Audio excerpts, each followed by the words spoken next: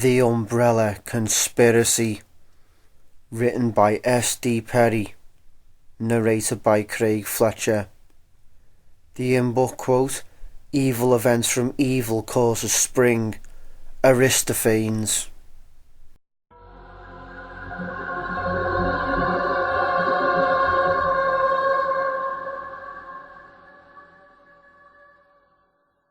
Prologue. Latham Weekly, June the 2nd, 1998. Bizarre murders committed in Raccoon City. The mutilated body of 42-year-old Anna Mataki was discovered late yesterday in an abandoned lot not far from her home in northwest Raccoon City, making her the fourth victim of the supposed cannibal killers to be found in or near the Victory Lake district in the last month. Consistent with the coroner report of the other recent victims, Mataki's corpse showed evidence of having been partially eaten, the bite patterns apparently formed by human jaws. Shortly after the discovery of Miss Mataki by two joggers at approximately 9 o'clock last night, Chief Irons made a brief statement insisting that the RPD is working diligently to apprehend the perpetrators of such heinous crimes, and that he is consulting with city officials about more drastic protection measures for Raccoon citizens. In addition to the murderous spree of cannibal killers, 3 others have died from probable animal attacks in Raccoon Forest in the past several weeks, bringing the toll of mysterious deaths up to 7. Raccoon Times, June the 22nd, 1998. Horror in Raccoon, more victims dead. The bodies of a young couple were found early Sunday morning in Victory Park, making Deanna Roosh and Christopher Smith the 8th and 9th victims in the reign of violence that has terrorised the city since mid-May of this year. Both victims, aged 19, were reported as missing by concerned parents late Saturday night and were discovered by police officers on the west bank of Victory Lake at approximately 2 a.m. Although no formal statement has been issued by the police department, witnesses to the discovery confirm that both youths suffered wounds similar to those found on prior victims. Whether or not the attackers were human or animal is yet to be announced. According to the friends of the young couple, the two had talked about tracking down the rumoured wild dogs recently spotted in the heavily forested park and had planned to break the citywide curfew in order to see one of the alleged nocturnal creatures. Mayor Harris has scheduled a press conference for this afternoon and is expected to make an announcement regarding the current crisis, calling for a stricter enforcement of the curfew. Cityside, July the 21st, 1998. Stars, Special Tactics and Rescue Service sent to save Raccoon City, with the reported disappearance of 3 hikers in Raccoon Forest earlier this week. City officials have finally called for a roadblock on rural Route 6 at the foothills of the Arklay Mountains. Police Chief Brian Irons announced yesterday that the Stars will participate full-time in the search for the hikers and will also be working closely with the RPD until there is an end to the rash of murders and disappearances that are destroying our community. Chief Irons, a former Stars member himself, said today in an exclusive Cityside telephone interview that it is high time to employ the talents of these dedicated men and women towards the safety of this city. We've had 9 brutal murders here in less than 2 months, and at least 5 disappearances now, and all of these have taken place in a close proximity to Raccoon Forest. This leads us to believe that the perpetrators of these crimes may be hiding somewhere in the Victory Lake district, and the Stars have just the kind of experience we need to find them. When asked why the Stars hadn't been assigned to these cases until now, Chief Irons would only say that the Stars have been assisting the RPD since the beginning, and that they would be a welcome addition to the task force currently working on the murders full time. Founded in New York in 1967, the privately funded Stars organisation was originally created as a measure against cult-affiliated terrorism by a group of retired military officials and ex-field operatives from both the CIA and FBI. Under the guidance of former NSDA, National Security and Defence Agency Director Marco Palmieri, the group quickly expanded its services to include everything from hostage negotiation to code breaking to riot control.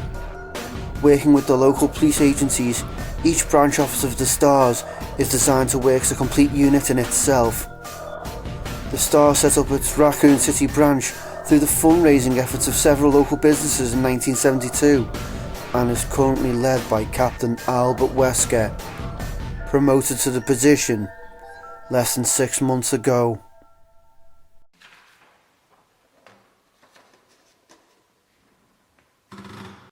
Chapter 1. Jo was already late for the briefing when she somehow managed to drop her keys into her cup of coffee on the way out of the door. There was a muted as they hit the bottom, and as she paused in mid-stride, staring in disbelief at the steaming ceramic mug, the thick stack of files she carried under her other arm slid smoothly to the floor. Paper clips and sticky notes scattered across the tan carpeting. Ah, shit! She checked her watch as she turned back towards the kitchen, cup in hand. Wes had called a meeting for 1900 sharp, and when she had about 9 minutes to make the 10-minute drive, find parking and get a bus into a chair. The first full disclosure meeting since the STARS had gotten the case. Hell, the first real meeting since she'd made the Raccoon transfer, and she was going to be late. Figures. Probably the first time in years I actually give a rat's ass about being on time, and I fall apart at the door. Muttering darkly, she hurried to the sink, feeling tense and angry with herself for not getting ready earlier. It was the case, the goddamn case. She picked up her copies of the ME files right after breakfast and spent all day digging through the reports, searching for something that the cops had somehow missed, and feeling more and more frustrated as the day slipped past and she'd failed to come up with anything new. She dumped the mug and scooped up the warm, wet keys, wiping them against her jeans. As she hurried back to the front door, she crouched down to gather the files and stopped, staring down at the glossy colour photo that had ended up on top. Oh, girls. She picked it up slowly, knowing that she didn't have time, and yet unable to look away from the tiny blood-spattered faces. She felt the knots of tension that had been building all day intensify, and for a moment it was all she could do to breathe as she stared at the crime scene photo. Becky and Priscilla McGee, ages 9 and 7. She flipped past it earlier, telling herself there was nothing there she needed to see. But it isn't true, is it? You can keep pretending, or you can admit it. Everything's different now. It's been different since the day they died. When she'd first made the move to Raccoon, she'd been under a lot of stress, feeling uncertain about the transfer, not even sure if she wanted to stay with the STARS. She was good at the job, but had only taken it because of Dick. After the indictment, he'd started to pressure her to get into another line of work. It had taken a while, but her father was persistent, telling her again and again that one Valentine in jail was one too many, even admitting that he was wrong to raise her the way he had. With her training and background, there weren't a whole lot of options, but the STARS, at least, appreciated her skills and didn't care how she came by them. The pay was decent. There was an element of risk she'd grown to enjoy. In retrospect, the career change had been surprisingly easy. It made Dick happy and gave her an opportunity to see how the other half lived. Still, the move had been harder on her than she'd realised. For the first time since Dick had gone inside, she'd felt truly alone. And working for the law had started to seem like a joke. The daughter of Dick Valentine, working for truth, justice and the American way.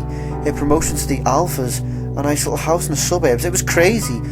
And she'd been giving serious thought to just blowing out of town, giving the whole thing up and going back to what she'd been before, until two little girls who lived across the street had shown up on her doorstep and asked her with wide, tear-stained eyes if she was really a policeman. Their parents were at work and they couldn't find their dog.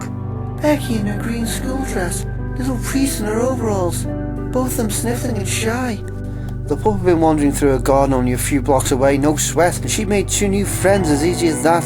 The sisters promptly adopted Jill, showing up after school to bring her scraggly bunches of flowers, playing in her yard on weekends, singing her endless songs they'd learned from movies and cartoons. It wasn't like the girls had miraculously changed her outlook or taken away her loneliness, but somehow her thought of leaving had been put on the back burner, left alone for a while.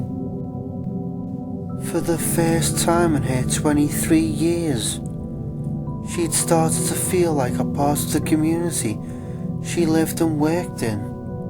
The change so subtle and gradual that she'd hardly noticed.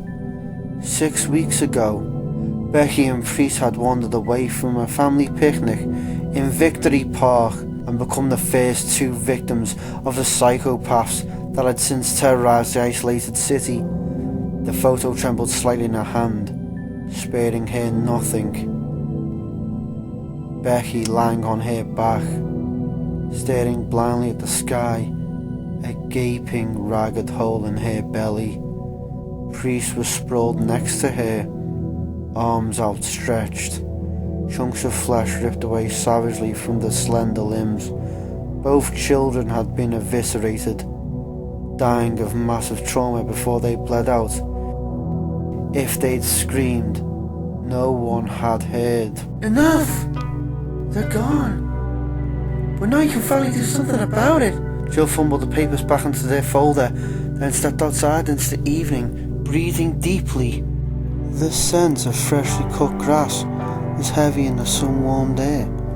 Somewhere down the street, a dog barked happily amidst the shouts of children. She hurried to the small, dented grey hatchback parked by the front walk, forcing herself not to look at the silent McGee house as she started the car and pulled away from the curb.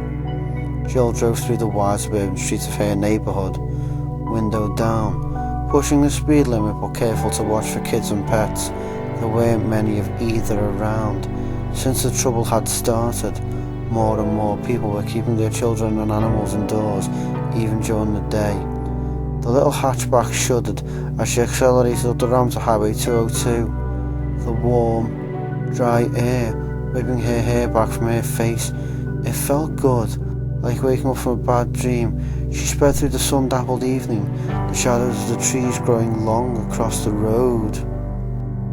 Whether it was fate or just the luck of the draw, her life had been touched by what was happening in Raccoon City. She couldn't keep pretending that she was some jaded ex-thief trying to stay out of jail, trying to toe the line to make her father happy, or that what the stars were about to do was just another job. It mattered.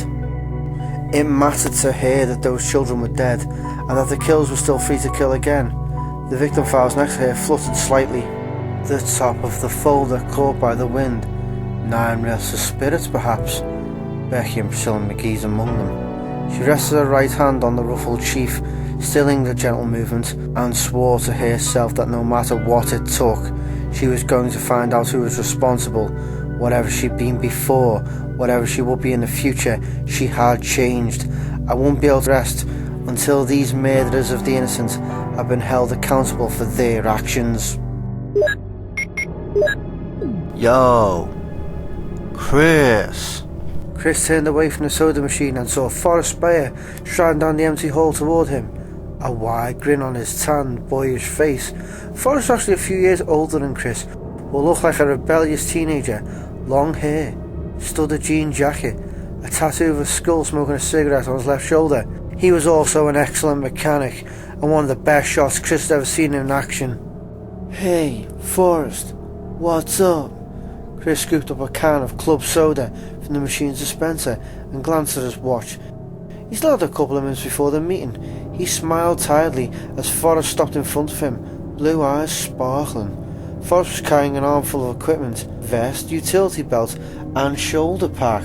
Wesker gave Marina the go-ahead to start the search. Bravo team's going in. Even excited, Forrest Alabama twang slowed his words to a stereotypical drawl.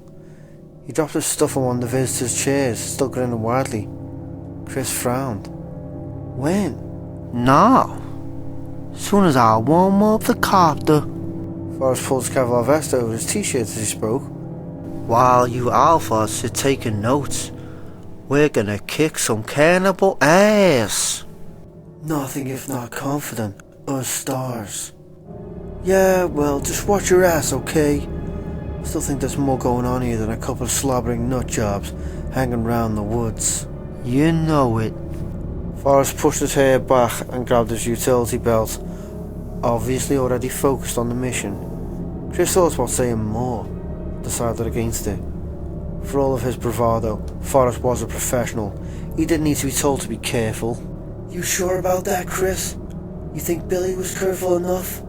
Sighing inwardly, Chris slapped Forrest's shoulder lightly and headed for off through the doorway of the small upstairs waiting room and down the hall. He was surprised that Wesker was sending the teams in separately. Although it was standard for the less experienced stars to do the initial recon, this wasn't exactly a standard operation. The number of deaths they were dealing with alone was enough to call for a more aggressive offense. The fact that there were signs of organisations of the murders should have brought it to A1 status, and Wesker was still treating it like some kind of training run. Nobody else sees it. They didn't know Billy. Chris thought again about the late night call he'd gotten last week from his childhood friend. He hadn't heard from Billy in a while, but knew that he'd taken a research position with Umbrella. The pharmaceutical company was the single biggest contributor to the economic prosperity of Raccoon City. Billy had never been the type to jump at shadows, and the terrified desperation in his voice had jolted Chris awake, filling him with deep concern. Billy had babbled that his life was in danger, that they were all in danger, begged Chris to meet him at the diner at the edge of town, and then never showed up. No one had heard from him since.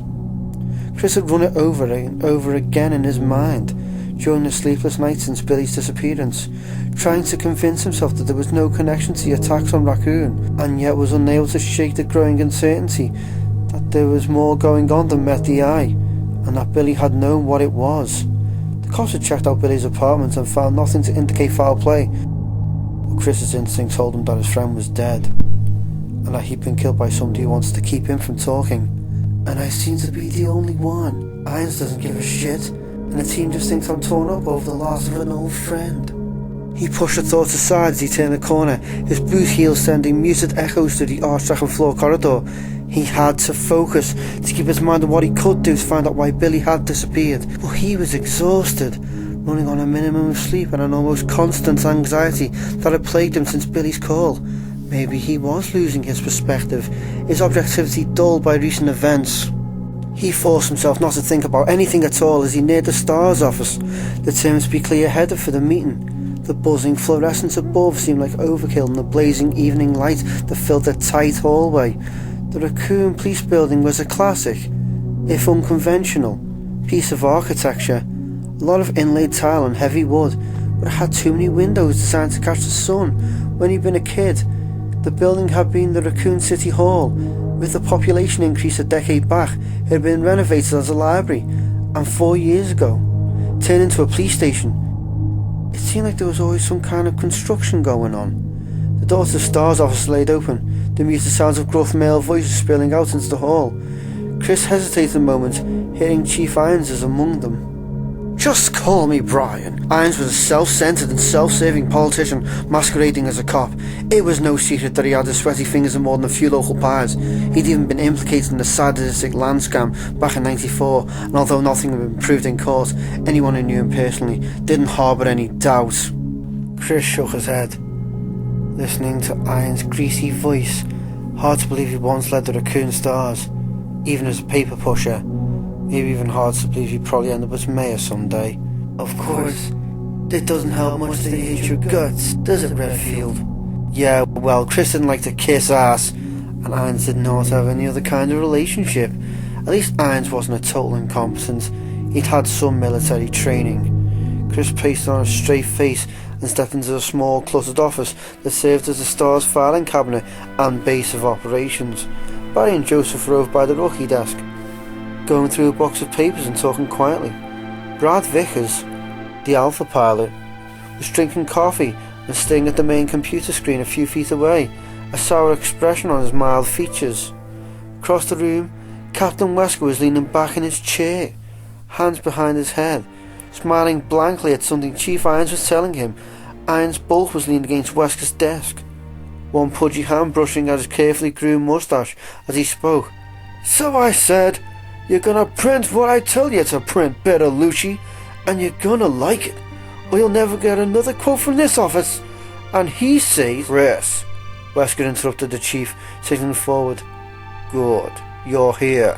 Looks like we can stop wasting time." Iron scowled in his direction. Chris kept his poker face. Wesker didn't care much for Irons either, and didn't bother trying to be any more than polite in his dealings with the man.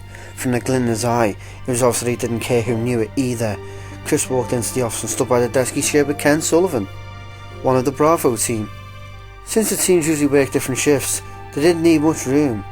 He set the unopened can of soda on the bat's desktop and looked at Wesker. "You're sending Bravo in." The captain gazed back at him impassively, arms folded across his chest. "Standard procedure, Chris." Chris sat down, frowning. "Yeah, but with what we talked about last week, I thought..." Irons interrupted. "I gave the order. Redfield, I know you think there's some kind of cloak and dagger going on here, but I don't see any reason to deviate from policy." "Sanctimonious prick." Chris forced a smile, knowing it would irritate Irons. "Of course, sir. No need to explain yourself on my behalf." Irons glared at him for a moment, his piggy little eyes snapping, then apparently decided to let it drop. He turned back to Wesker. "I'll expect a report when Bravo returns. Now if you'll excuse me." "Captain," Wesker nodded. "Chief." Irons stalked past Chris and out of the room. He'd been gone less than a minute before Barry started in. "Think the chief took a shit today? Maybe we ought to chip in for Christmas. Get him some laxatives." Joseph and Brad laughed. Chris couldn't bring himself to join in. Irons was a joke, but his mishandling of this investigation wasn't all that funny. The star should have been called in at the beginning instead of acting its RPD backup. He looked back at Wesker, the man's perpetually composed expression hard to read. Wesker had taken over the Raccoon Stars only a few months ago, transferred by the Home Office in New York, and Chris still didn't have any real insight into his character. The new captain seemed to be everything he was reputed to be. Smooth, professional, cool, but there was a kind of distance to him. A sense he was often far removed from what was going on. Wesker sighed and stood up. "Sorry, Chris. I know you wanted things to go different, but I didn't put a whole lot of stock into your misgivings." Chris nodded. Wesker could make recommendations, but Irons was the only one who could upgrade the mission status. "Not your fault." Barry walked towards him, scruffing at his short reddish beard with one giant fist. Barry Bain was only 6 feet tall, but built like a truck. His only passion outside of his family and his weapons collection was weightlifting, and it showed. "Don't sweat it, Chris. Marini will call us in the second he smells trouble. Irons is just pulling your chain." Chris nodded again, but he didn't like it. Hell, Enrico Marini and Forrest Bay were the only experienced soldiers in Bravo.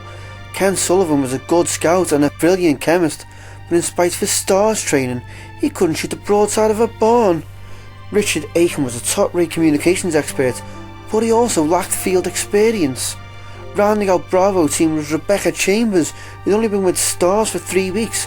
Supposed to be some kind of medical genius. Chris had met her a couple of times and she seemed bright enough, but she was just a kid. "It's not enough, even with all of us. It might not be enough." He cracked open his soda but didn't drink any, wondering instead what the stars were going up against. Billy's pleading desperate words echoing through his mind yet again. "They're gonna kill me, Chris. They're gonna kill everyone who knows. Maybe Emmys, now. I'll tell you everything." Exhausted, Chris stared off into space, alone in the knowledge that the savage murders were only the tip of the proverbial iceberg. Barry stood by Chris's desk for a minute, trying to think of something else to say. Chris didn't look like he was in the mood for conversation. Barry shrugged inwardly and headed back to where Joseph was going through files. Chris was a good guy, but he took things too hard sometimes. He'd get over it as soon as it was their turn to step in. Man, it was hot. Seemingly endless trickles of sweat rolled down his spine. Gluing his t-shirt to his broad back, the air conditioning was on the fritz as usual. and even with the door open, the tiny STARS office was uncomfortably warm. "Any luck?" Joseph looked up at him from a pile of papers, a rueful smirk on his face. "You kidding? It's like someone hid the damn thing on purpose." Barry sighed and scooped up a handful of files. "Maybe Jill found it. She was still here when I left last night, going through the witness reports for about the 100th time." "What are you two looking for anyway?" Brad asked. Barry and Joseph both looked over at Brad, still sitting at the computer console, headset on. He'd been monitoring Bravo's progress throughout their flyby of the forested district, but for now he looked bored as hell. Joseph answered him. Barry claims there are floor plans near somewhere on the old Spencer estate. Some architectural digest that came out when the house was first built." He paused, then grinned at Brad.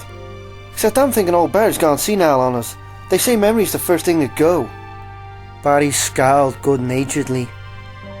"Old Barry could easily kick your ass in the next week, little man." Joseph looked at him mock seriously. "Yeah, but would you remember it afterwards?" Barry chuckled, shaking his head. He was only 38, but he'd been with the Raccoon Stars for 15 years, making him the senior member. He endured numerous old age jokes, mostly from Joseph. Brad cocked an eyebrow. "The Spencer place? Why would it be in a magazine?" "You kids gotta learn your history," Barry said. "It was designed by the one and only George Trevor, just before he disappeared. He was that hot shit architect who did all those weird skyscrapers in DC. In fact, Trevor's disappearance may have been the reason that Spencer shut the mansion down. Rumor has it that Trevor went crazy during the construction, and when it was finished, he got lost and wandered the halls until he starved to death." Brad scoffed, but suddenly looked uneasy. "That's bullshit. I never heard anything like that." Joseph winked at Barry. "No, it's true. Now his torture goes round the estate each night, pale and emaciated. I've heard that sometimes you can hear him calling out, 'Brad Vickers!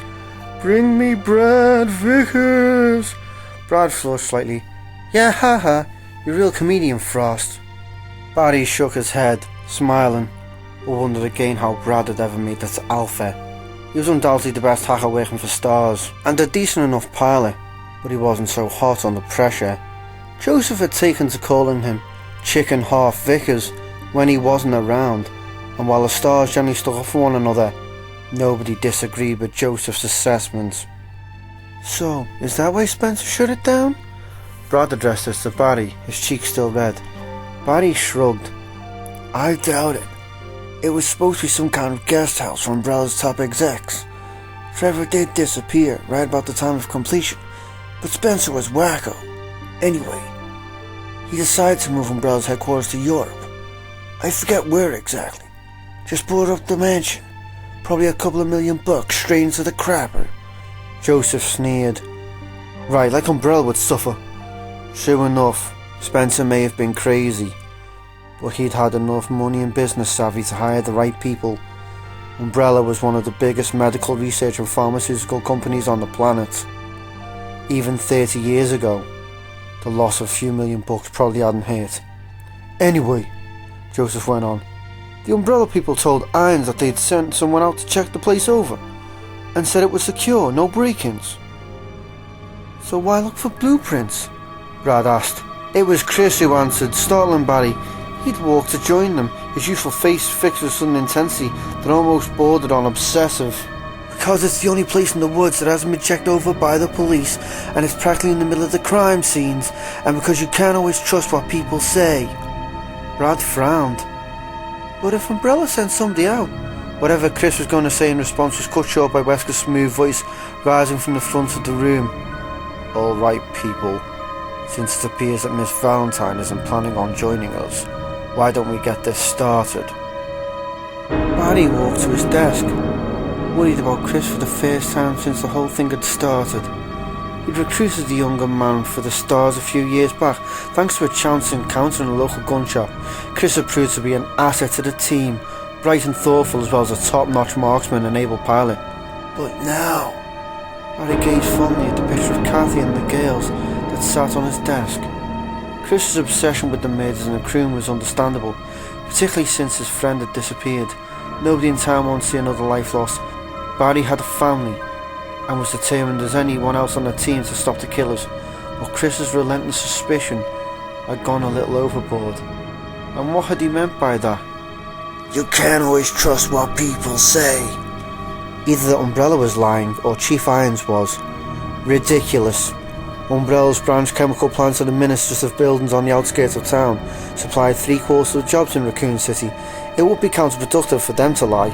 Besides, Umbrella's integrity was at least as solid as any other major corporations. Maybe some industrial espionage, but medical secret swapping was a far cry from murder. And Chief Irons, though a fat, weaselly blowhard, wasn't the kind to get his hands any dirtier than they'd get accepting illegal campaign funds. The guy wants to be mayor, for Christ's sake. Barry's gaze lingered on the picture of his family a moment longer before he turned his chair around to face Wesker's desk, and he suddenly realised that he wanted Chris to be wrong. Whatever was going on in Raccoon City, that kind of vicious brutality couldn't be planned, and that meant... Barry didn't know what that meant. He sighed and waited for the meeting to begin.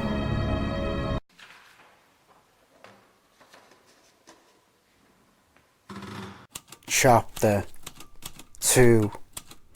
Jill was deeply relieved to hear the sound of Wesker's voice as she jogged towards the open door of the Stars office. She'd seen one of their helicopters taking off as she'd arrived, and been positive that they'd left without her. The Stars were a fairly casual outfit in some respects, but there also wasn't any room for people who couldn't keep up, and she wanted very much to be in on this case from the beginning. The RPD has already established a perimeter search, spanning sectors 1, 4, 7 and 9. It's the central zones we're concerned with, and Bravo will set down here. At least she wasn't too late. Wesker always ran meetings the same way: update speech, theory, then Q&A. Jill took a deep breath and stepped into the office. Wesker was pointing to a posted map at the front of the room, dotted with the cold tag where the bodies had been found. He hardly faltered in his speech as she walked quickly to her desk, feeling suddenly like she was back in basic training and had shown up late for class. Chris Redfield threw her a half smile as she sat down, and she nodded back at him before focusing on Wesker. She didn't know any of the Raccoon team that well, but Chris had made a real effort to make her feel welcome since she'd arrived. After a flyby of the other central areas, once they report in, we'll have a better idea of where to focus our energies. But what about the Spencer place? Chris asked. It's practically in the middle of the crime scenes. If we start there, we can conduct a more complete search. And if Bravo's information points to that area, rest assured we'll search there. For now, I don't see any reason to consider it a priority. Chris looked incredulous. But we only have Umbrella's word that the estate is secure. Wesker leaned against his desk, his strong features expressionless. Chris, we all want to get to the bottom of this, but we have to work as a team, and the best approach here is to do a thorough search for those missing hikers before we start jumping to conclusions. Bravo will take a look-see and will conduct this by the book. Chris frowned but said nothing more. Jill resisted the urge to roll her eyes at Wesker's little speech. He was doing the right thing, technically, but had left out the part about it being politic to do as Chief Irons wanted. Irons had made it clear time and again throughout the killing spree that he was in charge of the investigation and was calling the shots. It wouldn't have bothered her so much, except that Wesker presents himself as an independent thinker, a man who didn't play politics. She had joined the Stars because she couldn't stand the bullshit red tape that dominated so much of law enforcement, and Wesker's obvious deferral to the chief was irritating. Well, and don't forget you stood a good chance of ending up in prison if you hadn't changed your occupation. Jill, I see you managed to find the time to come in. Illuminate us with your brilliant insight. What have you got for us? Jill met Wesker's sharp gaze evenly, trying to seem as cool and composed as he was. Nothing new, I'm afraid. The only obvious pattern is location. She looked down at the notes she had on a stack of files in front of her, scanning them for reference. The tissue samples from underneath both Becky McGee and Chris Smith's fingernails were an exact match. We got that yesterday.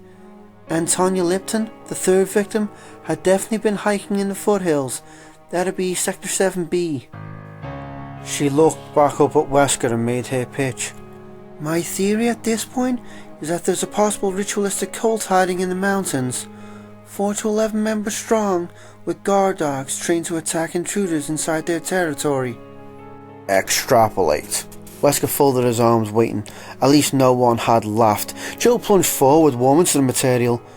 The cannibalism and dismemberment suggests ritualistic behaviour, as does the presence of decomposed flesh found on some of the victims, like the killers are carrying parts of previous unknown victims to their attacks.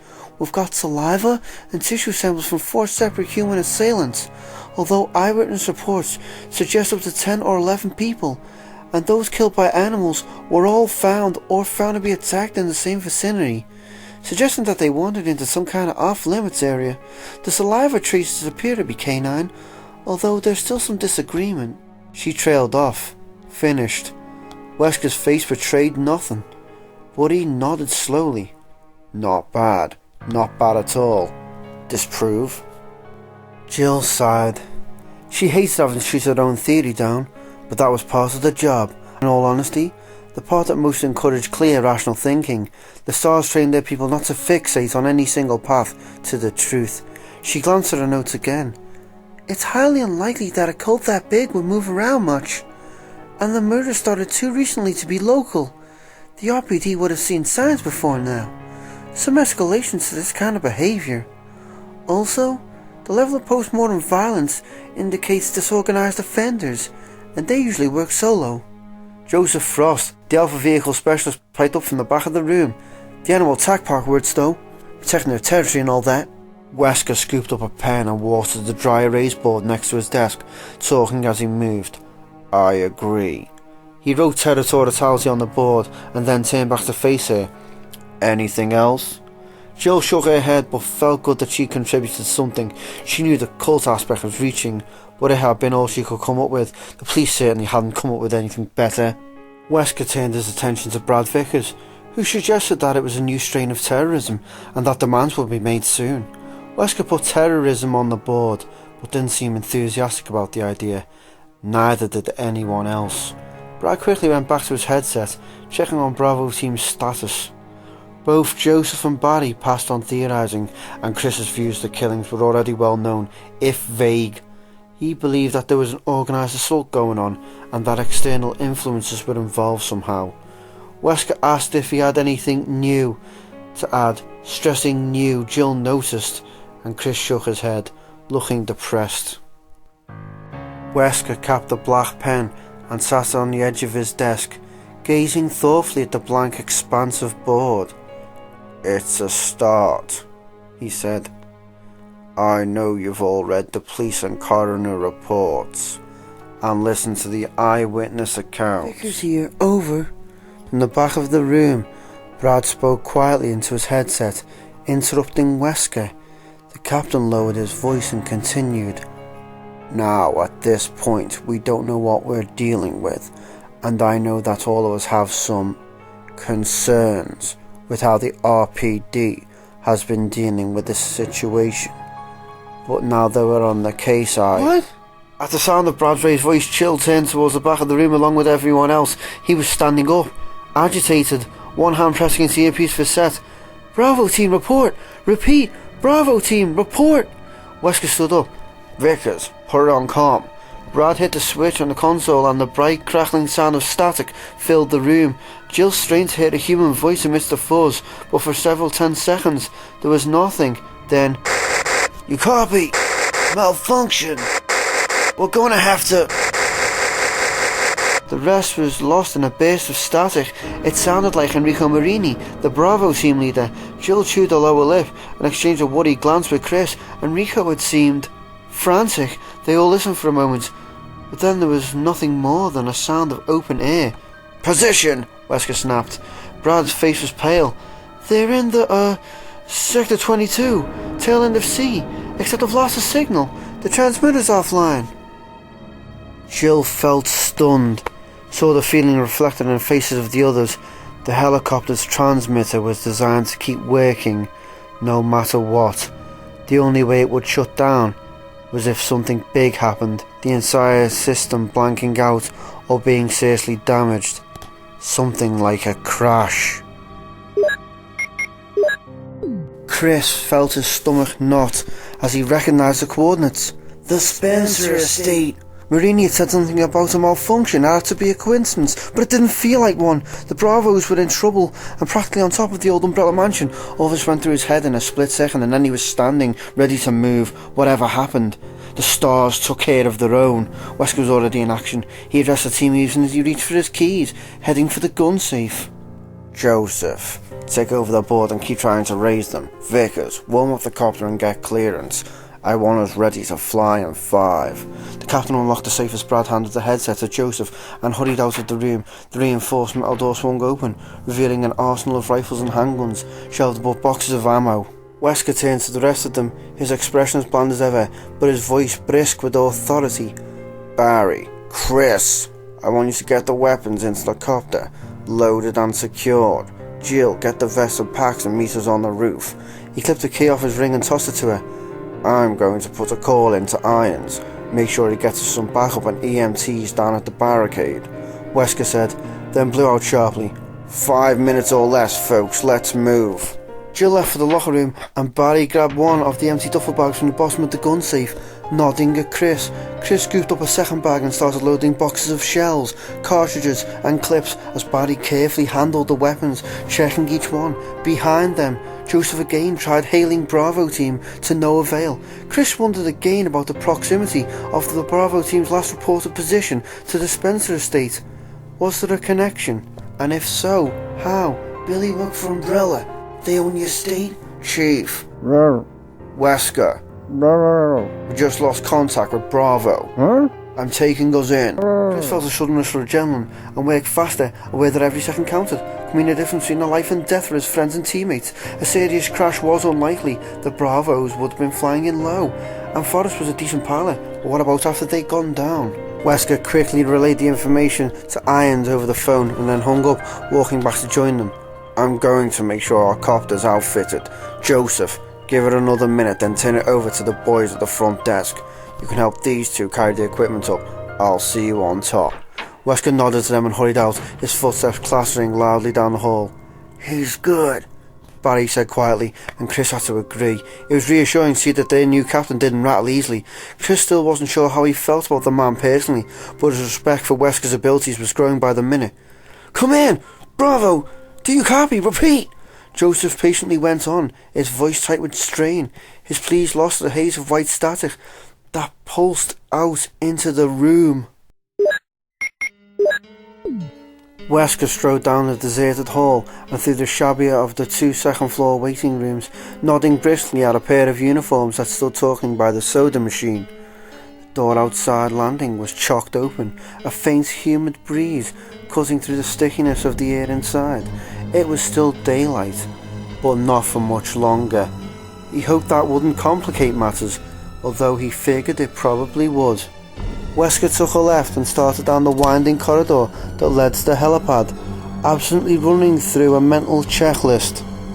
Hailing, open procedure, weapons, gear, report. He already knew that everything was in order, but went through it again anyway. It didn't pay to get sloppy, and assumptions were the first step down that path. He liked to think of himself as a man of precision, one who had taken all possibilities into account and decided on the best course of action after thoroughly weighing all factors. Control was what being a competent leader was all about. But to close this case, he shut that thought down before it could get any further. He knew what had to be done, and there was still plenty of time. All he needed to concentrate on now was getting the Bravos back, safe and sound. Wesker opened the door at the end of the hall and stepped out into the bright evening, the rising hum of the copter's engine and the smell of machine oil filling his senses. The small rooftop helipad was cooler than inside, partly draped by the shadow of an aging water tower, and empty, except for a gunmetal grey Alpha helicopter. For the first time, he wondered what had gone wrong for Bravo. He'd had Joseph and the rookie check both birds out yesterday, and they'd been fine. All systems go. He dismissed that train of thought as he walked toward the copter, his shadow falling long across the concrete. It didn't matter why. Not anymore. What mattered now was what came next. Expect the unexpected. That was the Star's motto, although that basically meant to prepare for anything. Expect nothing. That was Albert Wesker's motto. A little less catchy maybe, but infinitely more useful if virtually guaranteed that nothing would ever surprise him. He stepped up to the open pilot door and got a shaky thumbs up from Vickers. The man looked positively green, and Wesker briefly considered leaving him behind. Chris was licensed to fly, and Vickers had a reputation for choking under the gun. The last thing he needed was for one of his people to freeze up if there was trouble. Then he thought about the lost Bravos and decided against it. This was a rescue mission. The worst Vickers could do would be to throw upon himself if the copter had crashed badly, and Wesker could live with that. He opened the side door and crouched his way into the cabin, doing a quick inventory of the equipment that lined the walls. Emergency flares, ration kits. He popped the lid on a heavy dented footlocker behind the benches and looked through the basic medical supplies, nodding to himself. They were as ready as they were going to be. Wesker grinned suddenly, wondering what Brian Irons was doing right now. Shitting his pants, no doubt. Wesker chuckled as he stepped back out into the sun-baked asphalt, getting a sudden clear mental image of Irons, his pudgy cheeks red with anger and crap dribbling down his leg. Irons liked to think he could control everything and everyone around him, and lost his temper when he couldn't, and that made him an idiot. Unfortunately for all of them, he was an idiot with a little bit of power. Wesker had checked him out carefully before taking the position in Raccoon City, and knew a few things about the chief that didn't paint him in a particularly positive light. He had no intention of using that information, but if Irons attempted to screw things up one more time, Wesker had no qualms about letting that information get out. Or at least telling him that I have access to it. It'd certainly keep him out of the way. Barry Burton stepped out onto the concrete, carrying the ammo cache, his giant biceps flexing as he shifted his hold on the heavy canvas bag and started for the copter. Chris and Joseph followed, Chris with the sidearm and Joseph lugging a satchel of RPGs, the compact grenade launcher slung over one shoulder. Wesker marvelled at Burton's brute strength as the Alpha climbed in and casually set the bag down as though it didn't weigh over 100 pounds. Barry was bright enough, but in the stars, muscle was a definite asset. Everyone else in his squad was in good shape, but compared to Barry, they were pencil necks. As the three of them stored equipment, Wesker turned his attention back to the door, watching for Jill. He checked his watch and frowned. It had been just under 5 minutes since their last contact with Bravo. They'd made excellent time, so where the hell was Valentine? He hadn't interacted with her much since she'd come to Raccoon, but her file was a rave review. She'd gotten high recommendations from everyone she'd worked with, praised by her last captain as highly intelligent and unusually calm in a crisis. She'd have to be with her history. Her father was Dick Valentine, the best thief in the business a couple of decades back. He trained her to follow in his footsteps, and word had had it that she'd done quite well until Daddy had been incarcerated. Prodigy or no, she can stand to buy a decent watch. He silently urged Jill to get her ass into gear and motioned for Vickers to start the blades turning.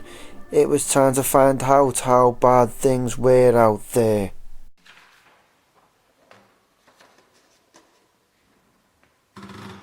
Chapter 3. Jill turned towards the door of the dim and silent Star's locker room, her arms full with 2 bulging duffel bags. She set them down and quickly pulled her hair back, tucking it into a well-worn black beret. It was really too hot, but it was her lucky hat. She glanced at her watch before hefting the bags, Please to note that it's only taken her 3 minutes to load up.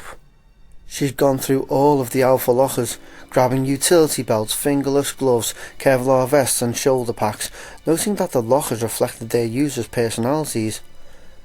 Barry's had been covered with snapshots of his family and a pin-up from a gun magazine, a rare 45 Luger shining against red velvet. Chris had pictures of his Air Force buddies up, and the shelves were a boyish mess, crumpled t-shirts, loose papers, even a glow-in-the-dark yo-yo with a broken string. Brad Vickers had a stack of self-help books, and Joseph a Three Stooges calendar. Only Wesker's had been devoid of personal effects. Somehow, it didn't surprise her. The captain struck her as too tightly wound to place much value in sentiment. Her own locker held a number of used paperback true crime novels, a toothbrush, floss, breath mints and 3 hats. On the door was a small mirror and an old, frayed photo of her and her father, taken when she was a child and they'd gone to the beach one summer. As she'd quickly thrown the alpha gear together, she decided that she'd redecorate when she had free time. Anyone looking through her locker would think she was some kind of dental freak. Jill crouched a bit and fumbled at the latch to the door, bouncing the awkward bags on one raised knee. She just grasped it when someone coughed loudly behind her. Startled, Jill dropped the bags and spun, looking for the coffer as her mind reflexively assessed the situation. The door had been locked. The small room held 3 banks of lockers and had been quiet and dark when she'd come in. There was another door at the back of the room, but no one had come through since she'd entered, which means that someone was already here when I came in the shadows behind the last bank. A cop grabbing a nap? Unlikely. The department's lunchroom had a couple of bunks in the back, a lot more comfortable than a narrow bench over cold concrete. Then maybe it's someone enjoying a little leisure time with a magazine, her brain snarled. Does it matter? You're on a clock here. Get moving! Right.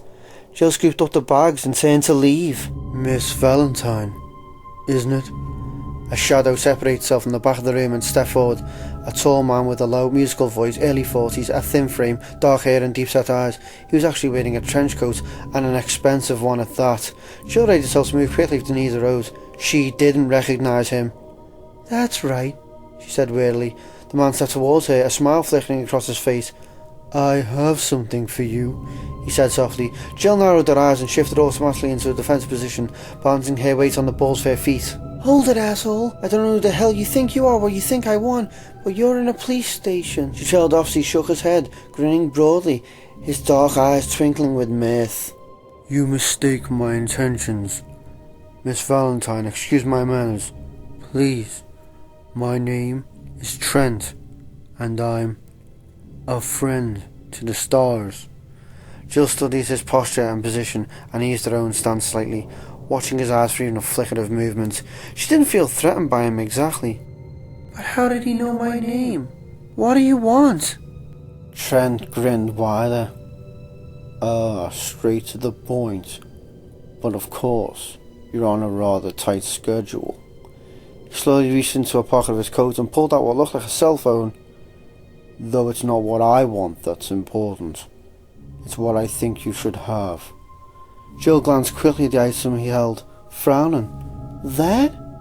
Yes, I've assembled a few documents that you should find interesting. Compelling, in fact. As he spoke, he held out the device.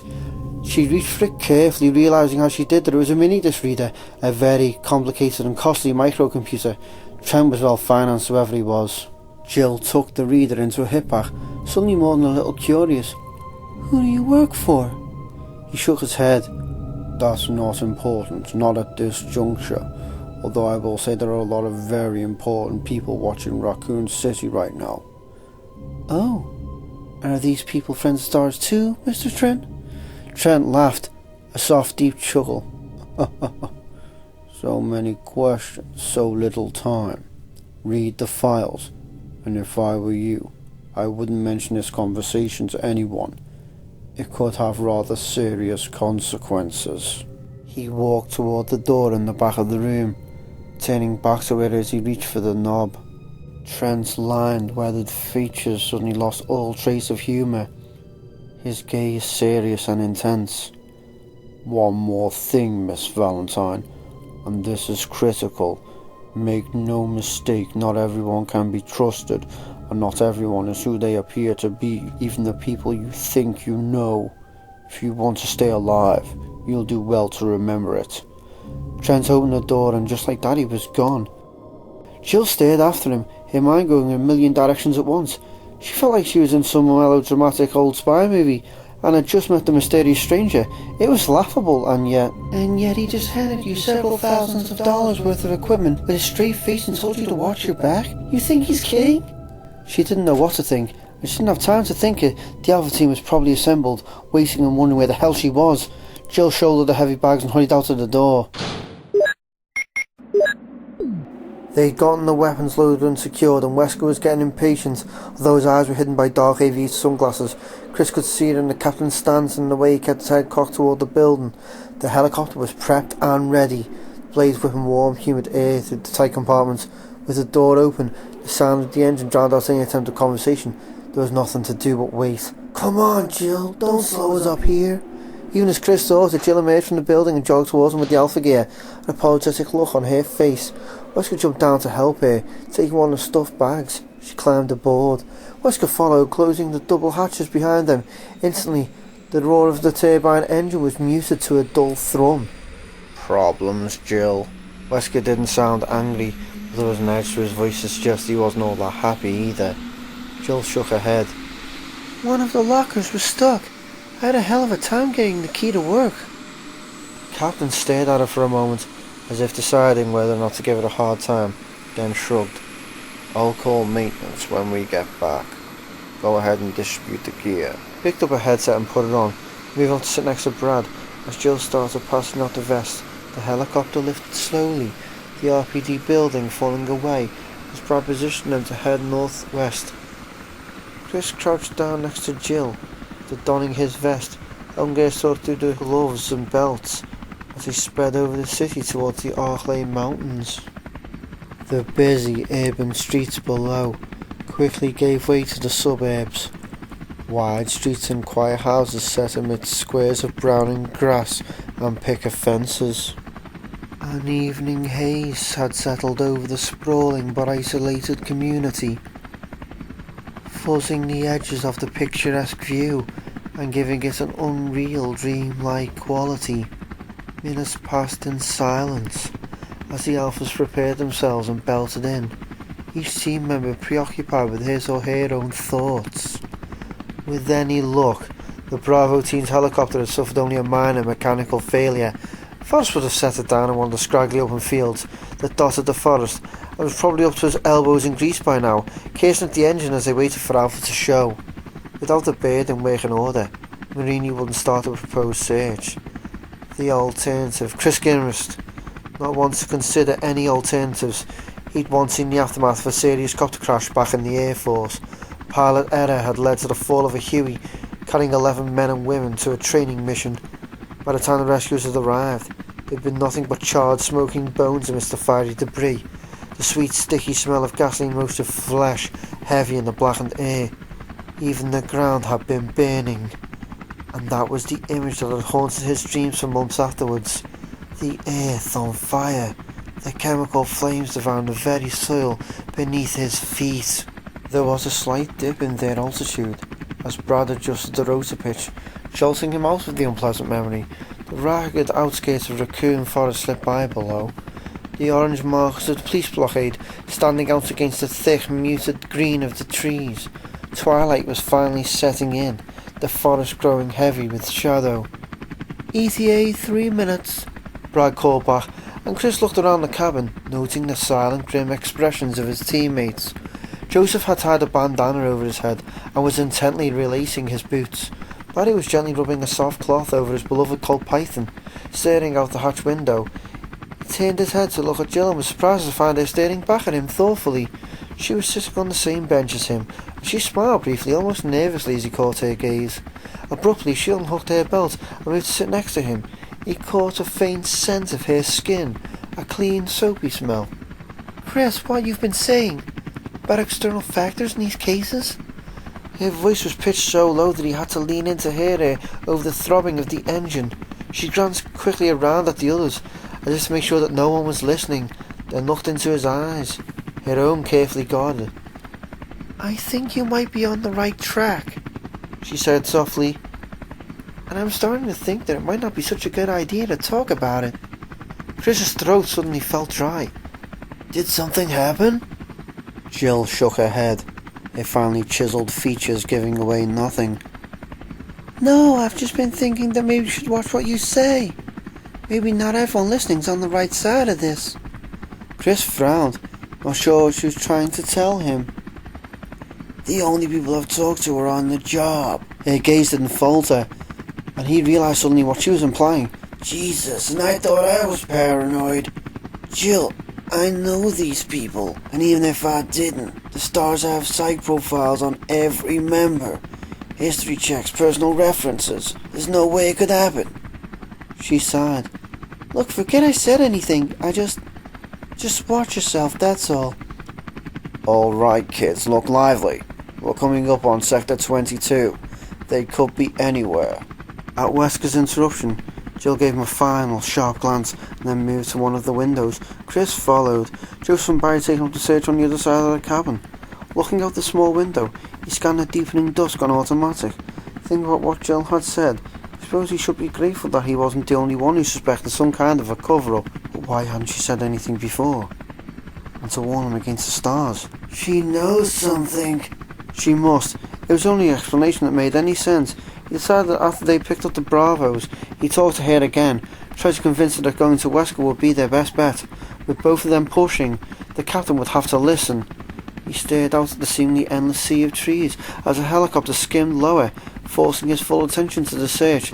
The Spencer estate had to be close, though he couldn't see it in the fading light.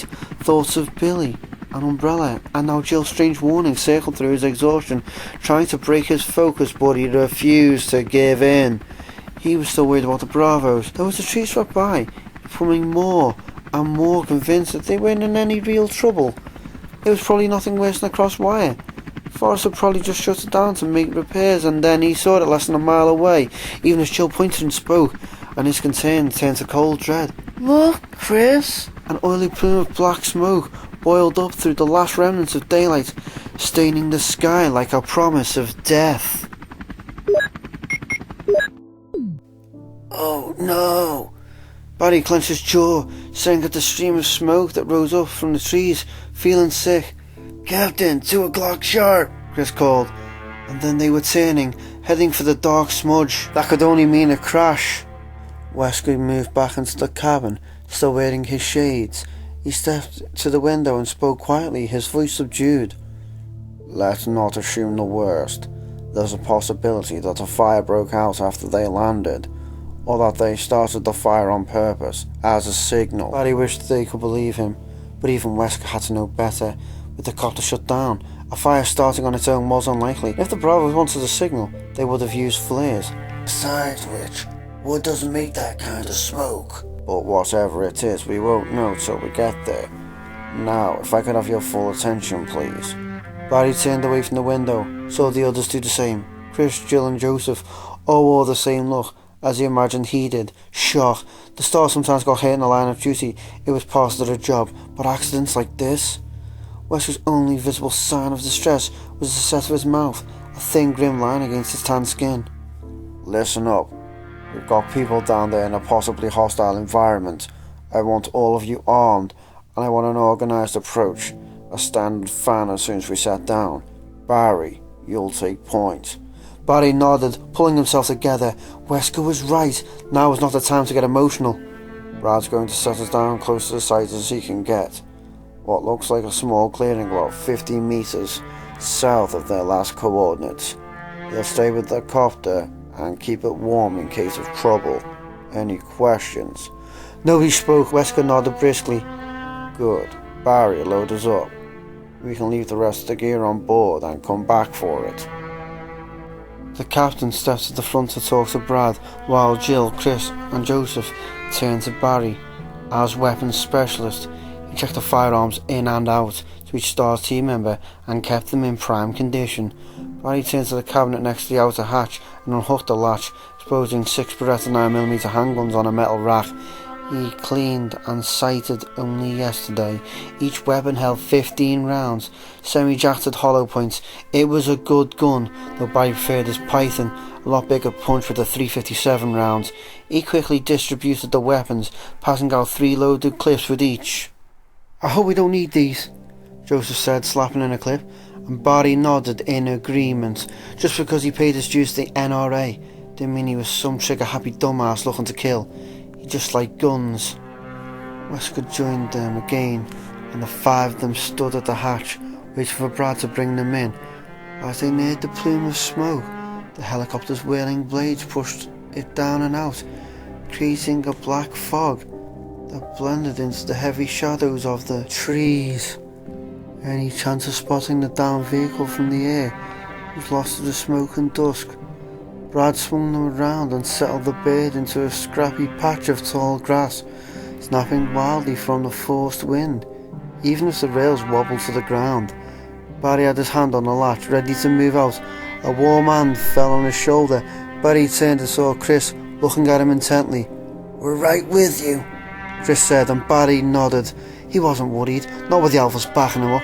All he was concerned with was Bravo Team's situation. Rico Marini was a good friend of his. Marini's wife had babysat for the girls more times than Barry could count, and was friends with Kathy. The thought of him dead to a stupid mechanical screw-up. "Hang on, buddy, we're coming."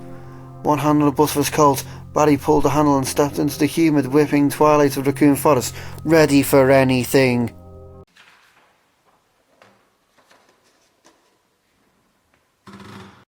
Chapter 4.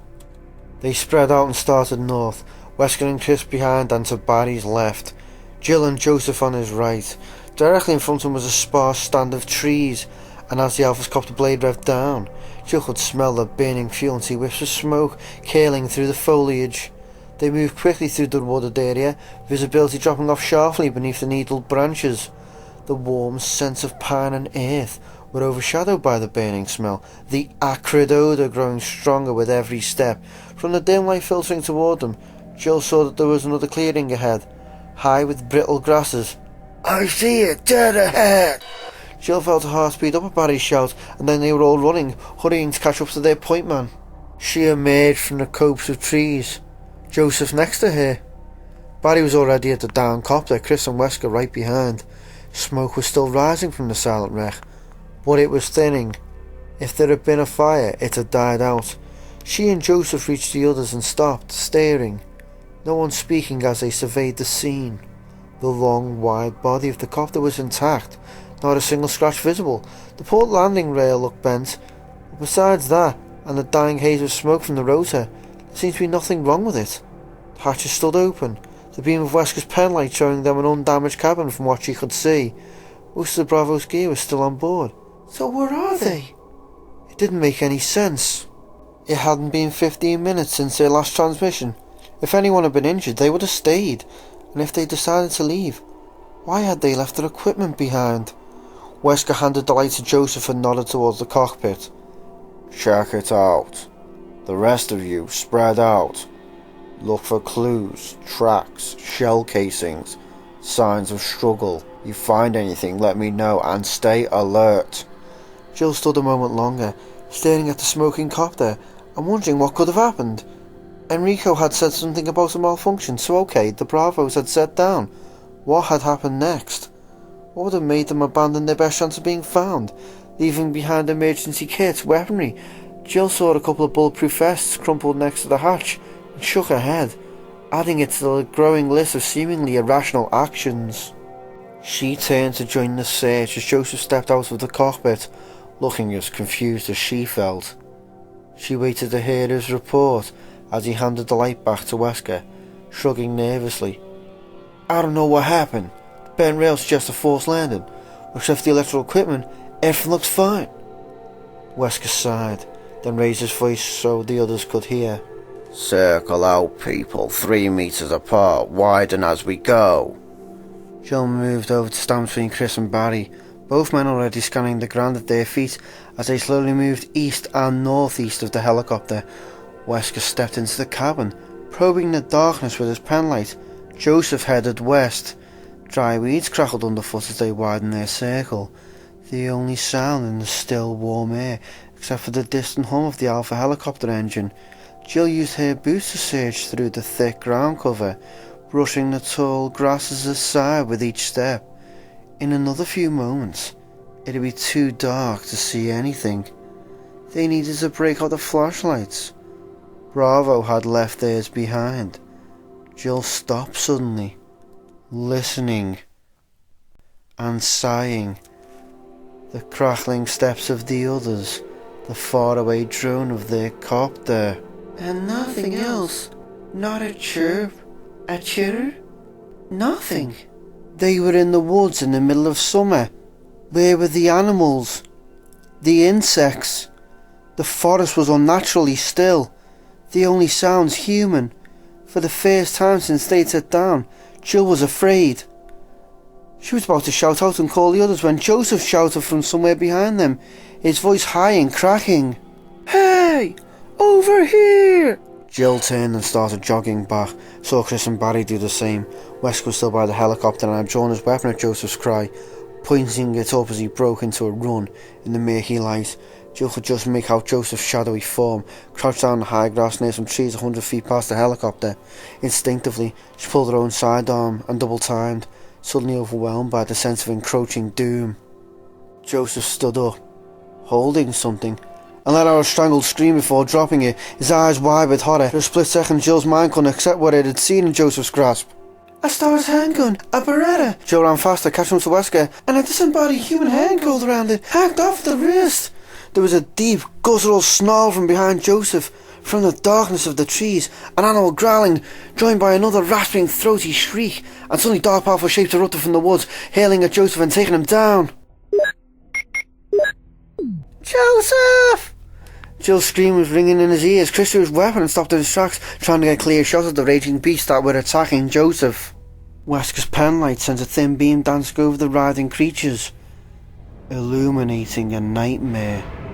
Joseph's body was all but hidden by the three animals that tore at him, ripping at him with gnashing, dripping jaws.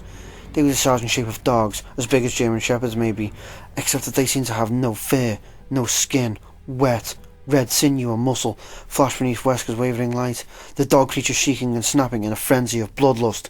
Joseph cried out, a burbling liquid sound as he flailed weakly at the savage attackers, blood pouring from multiple wounds.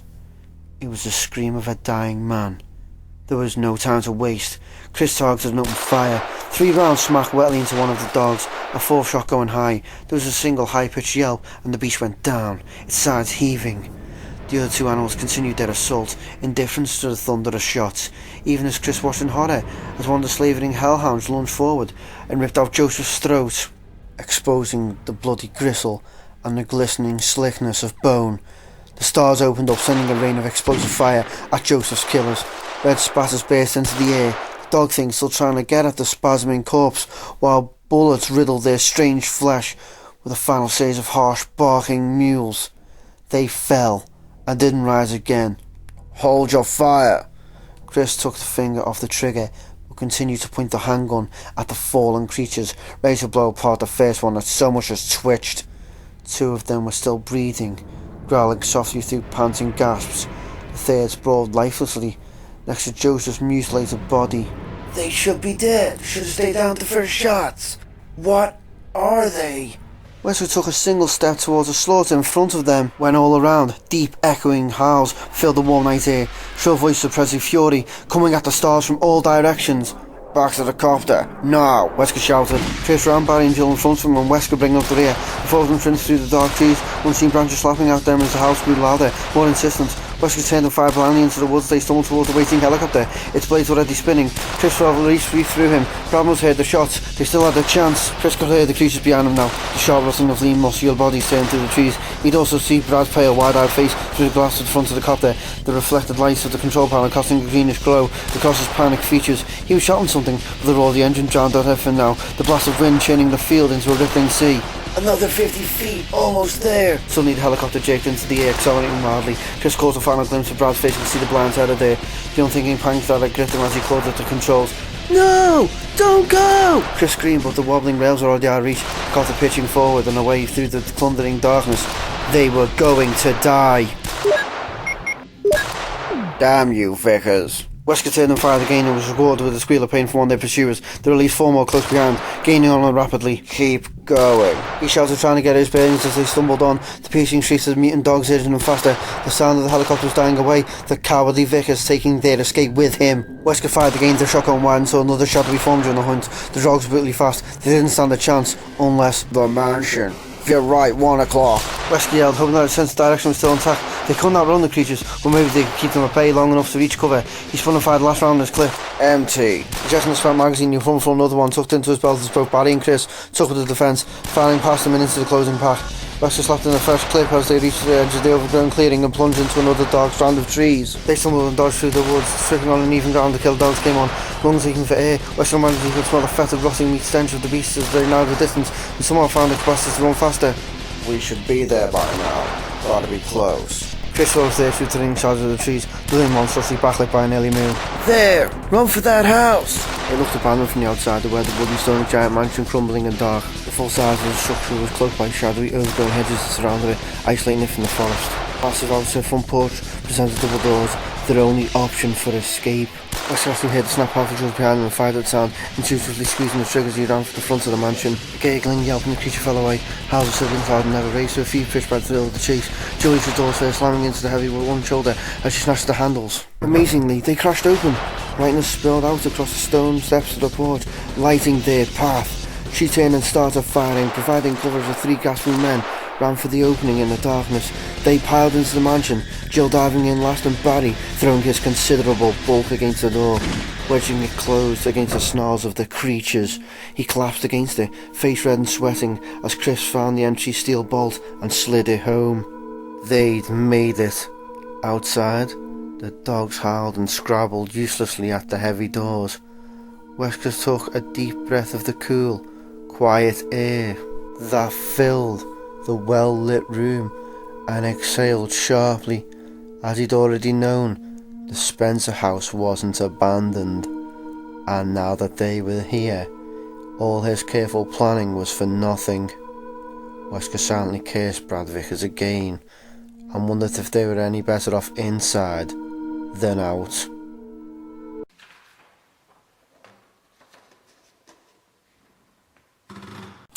Chapter 5.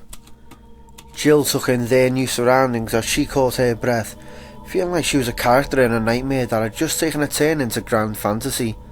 Wild, howling monsters, Joseph's sudden death, a terrifying run through the dark woods, and now this.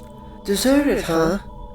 It was a palace pure and simple, what her father would have called a perfect score. The room they had escaped into was the epitome of lavish. It was huge, easily bigger than Jill's entire house, tiled in grey flecked marble and dominated by a wide carpeted staircase that led to a second floor balcony. Arched marble pillars lined the ornate hall, supporting the dark heavy wood balustrade of the upper floor.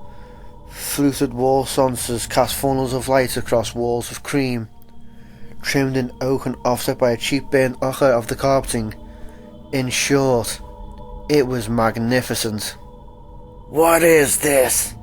Barry muttered, but no one answered him. Jill took a deep breath and decided immediately that she didn't like it.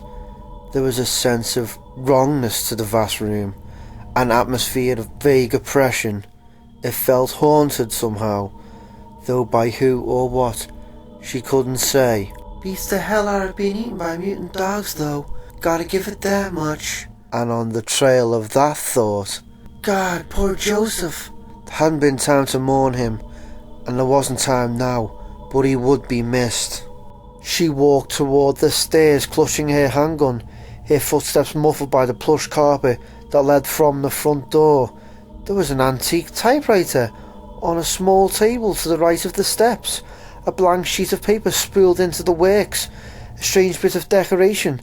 The expansive hall was otherwise empty. She looked back towards the others, wondering what their take on all this was. Barry and Chris both looked uncertain, their faces flushed and sweaty as they surveyed the room. Wesker was crouched by the front door, examining one of the latches. He stood up, his dark shade still in place. seeming as detached as ever. The wood around the lock is splintered. Somebody broke this door open before we got here. Chris looked hopeful.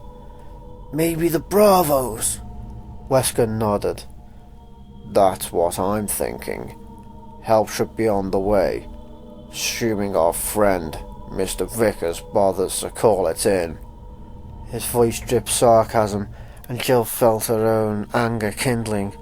Brad had screwed up big time, and almost cost them their lives. There was no excuse for what he'd done. Wesker continued, walking across the room towards one of the two doors on the west hall. He rattled the handle, but it didn't open. It's not safe to go back out.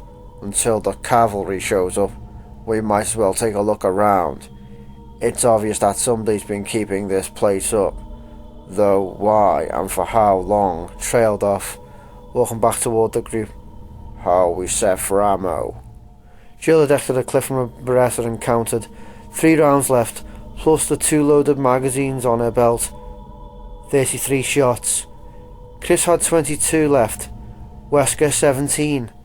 Barry had 2 rack speed loaders for his Colt, plus an extra handful of loose cartridges tucked into a hip pouch. 19 rounds in all. Jill thought about all they'd left on the helicopter and felt another rush of anger toward Brad. Boxes of ammunition, flashlights, walkie-talkie shotguns, not to mention medical supplies. That Beretta that Joseph had found out in the field, the pale, blood-spattered fingers still wrapped around it, a STARS team member dead or dying, and thanks to Brad, they didn't even have a band-aid to offer. A sound of something heavy sliding to the floor somewhere close by. In unison, they all turned to the first door on the east wall. Jill was suddenly reminded of every horror movie she'd ever seen. A strange house, a strange noise. She shivered and decided that she was most definitely going to kick Brad's narrow ass when they got out of here. Chris, check it out and report back ASAP, Wesker said. We'll wait here in case the RPD comes knocking. You run into any trouble, fire your weapon and we'll find you.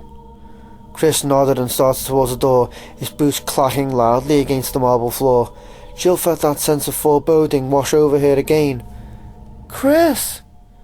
His hand on the knob, he turned back and she realised there was nothing she could tell him that made any sense. Everything was happening so fast. There was so much wrong with this situation that she didn't know where to start. And he's a trained professional, and so are you. Start acting like it. Take care, she said finally. It wasn't what she wanted to say, but it'd have to be enough. Chris gave her a lopsided grin, then raised the Beretta and stepped through the doorway. Jill heard the ticking of a clock and then he was gone, closing the door behind him. Barry caught her gaze and smiled at her. A look that told her not to worry, but Jill couldn't shake the sudden certainty that Chris wouldn't be coming back. Chris swept the room, taking in the stately elegance of the environment as he realised he was alone. Whoever had made the noise, they weren't here. The solemn ticking of a grandfather clock filled the cool air, echoing off shining black and white tiles. He was in a dining hall, the kind he'd only ever seen in movies about rich people. Like the front room, this one had an incredibly high ceiling and a second floor balcony. It was also decorated with expensive looking art, and had an inset fireplace at the far end, complete with a coat of arms and crossed swords hung over the mantel. There didn't seem to be any way to get to the second floor, but there was a closed door to the right of the fireplace. Chris lowered his weapon and started for the door, still awed by the wealth of the abandoned mansion that the stars had stumbled into. The dining room was polished red wood trim and expensive looking artwork on the beige stucco walls, surrounding a long wooden table that ran the length of the room. The table had to seat at least 20, though it was only set for a handful of people. Judging from the dust on the lacy place mats, nothing had been served for weeks. Except no one was supposed to have been here for 30 years, let alone hosted a formal dinner. Spencer had this place closed down before anyone even stayed here. Chris shook his head. Obviously, someone had reopened it a long time ago. So how was it that everyone in Raccoon City believed the Spencer estate to be boarded up, a crumbling ruin out in the woods? More importantly, why had Umbrella lied to Irons about its condition? Murders, disappearances, umbrella, Jill. It was frustrating. He felt like he had some of the answers, but wasn't sure what questions to ask. He reached the door and turned the knob slowly, listening for any sound of movement on the other side. He couldn't hear anything over the ticking of the old clock. It was set against the wall, and each movement of the second hand reverberated hollowly, amplified by the cavernous room. The door opened into one side of a narrow corridor, dimly lit by an antique light fixtures. Chris quickly checked both directions. To the right was maybe 10 metres of hardwood hall, a couple of doors across from him, and a door at the end of the corridor. To the left, the hallway took a sharp turn away from where he stood, widening out. He saw the edge of a patterned brown run on the floor there. He wrinkled his nose, frowning. There was a vague odour in the air, a faint sense of something unpleasant, something familiar. He stood in the doorway another moment, trying to place the smell. One summer when he was a kid, the chain had come off his bike when he'd been out on a ride with some friends. He'd ended up in a ditch about 6 inches away from a choice bit of roadkill, dried up pulpy remains of what once might have been a woodchuck. Time and summer heat had dissipated the worst of the stink, though what remained had been bad enough. Much to the amusement of his buddies, he'd vomited his lunch all over the carcass, taken a deep breath, then puked again. He still remembered the sun-baked scent of drying rot, like thickly soured milk and bile. The same smell that lingered in the corridor now, like a bad dream. A soft, shuffling noise from behind the first door to his right, like a padded fist sliding across a wall. There was someone on the other side. Chris edged into the hallway and moved toward the door, careful not to turn his back to the unsecured area. As he got closer, the gentle sounds of movement stopped, and he could see that the door wasn't closed all the way. No time like the present. With an easy tap, the door swung inward into a dim hall with green-flecked wallpaper. A broad-shouldered man was standing not 20 feet away, half hidden in shadow, his back to Chris.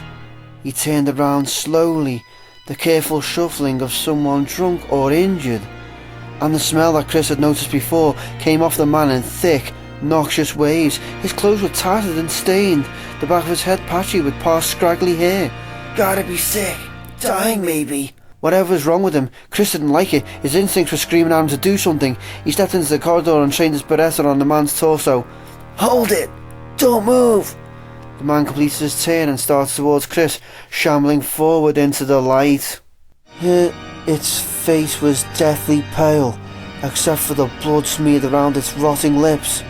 Flaccid dried skin hung from its sunken cheeks, and the dark wells of the creature's eye sockets glittered with hunger. As it reached for him with skeletal hands, Chris fired. 3 shots smacked into the creature's upper chest in a fine spray of crimson. With a gasping moan, it crumpled to the floor, dead. Chris staggered back, his thoughts racing in time with his hammering heart. He hit the door with one shoulder, was vaguely aware that it latched closed behind him as he stared at the fallen, stinking heap. Dead! That thing's the walking goddamn dead! The cannibal attacks from Raccoon, all of them near the forest. He'd seen enough late night movies to know what he was looking at, but he couldn't believe it. Zombies! No way, that was fiction, but maybe some kind of a disease, mimicking the symptoms. He had to tell the others. He turned and grabbed the handle, but the heavy door wouldn't move. It must have locked itself when he'd stumbled. Behind them, a wet movement. Chris spun, eyes wide, as the twitching creature clawed at the wooden floor, pulling itself toward him with an eager, single-minded silence. Chris realised that it was drooling, and the sight of the sticky pink rivulets pooling to the wood floor finally spurred him into action. He fired again, 2 shots into the thing's decaying upturned face. Dark holes opened up in its knobby skull, sending tiny rivers of fluid and fleshy tissue through its lower jaw. With a heavy sigh, the rotting thing settled to the floor in a spreading red lake. Chris didn't want to take any bets on it staying down. He gave one more futile yank on the door, then stepped carefully past the body, moving down the corridor. He felt the handle on his left, but it was locked. There was a tiny etching in the key plate, what looked like a sword. He filed that bit of information into his confused, wailing thoughts and continued on, gripping the Beretta tightly. There was an offshoot to his right with a single door, but he ignored it. Once found a way to circle back to the front hall. The others must have heard the shots, but he had to assume there was more creatures running around here, like the one he killed. The rest of his team might already have their hands full. There was a door at the end of the hall on the left, where the corridor turned. Chris hurried towards it, the putrid scent of the creature, the zombie, call it what it is, making him want to gag. As he neared the door, he realised the smell was actually getting worse, intensifying with each step. He heard the soft, hungry moan as his hand touched the knob. Even as he registered, he only had 2 bullets left in his clip. In the shadows to his right, movement. Gotta reload. Get somewhere safe. Chris jerked the door open and stepped into the arms of a shambling creature that waited on the other side, its peeling fingers grasping at him as it lunged for his throat. 3 shots. Seconds later, 2 more. The sounds distant but distinct in the palatial lobby. Chris! Jill, why don't you... Oscar started, but Barry didn't let him finish. I'm going too, he said, already starting for the door on the east wall. Chris wouldn't waste shots like that unless he had to. He needed help. Wesker relented quickly, nodding. Go. I'll wait here. Barry opened the door, Jill right behind. They walked into a huge dining room, not as wide as the front hall, but at least as long. There was another door on the opposite end, past the grandfather clock that ticked loudly against the frigid, dusty air. Barry jogged toward it, revolver in hand, feeling tense and worried. Christ, what a balls up this operation was. Star teams were often sent into risky situations where the circumstances were unusual, but this was the first time since he'd been a rookie that Barry felt like things had truly gone out of control. Joseph was dead, chicken heart figures had left him beaten by dogs from hell, and now Chris was in trouble. Wesker shouldn't have sent him in alone. Jill reached the door first, touching the handle with slim fingers and looking to him. Barry nodded and she pushed it open, going in low and left. Barry took the other side, both of them sweeping the empty corridor. Chris? Jill called out quietly, but there was no answer. Barry scowled, sniffing the air. Something smelled like rotting fruit. I'll check the doors, Barry said. Jill nodded and edged to the left, alert and focused. Barry moved towards the first door, feeling good that Jill was at his back. He thought she was kind of bitchy when she first transferred, but she was proving to be a bright and capable soldier, a welcome addition to the Alphas. Jill let out a high-pitched gasp of surprise and Barry spun, the sense of decay suddenly thick in the narrow hall. Jill was backing away from the opening at the end of the corridor, her weapon trained on something Barry couldn't see. Stop! Her voice was high and shaky, her expression horrified, and she fired once, twice, still backing toward Barry, her breathing fast and shallow. Get clear, left! He raised the Colt as she moved out of the way, and as a tall man stepped into view. The figure's arms were stretched out like a sleepwalker's, the hands frail and grasping. Barry saw the creature's face and didn't hesitate. He fired a .357 round, peeling the top of its ashen skull away in an explosive burst. Blood coursing down its strange, terrible features and staining the cataracts of its pale, rolling eyes. It pitched back, sprawling face up at Jill's feet. Barry hurried to his side, stunned. What? He started. Then he saw what was on the carpet in front of them, laying in the small sitting area that marked the end of the corridor. For a moment, Barry thought it was Chris, until he saw the stars, Bravo insignia on the vest, and felt a different kind of horror set in as he struggled to recognise the features. The Bravo had been decapitated, the head laying a foot away from the corpse, the face completely covered in gore. Oh jeez, it's Ken! Kenneth Sullivan, one of the best field scouts Barry had ever known, and a hell of a nice guy. There was a gaping, ragged wound in his chest, chunks of poorly eaten tissue and guts strewn around the bloody hole. His left hand was missing, and there was no weapon nearby. It must have been his gun that Joseph had found out in the woods. Barry looked away, sickened. Ken had been a quiet and decent sort, did a lot of work in chemistry. He'd had a teenage son that lived with his ex in California. Barry thought his own girls at home, Moira and Polly, and felt a surge of helpless fear for them. He wasn't afraid of death, but the thought of them grown up without a father. Jill dropped into a crouch next to his ravaged body and rifled quickly through the bell pack. She shot an apologetic look at Barry, but he gave her a slight nod. They needed the ammo. Ken certainly didn't. She came up with 2 clips for a 9mm and tucked them into her hip pocket. Barry turned and stared down at Ken's murderer in disgust and wonder.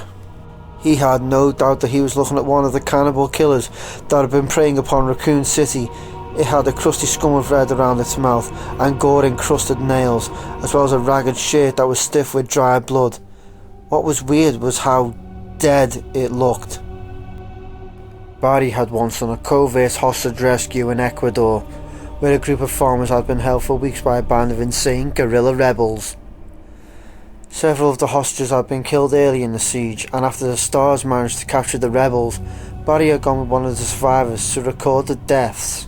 4 victims had been shot, their bodies dumped behind a small wooden shack that the rebels had taken over. After 3 weeks in the South American sun, the skin on their faces had shriveled, the cracking lined flesh pulling away from sinew and bone. He still remembered those faces clearly, and saw them again now as he looked down at the fallen creatures. It wore the face of death.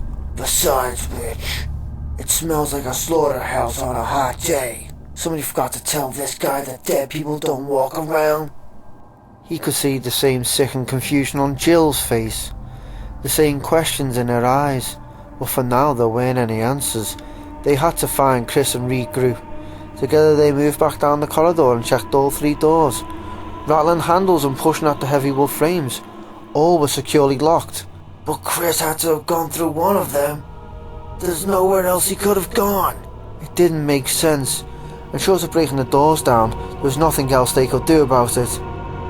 "We should report this to Wesker," Jill said, and Barry nodded in agreement. If they'd stumbled into the hiding place of the killers, they were going to need a plan of attack. They ran back to the dining room. The stale air of relief after the corridor's reek of blood and decay. They reached the door back in the main hall and hurried through. Barry wondering what the captain would make of this. It was downright. Barry stopped short, searching the elegant, empty hall, and feeling like the butt of some practical joke that simply wasn't funny. Wesker was gone.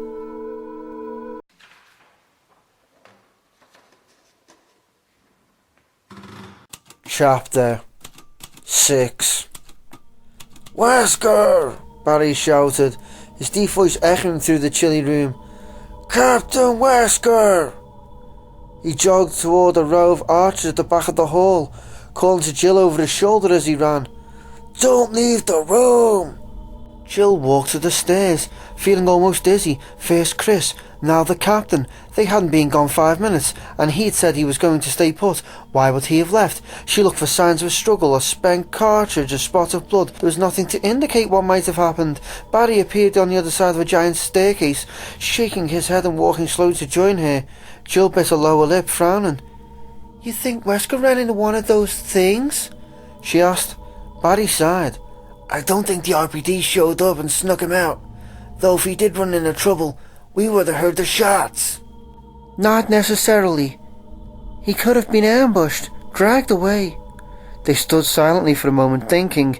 Jill was still a bit shaken from the face-to-face with the walking corpse, but thought she'd accepted the facts pretty well. The woods bordering Raccoon City had become infested with zombies. After a lifetime of reading trashy novels about serial killers, is a cannibal zombie so hard to swallow? Somehow it wasn't, and neither were the murderous dogs or the secretly kept estate. There was no question that it all existed. The question was, why? Did the mansion have anything to do with the murders, or had the zombies simply overrun it, like they'd overrun Raccoon Forest? And was that creature the last thing Brecky and Priest saw? She rejected that thought almost violently. Thinking about the girls now would be a mistake. "So, do we go looking or do we wait?" Jill said finally. "Go looking. Ken made it here. The rest of the Bravos could be somewhere in this house. It'd be easy enough to get lost.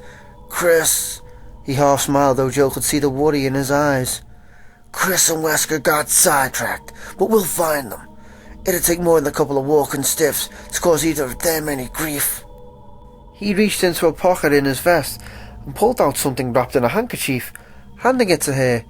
She felt the thin metal objects beneath the light fabric and recognised them instantly. "It's the set you gave me to practice with last month," he said.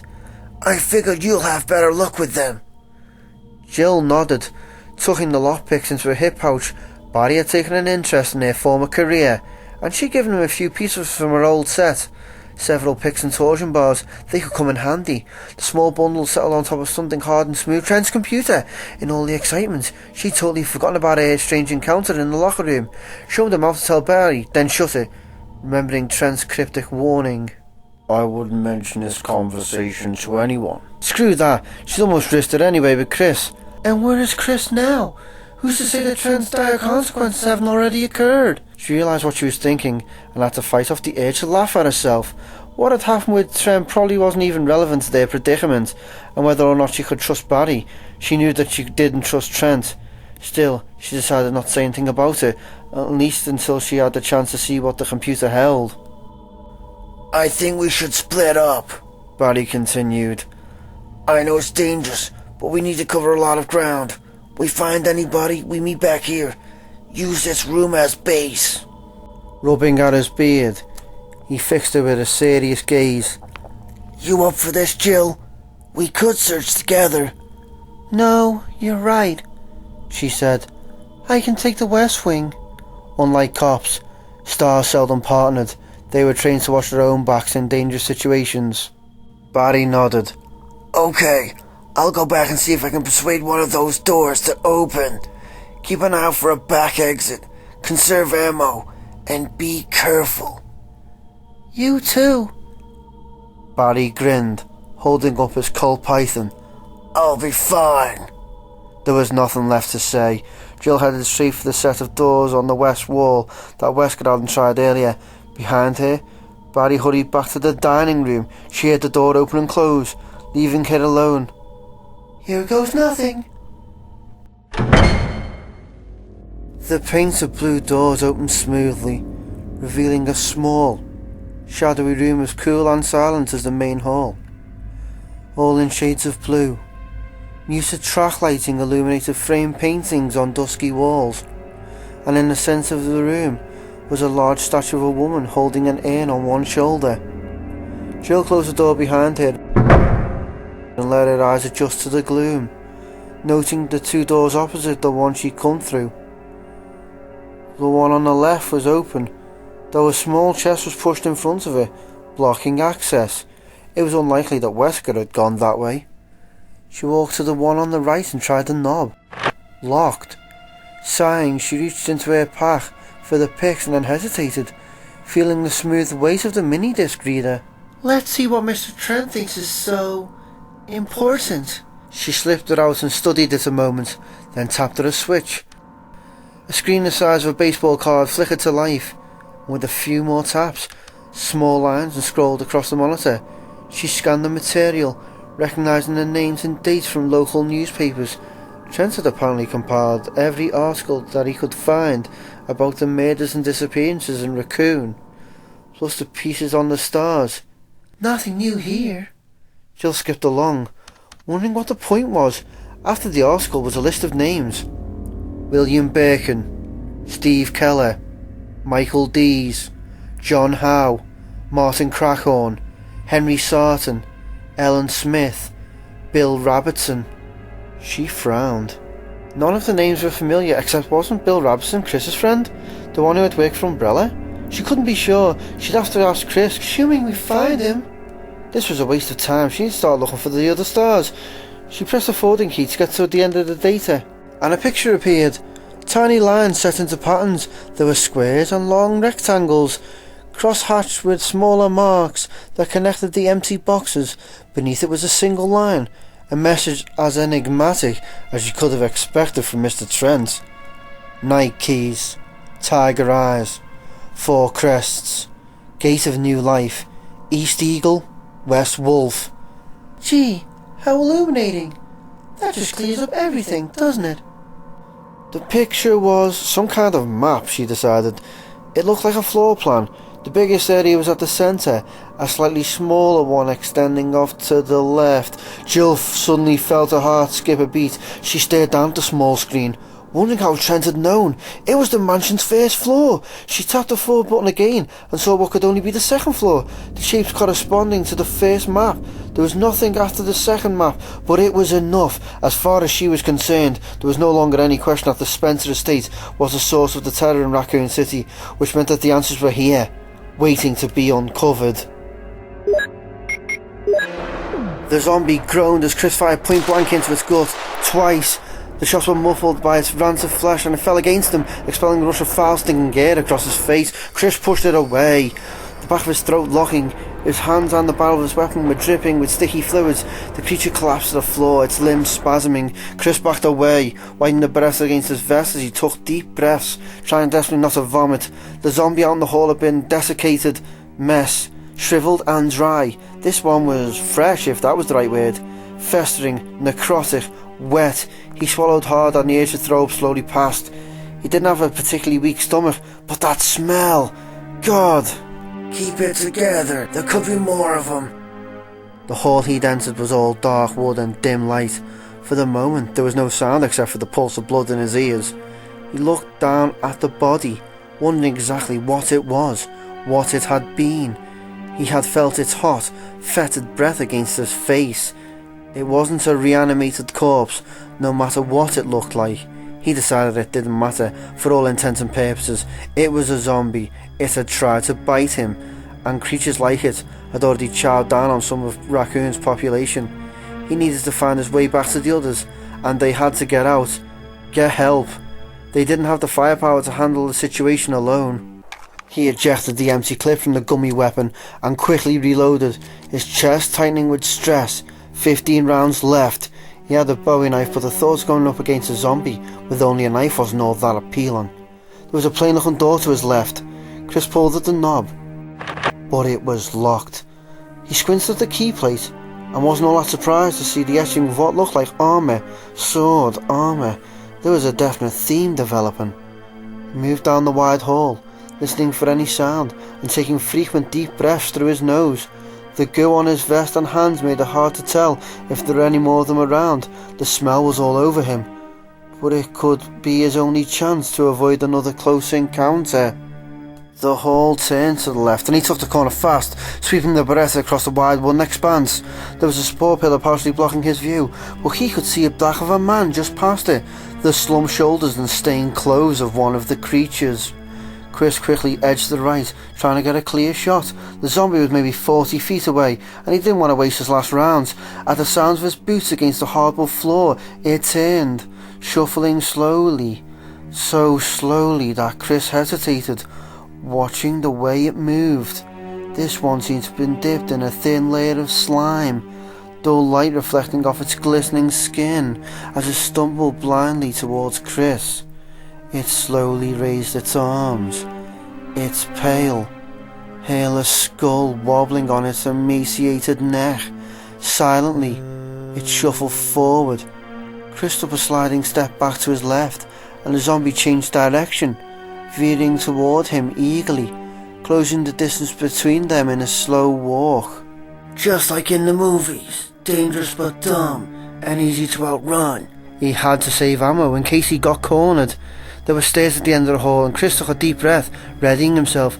He stepped back, giving himself enough room to move, and then heard a gasping moan behind him, a fresh wave of rancid stink assaulting his senses. He spun, the realisation hitting him before he saw it. The festering zombie was only a few feet away, reaching for him, bits of its putrid gut spilling out across the shattered abdomen.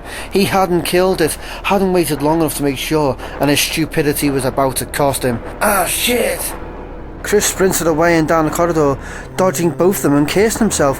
He passed the thick support beam and all to the stairs and stopped cold, seeing what waited at the top. He caught a glimpse of a ragged creature standing at the head of the stairs and spun away, raising his weapon to face the attackers that shambled towards him hungrily. From the shadows beneath the stairs came a heavy gurgling sigh and a scuffling of wood. Another one! He was trapped. There's no way he could kill them all. Door! He faced side the stairs. Dark wood blended so well with the shadows, he almost hadn't seen it. Chris ran for it, grabbing at the handle, praying that it would open as around him the creatures closed in. If it was locked, he was dead.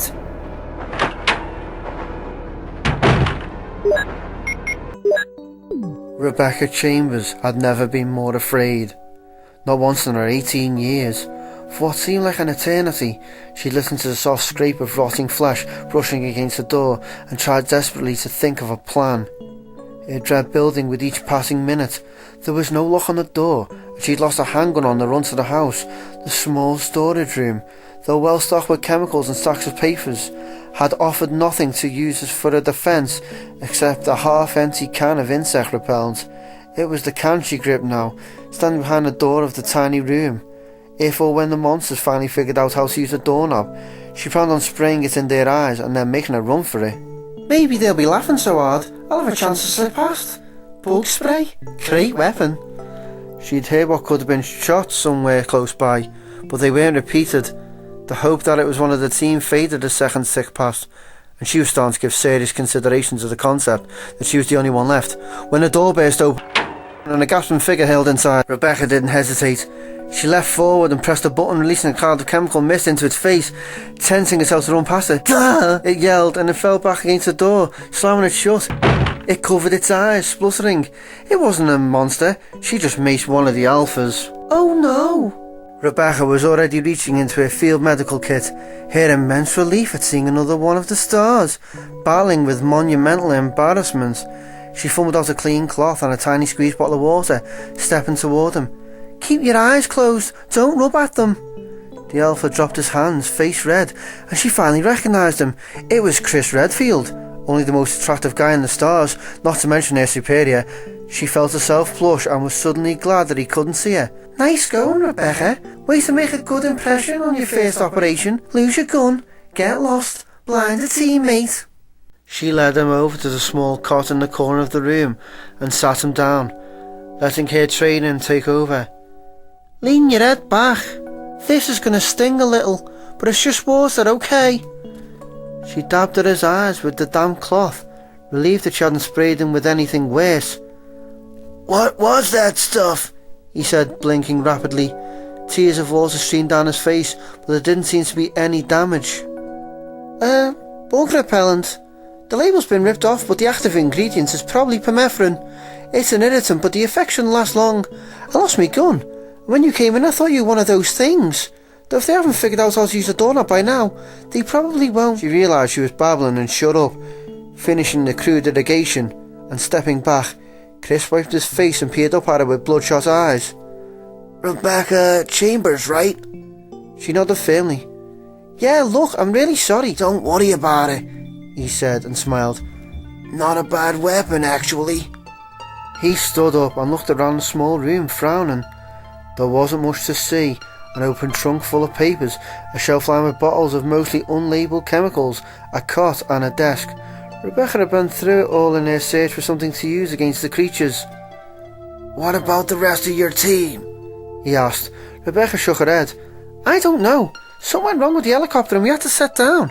We were attacked by animals, some kind of dogs, and Rico told us to run for cover." She shrugged, feeling like she was about 12 years old. "I got turned around in the woods and ended up at the front door of this place. I think one of the others broke it down. It was open." She trailed off, looking away from his intense gaze. The rest was probably obvious. She had no weapon, she'd gotten lost, she'd ended up here. All in all, a pretty poor showing. "Hey," he said softly, "there's nothing else you could have done. Enrico said run, you ran, you followed orders. Those creatures out there, the zombies, they're all over the place. I got lost too. And the rest of the alphas could be anywhere. Trust me, the fact that you made it this far." Outside, one of the creatures let out a low, plaintive wail, and Chris stopped talking, his expression grim. Rebecca shuddered. "So, what do we do now?" "We look for the others and try and find a way out," he sighed, looking down at his weapon. "Except you don't have a gun, and I'm almost out of ammo." Rebecca brightened and reached into her hip pack. She pulled out 2 full magazines and handed them over, pleased that she had something to offer him. "Oh, and I found this on the desk," she said, and produced a silver key with a sword on it. She didn't know what it unlocked, but thought it might be useful. Chris stared at it thoughtfully, then slipped it into a pocket. He walked to the open trunk, looked down at the stacks of papers. He rifled through them, frowning. "Your background's in biochemistry, right? Have you looked through these?" Rebecca joined him, shaking her head. "Barely. been kind of busy watching the door. He handed her one of the papers and she scanned it quickly. It was a list of neurotransmitters and level indicators. "Brain chemistry," she said. "But these numbers are all screwed up. The serotonin and norepinephrine are too low. But look here, the dopamine's off the chart. We're talking big time schizo." She noticed the incredulous look on his face and smiled a little. Being an 18-year-old college grad, she got a lot of that. The SARS had recruited her right after graduation, promising her a whole team of researchers and a lab of her own to study molecular biology, her real passion, provided, of course, she went through basic training and got some field experience. No one else had shown much interest in hiring a whiz kid. There was a soft at the back of the door and her smile faded. She was getting experience all right. Chris fished a sword key out of his pocket and looked at her seriously. "I passed the door with a sword engraved on the keyhole. I'm going to go check it out, see if it leads back to the main hall. I want you to stay here and go through those files. Maybe there's something we can use." Her uncertainty must have shown in her face. He smiled gently, his voice low and soothing. "I've got plenty of ammo thanks to you, and I won't be gone long." She nodded, making a conscious effort to relax. She was scared, but letting him see it wasn't going to help matters. He was probably scared too. He walked to the door, still talking. "The RPD should be here at any time, so if I don't come back right away, just wait here." He raised the weapon, putting his other hand on the knob. "Get ready. As soon as I'm out, move the trunk in front of the door. I'll give you a yell when I get back." Rebecca nodded again, and with a final quick smile, Chris opened the door and looked both ways before moving out into the hall. She closed the door and leaned against it, listening. After long seconds of silence, she heard the rattle of gunfire not far away. 5 or 6 shots, then nothing. After a few minutes, she moved the trunk to block part of the door, edging it in front of the hinges so she could push it out the way easily. She knelt in front of it, trying to clear her thoughts as she started looking through the papers, trying not to feel as young and unsure as she actually felt. Sighing, she pulled out a handful of papers and started to read.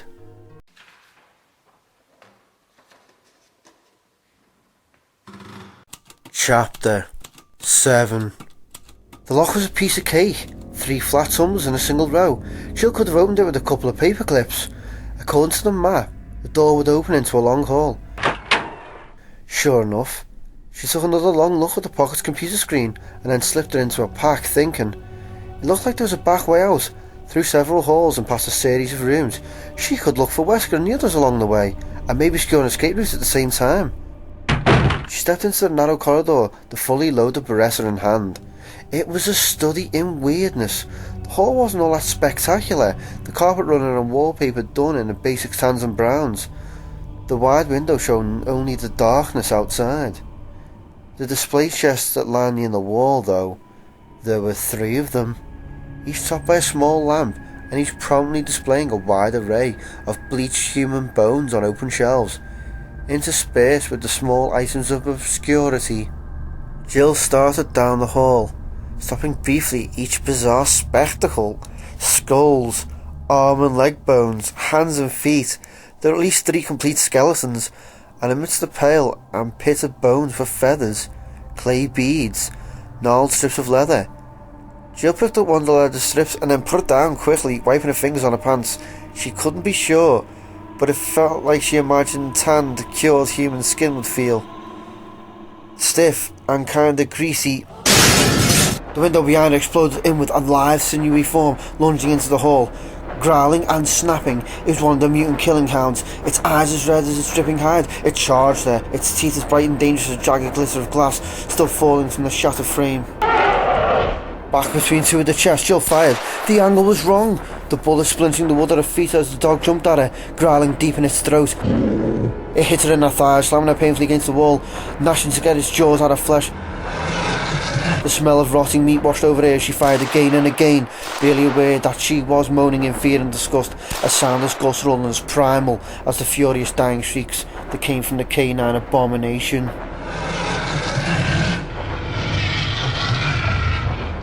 The fifth bullet fired directly into its barrel chest and knocked it away.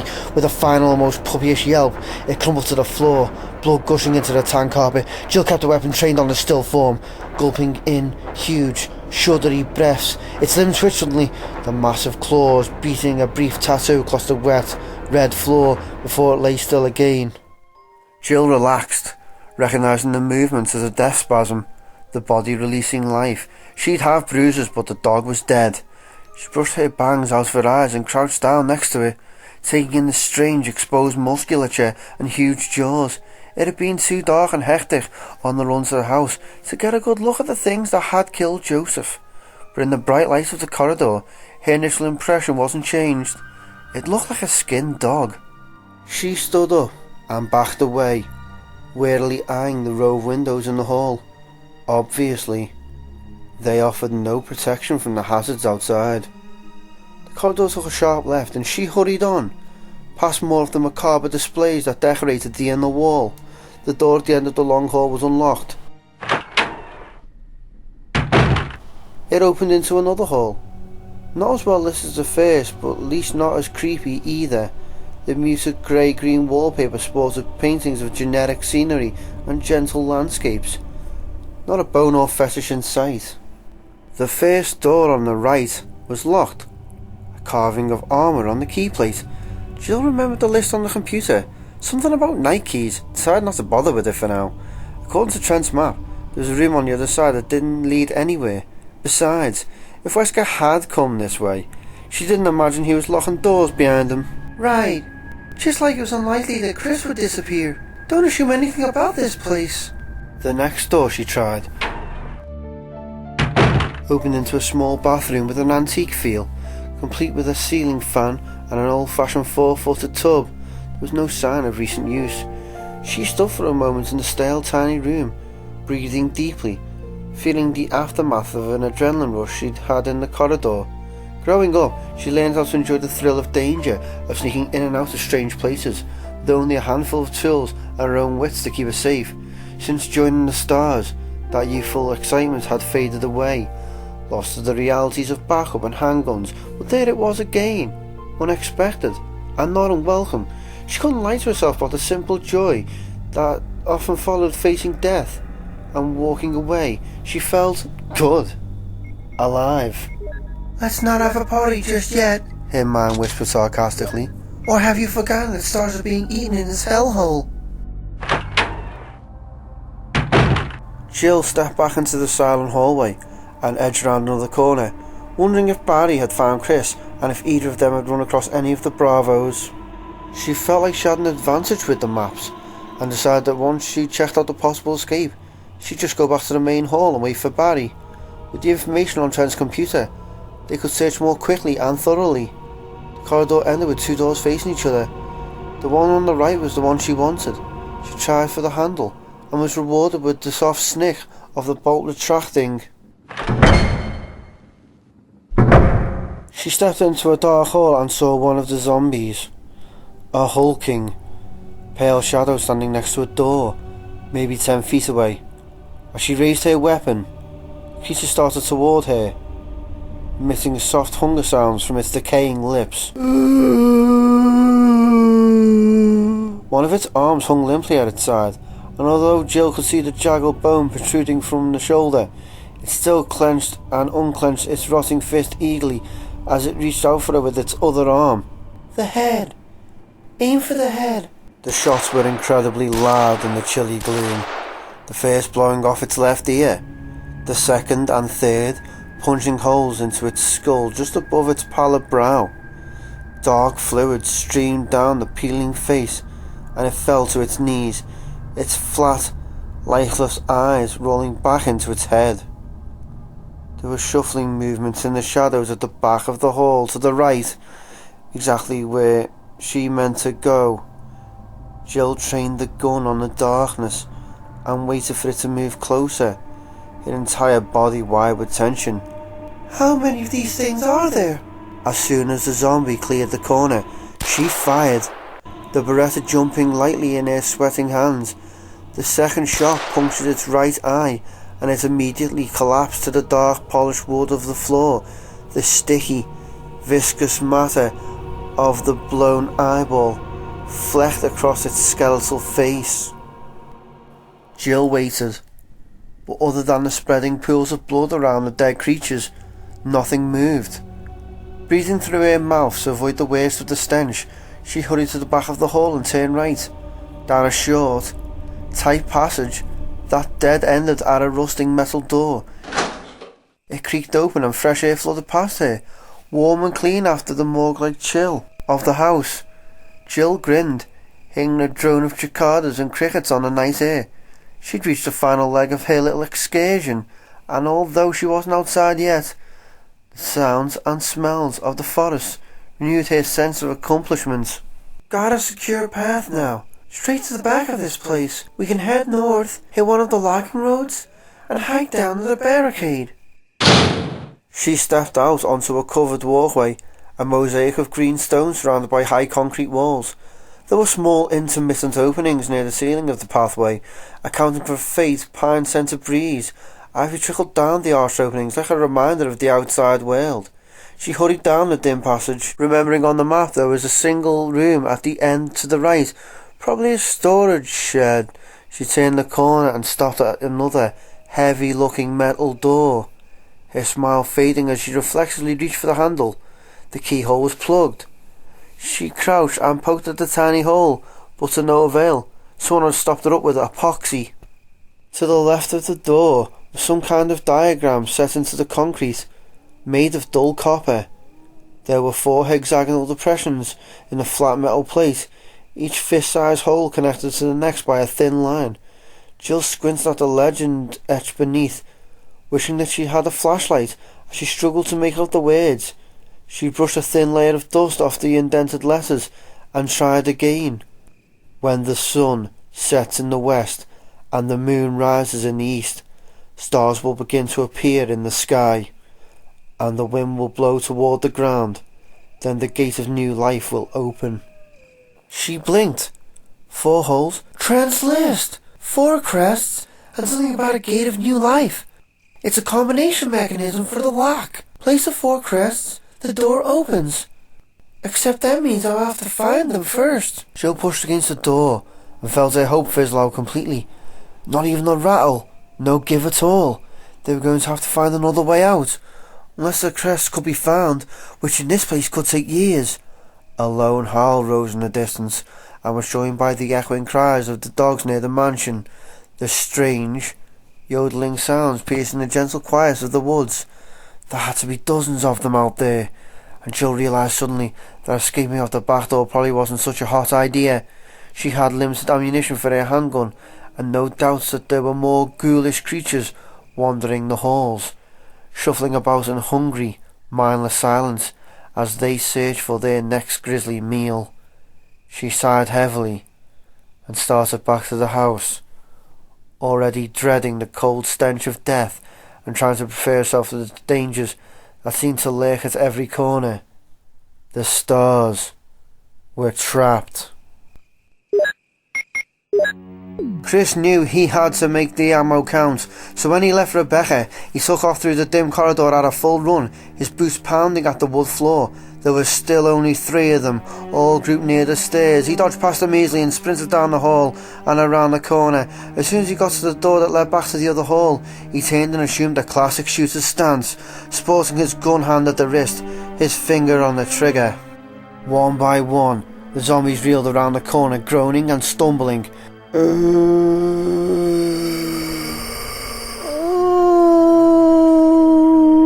Chris took careful aim, breathing evenly, keeping his focus. He squeezed the trigger, sending 2 bullets through the gangrenous nose of the first. Without pausing, he sent a 3rd shot into the centre of the next zombie's forehead. Fluid and soft matter sprayed the wall behind them as the bullets slapped into the wood. Even as they crumpled to the floor, he'd found his mark on a 3rd creature. 2 more muted explosions, and the zombie's brow caved inward, dropping it like the bag of bones that it was. Chris lowered the Beretta, feeling a flush of pride. He was a high-ranked marksman, even had a couple of awards to show for it, but it was still good to see what he could do when given enough time to aim. His quick draw wasn't nearly as strong. That was Barry's forte. He reached for the door handle, urged into action by the thought of all that was at stake. He figured the Alphas could take care of themselves. They had as much of a chance as he did. But this was Rebecca's first operation, and she didn't even have a gun. He needed to get her out. He stepped back into the soft light of the hall with the green wallpaper, quickly checking both directions. Straight ahead the corridor was in heavier shadow, no way to tell if it was clear. To his right was the door with the sword on the key plate, and the first zombie he'd shot still sprawled lifelessly across the floor. Chris was gratified to see that it hadn't moved. Apparently headshots were the best way to kill a zombie, just like in the movies. Chris edged toward the sword door, training his weapon left, then right, then left again. He'd had enough surprises for one day. He checked the small offshoot across from the door, and seeing that it was clear, quickly inserted the slender key into the lock. It turned smoothly. Chris stepped into a small bedroom, only slightly better lit than the one in the corridor. A single bright lamp on a desk in one corner. It was all clear, unless there was something hiding under the narrow cot, or maybe in the closet across from the desk. He shuddered, closing the door behind him. It was every kid's first set of fears, and it had been his too. Monsters in the closet, and the thing that lived under the bed, waiting for the careless child's ankle to come within reach. "And you're how old now?" Chris shook off the case of nerves, embarrassed at his imaginative wanderings. He walked slowly around the room, looking for anything that might be helpful. There was no other door, no path back to the main hall, but maybe he could find a better weapon for Rebecca than a can of bug spray. Besides an oak table and bookshelf, there was the small, unmade bed and a study desk in the room, nothing more. He quickly rifled through the books, then moved around the foot of the bed to the desk. There was a slim volume next to the desk lamp, the fabric cover untitled, a journal, and although the desktop was coated in dust, the diary had been moved recently. Intrigued, Chris picked it up and flipped to the last few pages. Maybe there was a clue as to what the hell was going on. He sat on the edge of the cot and started to read. May 9th, 1998. Play poker tonight with Scott and Alias from security, and Steve from research. Steve was the big winner, but I think he was cheating. Scumbag. Chris smiled a little at that. He skipped down to the next entry and his smile froze, his heart seeming to pause in mid-beat. May 10th, 1998. One of the higher-ups assigned me to take care of a new experiment. It looked like a skinned gorilla. Feed instructions were to give it live animals. When I threw in a pig, the creature seemed to play with it, turn off the pig's legs and pulling out the guts before it actually started eating. Experiment? Could the writer be talking about the zombies? Chris read on, excited by the find. The diary obviously belonged to someone who worked here. Had to be, meaning the cover-up was even bigger than he'd suspected. May 11th, 1998. At around 5 a.m, Scott woke me up. Scared the shit out of me too. He was wearing a protective garment that looked like a spacesuit. He handed me another one and told me to put it on. Said there'd been an accident in the basement lab. I just knew something like this would happen. Those assholes in research never rest, even at night. May 12th, 1998. I've been wearing the damn spacesuit since yesterday. My skin's getting grimy and feels itchy all over. The goddamn dog's been looking at me funny, so I decided not to feed him today. Screw him. May 13th, 1998. Went to the infirmary because my back's all swollen and feels itchy. They put a big bandage on it and told me I didn't need to wear the suit anymore. All I want to do is sleep. May 14th, 1998. Found another blister on my foot this morning, and I'm dragging my foot all the way to the dog's pen. They were quiet all day, which is weird. Then I realized some of them had escaped. If anybody finds out, I'll have my head handed to me. May 15th, 1998. My first day off in a long time and I feel like shit. Decided to go visit Nancy anyway. But when I tried to leave the estate, I was stopped by the guards. They said the company's ordered that no one leave the grounds. I can't even make a phone call. All the phones have been ripped out. What kind of bullshit is this? May 16th, 1998. Rumors going round that a researcher who tried to escape the estate last night was shot. My entire body feels hot and itchy, and I'm sweating all the time now. I scratched a swelling on my arm, and a piece of rotten flesh just dropped off. Wasn't until I realised the smell was making me hungry that I got violently sick. The writing had become shaky. Chris turned the page and could barely read the last few lines. The words scrawled haphazardly across the paper. May 19. Fever gone, but itchy. Hungry and eat doggy food. Itchy Scott came. Ugly face so killed him. Tasty. Itchy. Tasty. The rest of the pages were blank. Chris stood up and slipped the journal inside his vest, his thoughts racing. Some of the pieces were finally fitting into place. Secret research out of secretly kept estate, an accident in a hidden lab, an escaped virus or an infection of some kind that altered the people working here, changed them into ghouls, and some of them got out. The murders and attacks on Raccoon started in late May, coincided with the effects of the accident. The chronology made sense, but exactly what kind of research was being done here, and how deeply involved was Umbrella? How involved was Billy? He didn't want to think about that, but easily tried to clear his mind of the thought. A new one occurred to him. What if it was still contagious? He hurried to the door, suddenly desperate to get back to Rebecca with the news. With her training, maybe she could figure out what had been unleashed in the secret lab on the estate. Chris swallowed heavily. Even now, he and the other stars could be infected.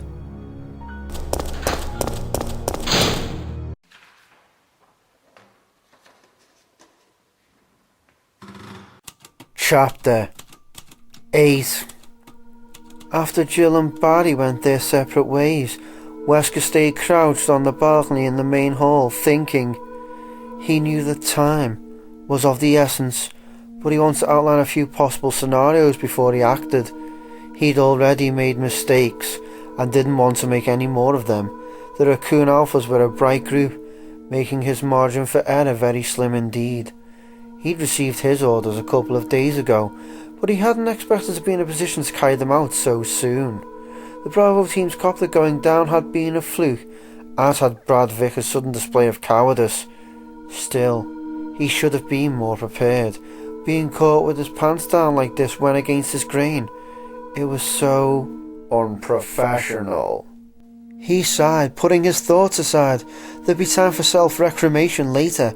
He hadn't expected to end up here, but here he was, and kicking himself for a lack of foresight wasn't going to change anything. Besides, there was too much to do. He knew the grounds of the estate fairly well, and the labs like the back of his hand, but he'd only been inside the mansion a few times, and not at all since he'd been officially transferred to Raccoon City. The place was a maze, designed by a genius architect at the bidding of a madman. Spencer was Bat, no two ways about it, and he'd had the house built with all kinds of tricky little mechanisms. A lot of that silly spy crap that had been so popular in the late 60s. Spy crap. That's going to make this job twice as hard as it needs to be. Hidden keys, secret tunnels. It's like I'm trapped in an espionage thriller, complete with mad scientists and a ticking clock. His original plan had been to lead both the Alpha and Bravo teams to the estate and clear the area before he proceeded to the lower labs and wrap things up. He had the master keys and codes, of course. They had been sent along with his orders and would open most of the doors on the estate. The problem was, there was no key to the door that led to the garden. It had a puzzle lock and was currently the only way to get to the labs, outside of walking through the woods. Which ain't gonna happen. The dogs will be on me before I could take 2 steps, and if the 121s got out. Wesker shuddered, remembering the incident with the rookie guard who'd gone too close to one of the cages a year or so back. The kid had been dead before he could even open his mouth to call for help. Wesker had no intention of going back outside without an army to back him up. The last contact with the estate had been over 6 weeks ago. An hysterical call from Michael Deeso on the suits in the White Office. The doctor had sealed the mansion, hiding the 4 pieces of the puzzle lock in a fruitless effort to keep any more of the virus carriers from reaching the house. By then, They were all infected and suffering from a kind of paranoid mania, one of the more charming side effects of the virus. God only knew what tricks and traps the researchers down in the labs had screwed with as they slowly lost their minds. Dees had been no exception, although he had managed to hold out longer than most of the others. Something to do with individual metabolism, or so Wesker had been told. The company had already decided to call a complete wipe, though the babbling scientist had been assured that help was on the way. Wesker had enjoyed a good laugh over that one. There was no way the White Boys would risk further infection.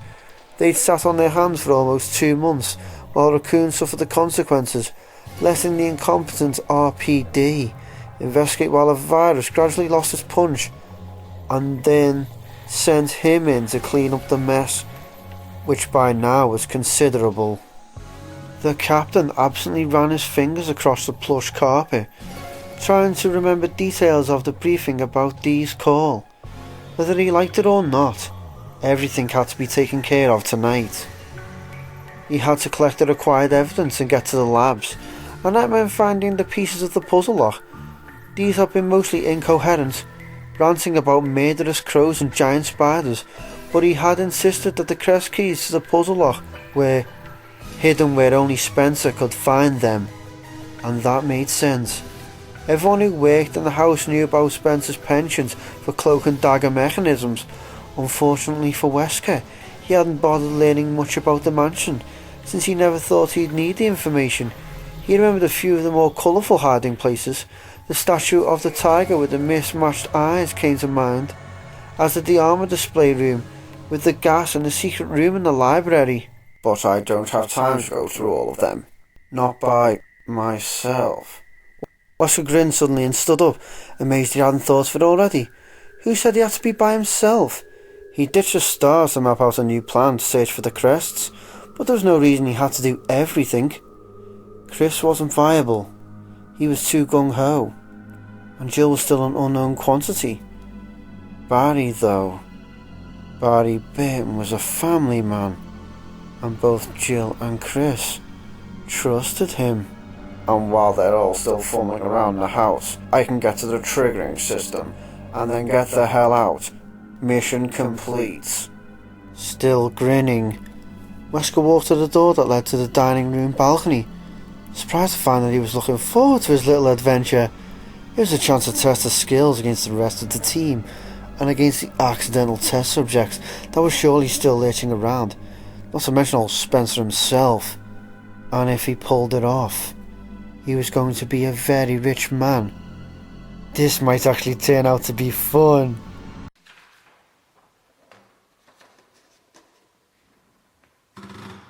Chapter 9. Jill whipped her Beretta toward the sound, the mournful shriek echoing all around as the door slipped closed behind her. Then she saw the source of the noise and relaxed, smiling nervously. What the hell are they doing in here? She was still in the back part of the house, and had decided to check out a few of the other rooms before heading back to the main hall. The first door she tried had been locked, a carving of a helmet on the key plate.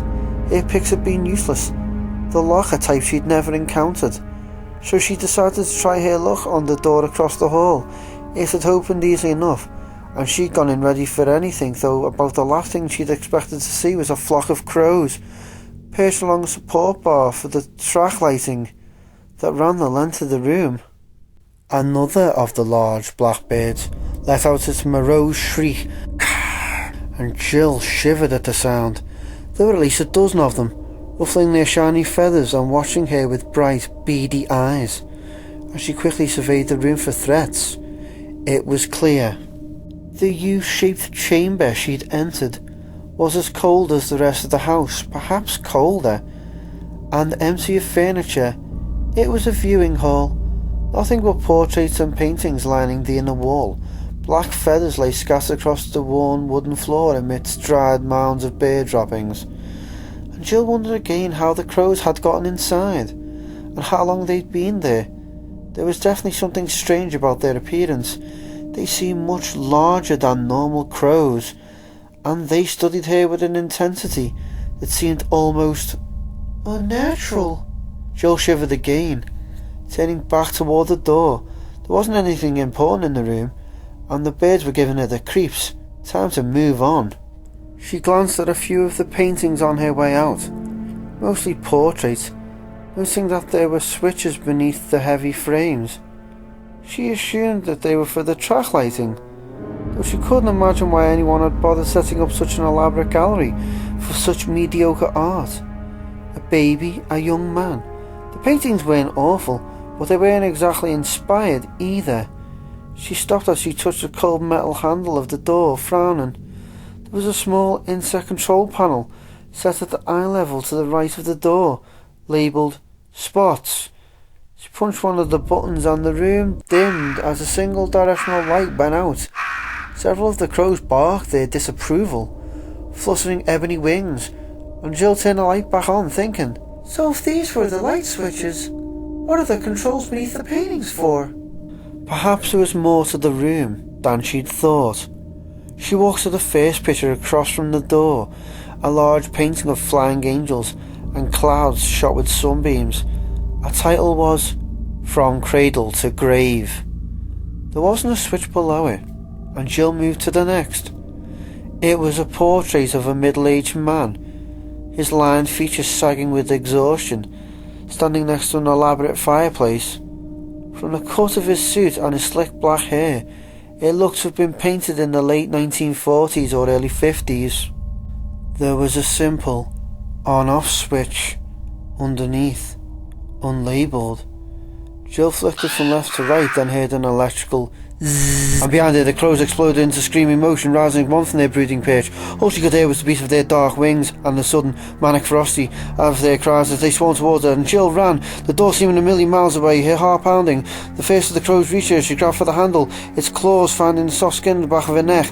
There was a sharp stab of pain, and just behind the right ear, and Jill flailed at the rustling feathers that brushed her cheeks, moaning as the furious streaks enveloped her. She slapped at the air behind her as rewarded with a startled of surprise. The bird let go of her, reeling away. Too early! Out, out, out! She jerked the door open and fell into the hallway, kicking the door closed even as she hit the floor.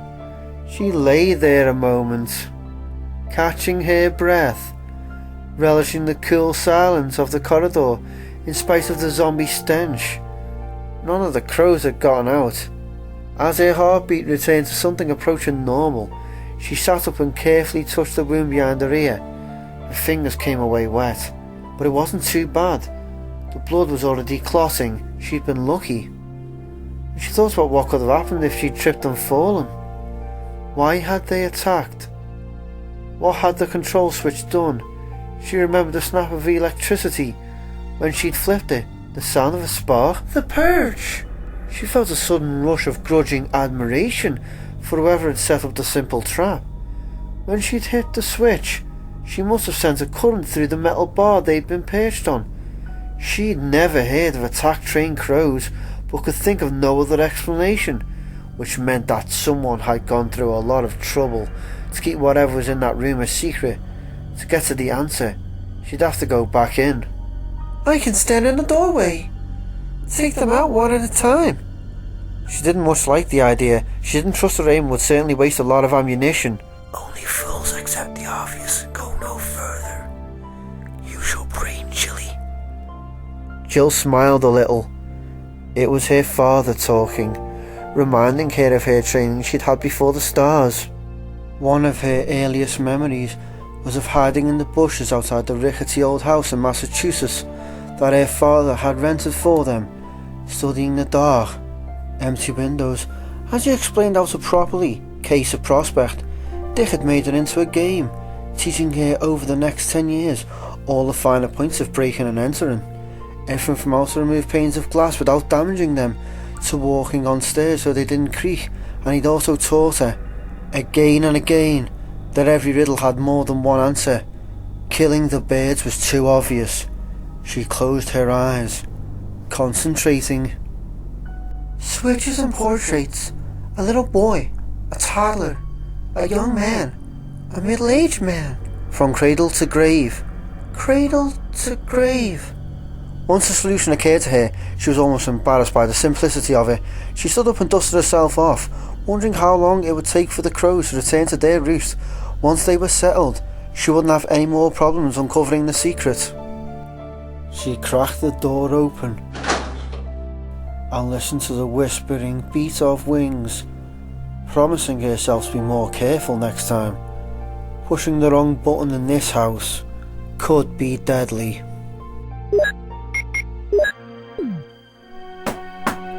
Rebecca, let me in. It's Chris. There was a sound of something heavy sliding against the wall, and her daughter's storage room creaked open. Rebecca stepped away from the entrance as he hurried inside, already pulling the diary out of his vest. I found this journal in one of the rooms, Chris said. It looks like there was some kind of research going on here. I don't know what kind, but... Virology, Rebecca interrupted, and held up a stack of papers, grinning. You were right about there being something useful in here. Chris took the papers from her and skimmed the first page. As far as he could tell, it's not foreign language made out of numbers and letters. What is all this stuff? DH5A? MCR? You're looking at a strain chart, Rebecca said brightly. That one's a host for generating genomic libraries containing methylated cytosine or adrenaline residues depending. Chris cocked an eyebrow at her. Let's pretend that I have no idea what you're talking about and try again. What did you find? Rebecca flushed slightly and took the papers back from him. Sorry, basically there's a lot of stuff in here on viral infection. Chris nodded. That I understand. A virus.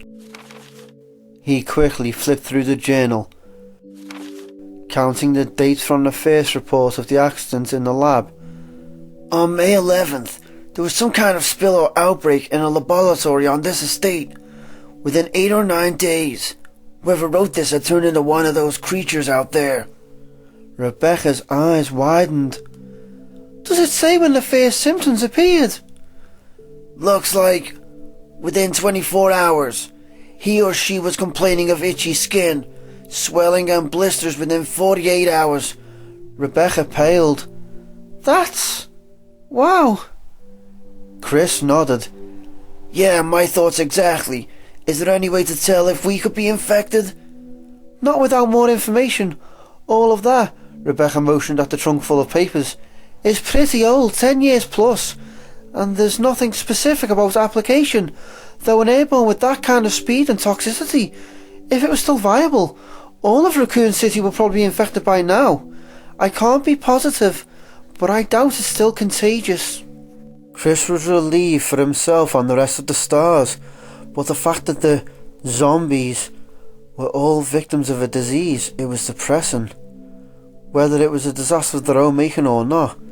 We have to find the others, he said.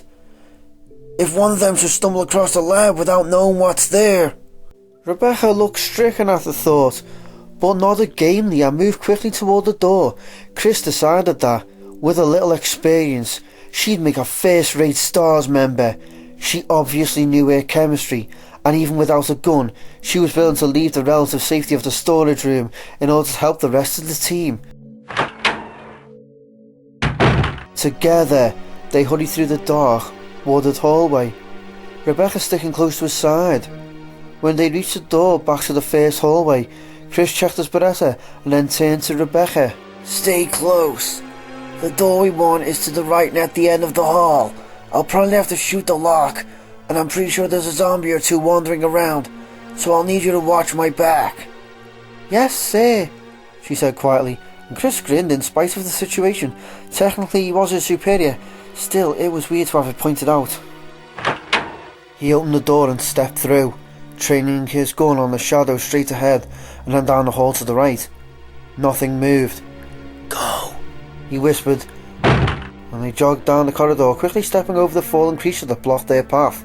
Rebecca turned to face the open stretch behind them as Chris rattled the doorknob, hoping vainly that it had unlocked itself. No such luck. He backed away from the door and took careful aim. Firing at a locked door wasn't as easy or safe as it looked in the movies. A ricochet off the metal at such close range could kill the shooter. Chris! He glanced over his shoulder and saw a shambling figure at the other end of the hall, moving slowly toward them. Even in the dim light, Chris could see that one of its arms was missing. The distinctive odour of decay wafted toward them as the zombie moaned thickly. Stumbling forward, Chris turned back to the door and fired. Twice. The frame splintered. The inset metal square of the lock revealed in a spray of wood chips. He jerked at the knob and the lock gave, the door swinging open. He turned and grabbed at Rebecca's arm, hustling her through the doorway as he pointed the Beretta back down the hall. The creature had made it halfway, but was stopped at the lifeless body of the zombie that Chris had killed earlier. Even as Chris watched in horror and disgust, the one-armed zombie dropped to its knees and plunged its remaining hand into the other's crushed skull. It moaned again, a wet, phlegmy sound, and brought a handful of slushy grey matter to its eager lips. Oh, man! Chris shuddered involuntarily and hurriedly stepped through to join Rebecca, closing the door on the gruesome scene. Rebecca was pale, but seemed composed, and again Chris admired her courage. She was young but tough, tougher than he'd been at 18. He took the whole in at a glance, immediately noticing the changes. To their right, about 20 feet away, was the corpse of one of the creatures, the top of its head blown away. It lay face up, the deep sockets of its eyes filled with blood. To their left were the two doors that Chris hadn't tried when he'd first come to investigate. The one at the very end of the hall was standing open, revealing deep shadows. At least one of the stars came this way, probably looking for me. Follow me, he said softly, and moved toward the open door, holding the Beretta tightly. He wanted to get back to the main hall with Rebecca, but the fact that one of his team must have gone through the opening deserved a quick look. As they passed the closed door on the right, Rebecca hesitated. "There's a picture of a sword next to the lock," she whispered. He kept his attention on the darkness just past the open door, but realised as she spoke that there were too many ways for them to get sidetracked. He didn't think the rest of the team was still waiting for him, but his original orders had been to report back to the lobby. He shouldn't be leading an unarmed rookie into unknown territory without at least checking. Chris sighed, lowering his weapon. "Let's get back to the main hall," he said. "We can come back and check it out later." Rebecca nodded, and together they walked back toward the dining room, Chris hoping against hope that someone would be there to meet them. Barry pointed his Colt toward the crawling ghoul and fired, the heavy round splashing the thing's mushy skull into liquid even as it reached for his boot. Tiny drops of wetness splashed his face as the zombie spasmed and died, scowling. Barry wiped at his skin with the back of his hand.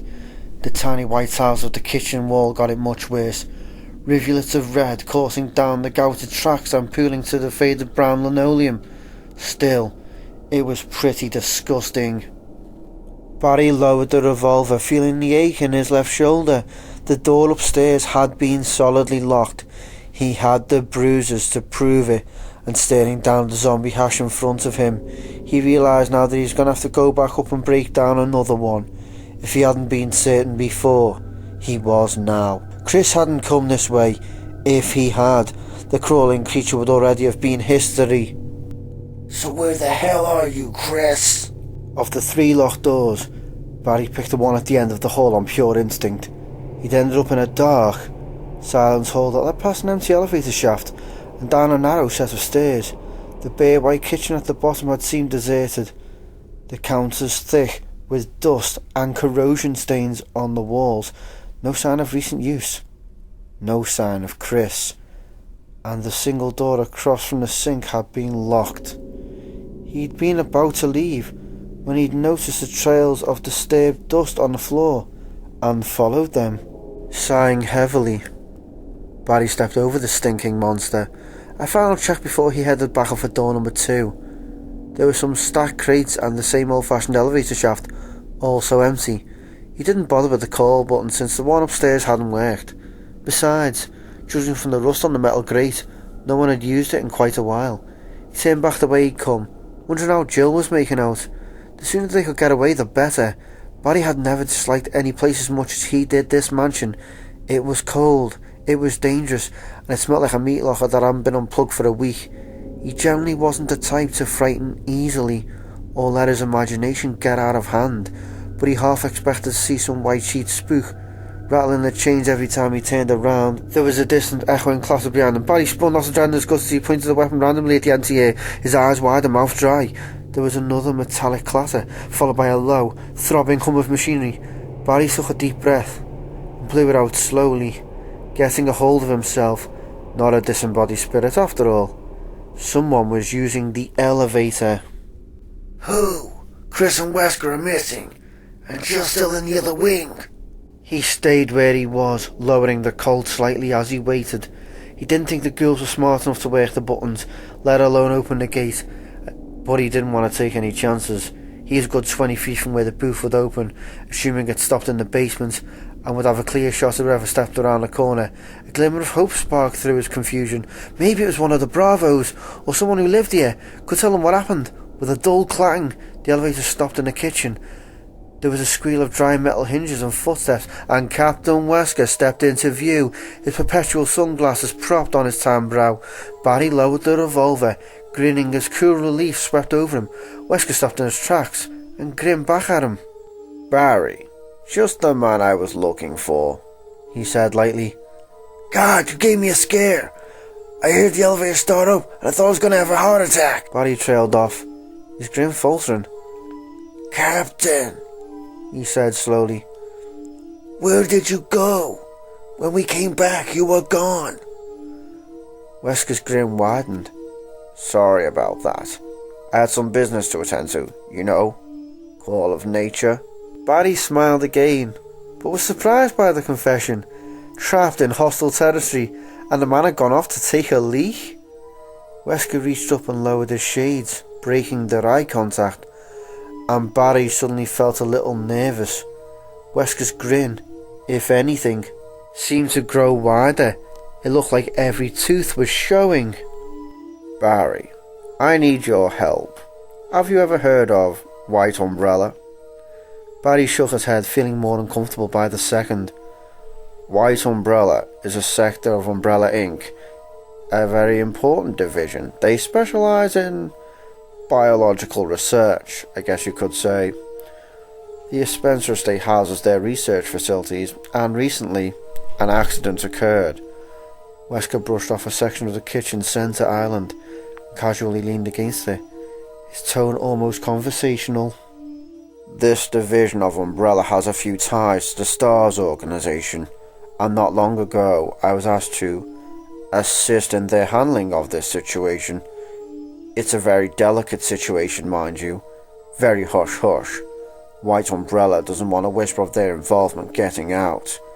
Now, what I'm supposed to do is get to the laboratories on these grounds here and put an end to some rather incriminating evidence. Proof that White Umbrella is responsible for the accident that's caused so much trouble in Raccoon as of late. The problem is, I don't have the key to get to those labs. Keys, actually. And that's where you come in. I need for you to help me find those keys.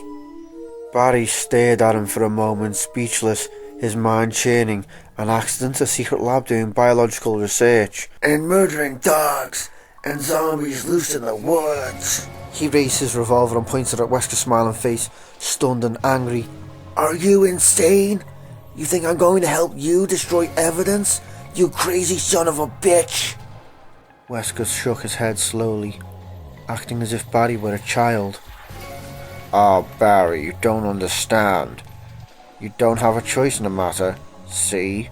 A few of my friends from White Umbrella are currently standing outside of your house, watching your wife and daughters sleep. If you don't help me, your family is going to die. Barry could actually feel the blood drain from his face. He cocked the hammer back on the Colt, feeling a sudden vicious hatred for Wesker, infusing every fibre of his being. Before you pull the trigger, I should mention that if I don't report back to my friends fairly soon, their orders are to go ahead and do the deed anyway. The words cut through the red haze that had flooded Barry's mind, turning his hands clammy with terror. Kathy, the babies, you're bluffing, he whispered, and Wesker's grin finally disappeared. his expression slipping back into the unreadable mask that he usually wore. "I'm not," he said coldly. "Try me. You can apologize to their headstones later." For a moment neither of them moved, the silence a palpable thing in the chill air. Then Barry slowly eased the hammer back down and lowered the weapon. His shoulders slumped. He wouldn't risk it. His family was everything. Wesker nodded and reached into one of his pockets, producing a ring of keys, his manner suddenly brisk and businesslike. "There are 4 copper plates somewhere in this house. Each one is about the size of a teacup and has a picture engraved on the side. Sun, moon, stars, and wind. There's a back door on the other side of the mansion where the 4 of them belong." He unhooked a key from the ring and set it on the table, sliding it across to Barry. "This should open all of the doors on the other wing, or at least the important ones, 1st and 2nd floor. Find those pieces for me, and your wife and children will be fine." Barry reached for the key with numb fingers, feeling weak and more afraid than he'd ever been in his life. "Chris and Jill will undoubtedly want to help you search. If you see either of them, tell them that the back door you've discovered could be a way out. I'm sure they'll be more than happy to work with their trusted friend. Good old Barry. In fact, you should unlock every door you can in order to promote a more thorough job." Wesker smiled again, a friendly half-grin that belied his words. "Of course. You tell them you've seen me. That could complicate matters. If I run into trouble, say, get shot in the back, well, enough said. Let's just keep this to ourselves." The key was etched with a little picture, a chest plate for a suit of armour. Barry slipped it into his pocket. "Where will you be?" "Oh, I'll be around. Don't worry. I'll contact you when the time is right." Barry looked at Wesker pleadingly, helpless to keep the wavering fear out of his voice. "You'll tell them that I'm helping you, right? You won't forget to report." Wesker turned and walked toward the elevator, calling out over his shoulder. "Trust me, Barry. Do what I tell you, and there's nothing to worry about." There was the rattle of the elevator's gate opening and closing, and Wesker was gone. Barry stood a moment longer, staring into the empty space where Wesker had been, trying to find a way out of the threat. There wasn't one. There was no contest between his honour and his family. He could live without honour. He set his jaw and walked back toward the stairs, determined to do what he had to do to save Kathy and the girls. Though when this was over, when he could be sure they were safe, "There won't be any place for you to hide, Captain." Barry clenched his giant fists, knuckles whitening, and promised himself that Wesker would pay for what he was doing with interest.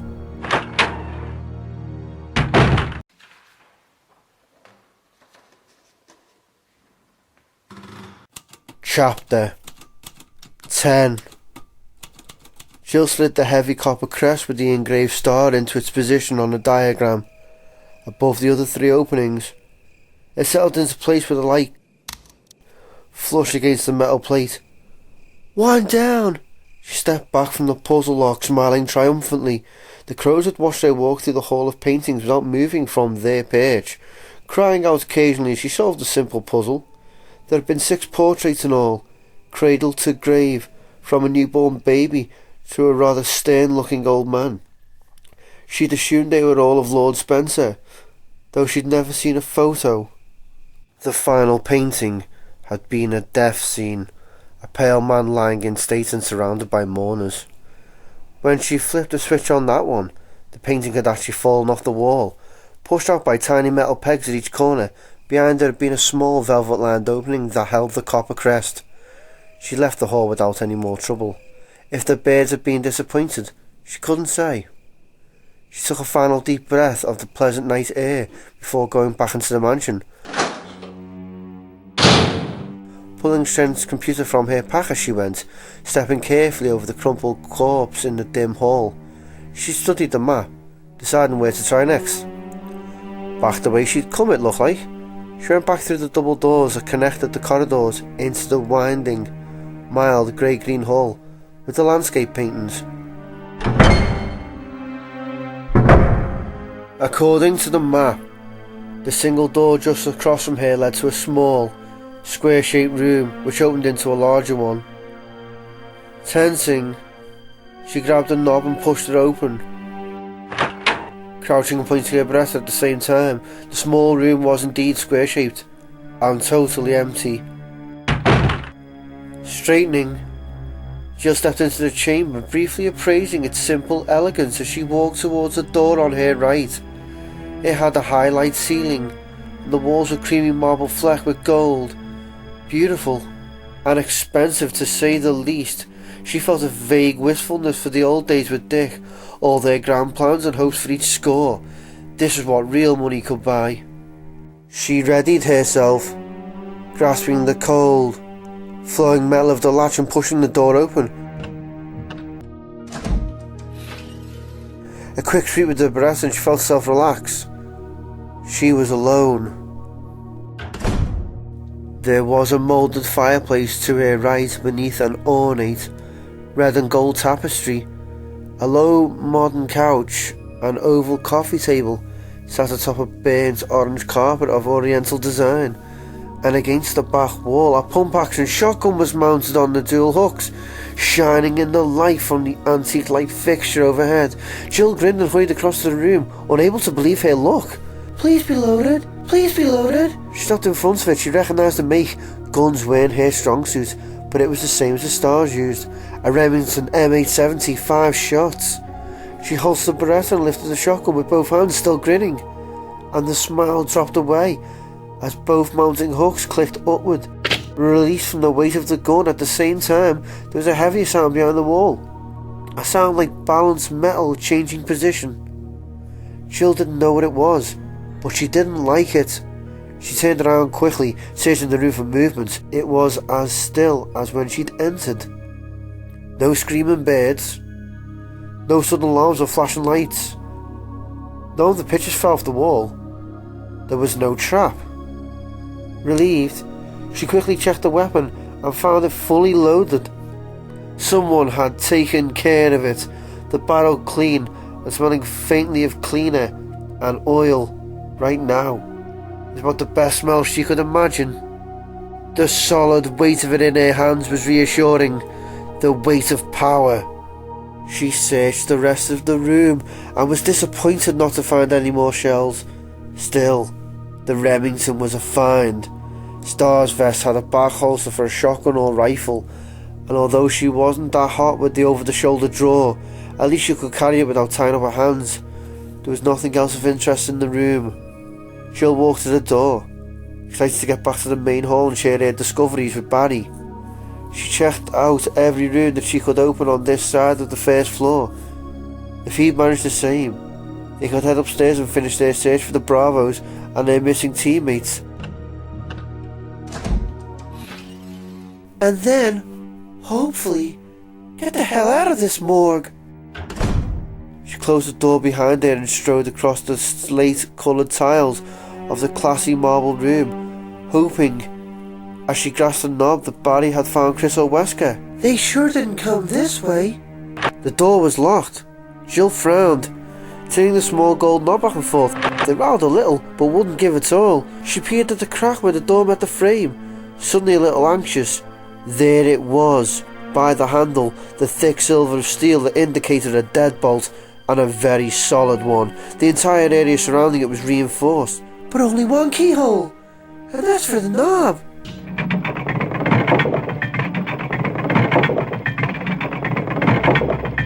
Dust rained down from above as the sound of gears turning filled the room, a deep, rhythmic clatter of metal from somewhere behind the stone walls. What? Startled, Jill looked up and felt her stomach shrivel in on itself. her breath catching in her throat. The high ceiling that she'd admired earlier was moving, the marble of the corners powdering into dust, with the heavy grind of stone against stone.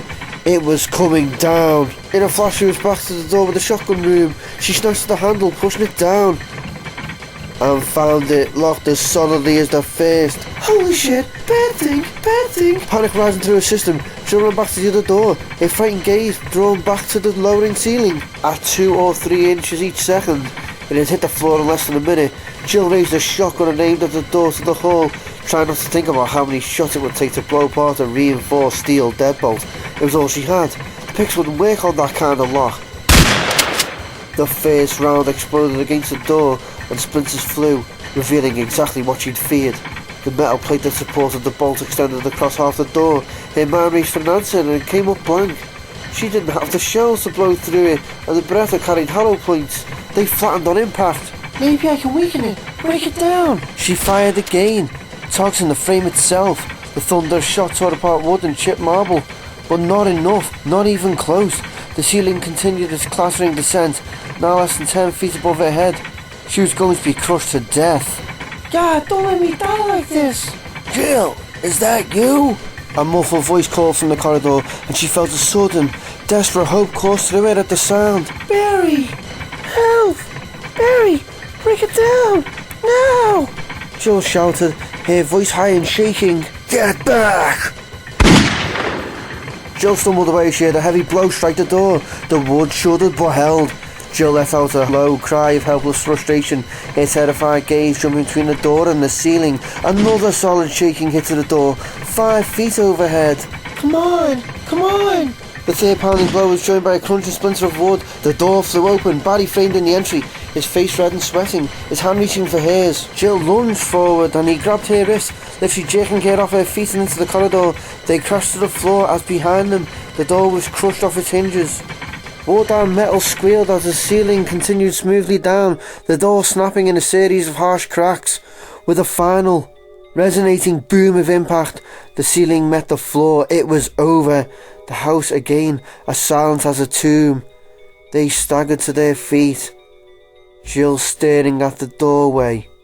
The entire frame was filled with the solid block of stone that had been the ceiling, at least a couple of tons of rock. Are you alright? Barry asked. Jill didn't answer for a moment. She looked down at the shotgun she still held in her trembling hands, remembering how confident she'd been that there'd been no trap, and for the first time, she wondered how they were ever going to make it out of this hellish place. They stood in the empty front hall, Chris pacing the carpet in front of the stairs, Rebecca standing nervously by the banister. The massive lobby was cold and ominous as when Chris had first seen it, the mute walls giving away none of their secrets. The stars were gone, and there were no clues as to where or why. From somewhere deep in the mansion, there was a heavy rumbling sound, like a giant door being slammed. They both cocked their heads, listening, but it wasn't repeated. Chris couldn't even tell from what direction it had come. Terrific! That's just great. Zombies, mad scientists, and now things that go bump in the night. Priceless. He smiled at Rebecca, hoping that he looked less rattled than he felt. Well, no forwarding message. I guess that moves us to Plan B. What's Plan B? Chris sighed. Hell if I know, but we can start by checking out the other room with the sword key. Maybe we can dig up some information while we wait for the team to reassemble. A map or something. Rebecca nodded, and they headed back through the dining room, Chris leading the way. He didn't like the idea of exposing her to further danger, but he didn't want to leave her alone either, at least not in the main hall. It didn't feel safe. As they passed the ticking grandfather clock, something small and hard cracked beneath Chris's boot. He crouched down and scooped up a dark grey chunk of plaster. There were 2 or 3 other fragments nearby. Did you notice these when we came through before? He asked. Rebecca shook her head and Chris ducked down, looking for more of them. He didn't remember if they'd been there before either. On the other side of the table was a broken pile of fragments. They hurried around the end of the long table past the elaborately decorated fireplace, stopping in front of the shattered pile. Chris nudged at the grey pieces with the tip of his boot. From the angles and shapes, it appeared to have been a statue of some kind. Whatever it was, it's garbage now. Is it important? Rebecca asked. Chris shrugged. Maybe, maybe not. Worth a look anyway. In a situation like this, you never know what might turn out to be a clue. The echoing tick of the old clock followed them back to the hall door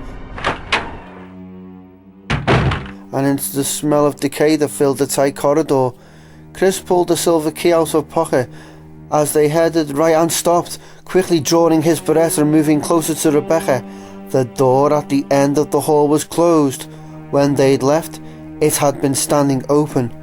There was no sense of being watched, of movement in the hall, but someone must have come through while they'd been in the lobby. The thought was disconcerting, reaffirming Chris's uneasy feeling that secret things were happening all around them. The dead creature to their left was in the same position as before, its blood-filled eyes staring blindly at the low ceiling. Chris wondered again who had killed it. He knew he should examine the corpse and unsecured area beyond it, but didn't want to go off on his own until he got Rebecca somewhere safe. Come on, he whispered, and they edged to the locked door, Chris handing the key to Rebecca so that he could watch the hall for attackers. With a soft click, the intricately panelled door was unlocked, and Rebecca gently pushed it open. Chris could feel that the room was okay, even as he did a quick check and motioned for Rebecca to step inside. It was set up like a piano bar, baby grand dominating the floor, across from a built-in counter, complete with stools bolted along its length, and perhaps it was the soft lighting, or the muted colours, that gave it such an atmosphere of calm stillness. Whatever it was, Chris decided it was the nicest room he'd encountered so far. And maybe a good place for Rebecca to stay, while I try and find the others. Rebecca perched herself on the edge of the dusty black piano bench, while Chris did a more thorough search of the room. There were a couple of potted plants, a small table, and a tiny alcove behind the wall where the piano was situated. A couple of wood bookshelves pushed him back. The only entrance was the one they'd come through. It was an ideal spot for Rebecca to hide. He holstered his weapon and joined her at the piano, trying to choose his words carefully. He didn't want to scare her with the suggestion that she stay behind. She smiled up at him hesitantly, looking even younger than she was, her spiky red bangs adding to the impression that she was only a child. A child who got through college in less time than it took for you to get your pilot's license. Don't patronize her. She's probably smarter than you are. Chris sighed inwardly and smiled back at her. How would you feel about staying here while I take a look around the house? Her smile faded a little, but she met his gaze evenly. Makes sense, she said. I don't have a gun, and if you run into trouble, I'd just slow you down. She grinned wider and added, though if you get your ass kicked by a mathematical theorem, don't come crying to me. Chris laughed, as much at his own faulty assumptions as at her joke. She wasn't one to be underestimated. He walked to the door, pausing as his hand touched the knob. I'll be back as soon as I can, he said. Lock the door behind me, and don't go wandering off, okay? Rebecca nodded, and he stepped back into the hall, closing the door firmly behind him. He waited until he heard the bolt drawn and drew his Beretta, his last trace of smile falling away as he started briskly down the corridor. The closer he got to the rotting creature, the worse the smell. He took shallow sips of air as he reached the body, stepping past it to see if the hole continued on before he examined it for bullet holes, and he stopped cold, staring at the second corpse stretched out in the alcove, headless and covered in blood. Chris studied the slack, lifeless features of the face that lay a foot away, recognising him as Kenneth Sullivan's, and felt a surge of anger and renewed determination sweep through him at the sight of the dead Bravo. This is wrong! All wrong! Joseph! Ken! Probably Billy! How many others have died? How many more have to suffer because of a stupid accident? He finally turned away, striding purposely toward the door that led back to the dining room. He'd start from the main hall, checking every possible path that the stars could have taken, and killing every creature that got in the way of his search. His teammates weren't going to have died for nothing. Chris would see to it. It was the last thing he ever did. Rebecca locked the door after Chris left, soundly wishing him good luck before walking back to the dusty piano and sitting down. She knew that he felt responsible for her, and wondered again how she could have been so stupid, dropping her gun. At least if I had a gun, you wouldn't have to worry so much. I may be inexperienced, but I went through basic training just like everybody else. She traced a finger aimlessly across the dusty keys, feeling useless. She should have taken some of those files from the storage room. She didn't know that there was so much more to be learned from them. But at least she'd have something to read. She wasn't very good at sitting still, and having nothing to do only made it worse. You could practice, her mind suggested brightly, and Rebecca smiled a little, gazing down at the keys. No thanks. She suffered enough through her 4 long years of lessons as a child before her mother had finally let her quit. She stood up, looking randomly around the silent room for something to keep her occupied. She walked to the bar and leaned over it, saw only a few shelves of glasses and a stack of napkins, all thinly coated with dust. There were several liquor bottles, most of them empty, and a few unopened bottles of expensive-looking wine on the counter behind the bar. Rebecca dismissed the thought even as it occurred to her. She wasn't much of a drinker, and now wasn't exactly the time to tie one on. Sighing, she turned and surveyed the rest of the room. Besides the piano, there wasn't much to see. There was a small painting of a woman on the wall to her left, a bland portrait in a dark frame, a slowly dying plant on the floor next to the piano, the leafy kind she always saw in nice restaurants, a table that extended out from the wall with an overturned martini glass on top. Considering what she had to work with, the piano was starting to look pretty interesting.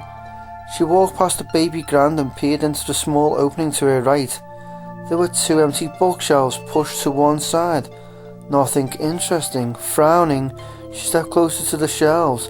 The smaller one on the outside was empty, but the one behind it, she placed her hands on either side of the end piece and pushed, sliding the outer shelf forward. It wasn't heavy and moved easily, leaving a track in the dust on the wood floor. Rebecca scanned the hidden shelves, feeling disappointed. A dented old bugle, a dusty glass candy dish, a couple of knick-knack vases, and some piano sheet music propped up in a tiny holder. She peered down at the title and felt a sudden rush of warm nostalgia from when she used to play. It was Moonlight Sonata, one of her favourite pieces. She picked up the yellowing sheets, remembering the hours she'd put in trying to learn it when she was 10 or 11. In fact, it had been this very piece of music that had made her realise she wasn't cut out to be a pianist. It was a beautiful, delicate tune, and she pretty much butchered it every time she took the bench. Still holding the composition, she walked back around the corner and gazed at the piano thoughtfully. It wasn't like she had anything better to do. And besides, maybe one of the other team members will hear it and come knocking, trying to track down the source of the terrible noise. Grinning, she dusted the bench off and sat down, propping the sheets open on the music holder. Her fingers found the correct positions almost automatically as she read the opening notes, like she'd never given it up. It was a comforting feeling, a welcome change from the horrors inside the mansion. Slowly, hesitantly, she started to play. As the first melancholy sounds rose into the stillness, Rebecca found herself relaxing, letting tension and fear slip away. She still wasn't very good, her tempo as off as ever, but she hit all the right notes, and the strength of the melody more than made up for her lack of finesse. If only the keys weren't so stiff. Something moved behind her. Rebecca jumped up, knocking the bench over as she spun around, searching wildly for the attacker. What she saw was so unexpected that she froze for a few seconds, unable to comprehend what her senses were telling her. The wall is moving. Even as the last notes lingered in the cool air, a 3-foot panel of the bare wall to her right slid upwards into the ceiling, rumbling to a gentle halt. For a moment she didn't move, waiting for something terrible to happen, but as the seconds ticked past in silence, nothing else moved. The room was as quiet and non-threatening as before. Hidden sheet music, a strange stiffness to the keys, like maybe they were connected to some kind of a mechanism. The narrow opening revealed a hidden chamber about the size of a walk-in closet, as softly lit as the rest of the room. Except for a bust and pedestal on the back, it was empty. She stepped toward the opening and then paused, thoughts of death traps and poison darts whirling through her mind. What if she walked in and triggered some kind of a catastrophe? What if the door closed and she was trapped there, and Chris didn't come back? What if you were the only member of STARS who didn't accomplish jack shit in this entire mission? Show some backbone! Rebecca steeled herself against the consequences and stepped inside, looking around cautiously. If there was a threat here, she didn't see it. The plain stucco walls were the colour of coffee with cream, offset by dark wood trim. The light in the small chamber was provided by a window into a tiny greenhouse on the right, a handful of dying plants behind the dirty glass. She moved closer to the pedestal at the back, noting that the stone bust on top was of Beethoven. She recognised the stern countenance and heavy brow of the Moonlight Sonata's composer. The pedestal itself boasted a thick gold emblem shaped like a shield or coat of arms, about the size of a dinner plate. Rebecca crouched down next to the simple pillar, gazing at the emblem. It looked solid and thick, with a vaguely royal design in a paler gold set across the top. It looked familiar. She'd seen the same design somewhere else in the house. In the dining room! Over the fireplace! Yes, that was it. Only the piece over the mantel was made out of wood. She was sure of it. She'd noticed it while Chris was looking at the broken statue. Curious, she touched the emblem, tracing the pattern across the front, and then grasped the slightly raised edges with both hands and lifted. The heavy emblem came away easily, almost as if it didn't belong there, and behind her the secret door tumbled down, sealing her inside. Without hesitating, she turned and placed the emblem back in its hollow, and a section of wall rose again, sliding up smoothly on hidden tracks. Relieved, she stared down at the heavy gold emblem, thinking, someone had rigged all this up in order to keep the medal hidden, so it had to be important. But how was she supposed to remove it? Did the one over the fireplace also reveal a secret passage? Or is the one over the fireplace the same size? She couldn't be positive, but she thought it was, and she knew instinctively that it was the right answer. If she switched the two of them, using the wood emblem to keep the door open, and placing the gold one over the mantel, Rebecca headed back into the room, smiling. Chris told her to stay put, but she wouldn't be gone more than a minute or two, and perhaps when Chris got back, she'd have something to show him, a real contribution towards solving the secrets of the mansion, and proof that she wasn't so useless after all.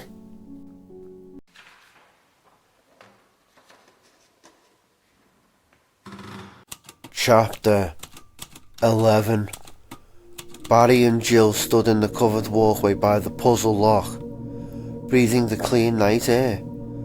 Beyond the high walls, the crickets and cicadas hummed their ceaseless song, a soothing reminder that there was still a sane world outside. Jill's brush with disaster had left her lightheaded and somewhat nauseous, and Barry had gently led her to the back door, suggesting that the fresh air would do her good. He hadn't found Chris or Wesker, though he seemed certain that they were still alive. He had brought her up to speed quickly, retracing his meandering path through the house as Jill leaned against the wall, still taking deep breaths of the warm air. And when I heard the shots, I came running. Barry rubbed absently at his short beard. He smiled at her, a somewhat hesitant grin. Lucky for you. Another couple of seconds, you would have been a Jill sandwich. She smiled back gratefully, nodding, but noticed that he seemed a little Strained. The humour forced. Odd. She wouldn't have figured Barry is the type to tense up in the face of danger. Is it any wonder? We're trapped here. We can't find the team, and this entire mansion is out to get us. Not exactly a laugh riot. I hope I can return the favor if you ever get in a tight spot, she said softly. Really, you saved my life. Barry looked away, flushing slightly. Glad I could help, he said gruffly. Just be more careful. This place is dangerous. She nodded again. Thinking of how close she'd come to dying, she shivered slightly, then forced her thoughts away. They needed to be concentrating on Chris and Wesker. So, you do think they're still alive? Yeah. Besides the shell casings, there was a whole trail of those ghouls in the other wing, all with clean headshots. Gotta be Chris, though I had to splatter a couple more of them upstairs, so I figured he holed up somewhere along the way. Barry nodded towards the copper diagram set into the wall. So, was this Starcrest here already? Jill frowned, a little surprised by the abrupt change of topic. Chris was one of Barry's closest friends. No, I found it in another room with a trap. This place seems to be full of them. In fact, maybe we should look for Wesker and Chris together. No telling what they might have stumbled into, or what else could happen to either of us. Barry shook his head. I don't know. I mean, you're right. We should watch our step. But there are a lot of rooms, and our first priority ought to be securing an escape. If we split up, we can try to find the rest of those crests, and look for Chris at the same time, and Wesker. Though his demeanour didn't change, Jill had the sudden distinct impression that Barry was uncomfortable. He had turned away to study the copper diagram, but it almost seemed as if he was trying to avoid eye contact. Besides, he said, we know what we're up against now. As long as we use a little common sense, we'll be fine. Barry, are you okay? You seem tired. It wasn't the right word, but it was the only one that came to mind. He sighed, finally looking at her. He did seem tired. There were dark circles under his eyes, and his wide shoulders were slumped. No, I'm alright. Just worried about Chris, you know. Jill nodded, but she couldn't shake the feeling that there was more to it than that. Since he pulled her out of the trap, he'd been acting unusually subdued, even nervous. Paranoid much? This is Barry Byrne you're talking about, the backbone of the Raccoon Stars, not to mention the man who just saved your life. What could he possibly be hiding? Jill knew she was probably being overly suspicious, but all the same, she decided to keep her mouth shut about Trent's computer. After all she'd been through, she wasn't feeling particularly trusting, and it sounded like he already had a pretty good idea of the mansion's layout, so it wasn't like he needed the information. That's it. Keep rationalizing. Next thing you'll be suspecting Captain Wesker of planning this whole thing. Jill scoffed inwardly as she pushed herself away from the wall, and she and Barry walked slowly back toward the house. Now that was paranoid. They stopped as they reached the door, Jill taking a few final lungfuls of the sweet air, letting it settle their nerves. Barry had taken out his Colt Python and was reloading the empty chambers, his expression grim. I thought I'd go back over to the East Wing, see if I can pick up Chris's trail, he said. Why don't you head upstairs and start looking for the other crests? That way we can cover all of the rooms, work our way back to the main hall. Jill nodded, and Barry opened the door. The rusty hinges squealing in protest, a wave of cold swept past them, and Jill sighed, trying to prepare herself to face another maze of frigid, shadowy halls, another series of unopened doors, and the secrets that lay behind them. You're gonna do fine, Barry said smoothly, placing a warm hand on her shoulder and gently ushering her back inside. As soon as the door closed behind them, he lifted his hand in a casual salute, smiling. "Good luck," he said, and before she could respond, he turned and hurried away, weapon in hand. With another creak of ancient metal, he slid through the double doors at the end of the hall and was gone. Jill stared after him, alone once again in the chilled, stinking silence of the dim corridor. It wasn't her imagination. Barry was keeping something from her, but was it something she needed to worry about, or was he just trying to protect her? Maybe he found Crystal Wesker dead and didn't want to tell me. It wasn't a pleasant thought, but it would explain his strange, hurried behaviour. He obviously wanted them to get out of the house as soon as possible, and wanted her to stay on the west side. And the way he'd fixated on the puzzle mechanism, seeming more concerned with their exit than with Chris's or Wesker's whereabouts. She looked down at the two crumpled figures in the hall, at the tacky, drying pools of red that surrounded them. Maybe she was trying too hard to find a motive that didn't exist. Maybe, like her, Barry was scared and sick of feeling like death could come at any time. Maybe I should stop thinking about it and do my job. Whether or not we find the others, he's right about needing to get out. We have to get back to the city. Let people know what's out here. Jill straightened her shoulders and walked to the door that led to the stairwell, drawing her weapon. She'd made it this far. She could make it a little farther, try to unravel the mystery that had taken the lives of so many. Or die trying, her mind whispered softly.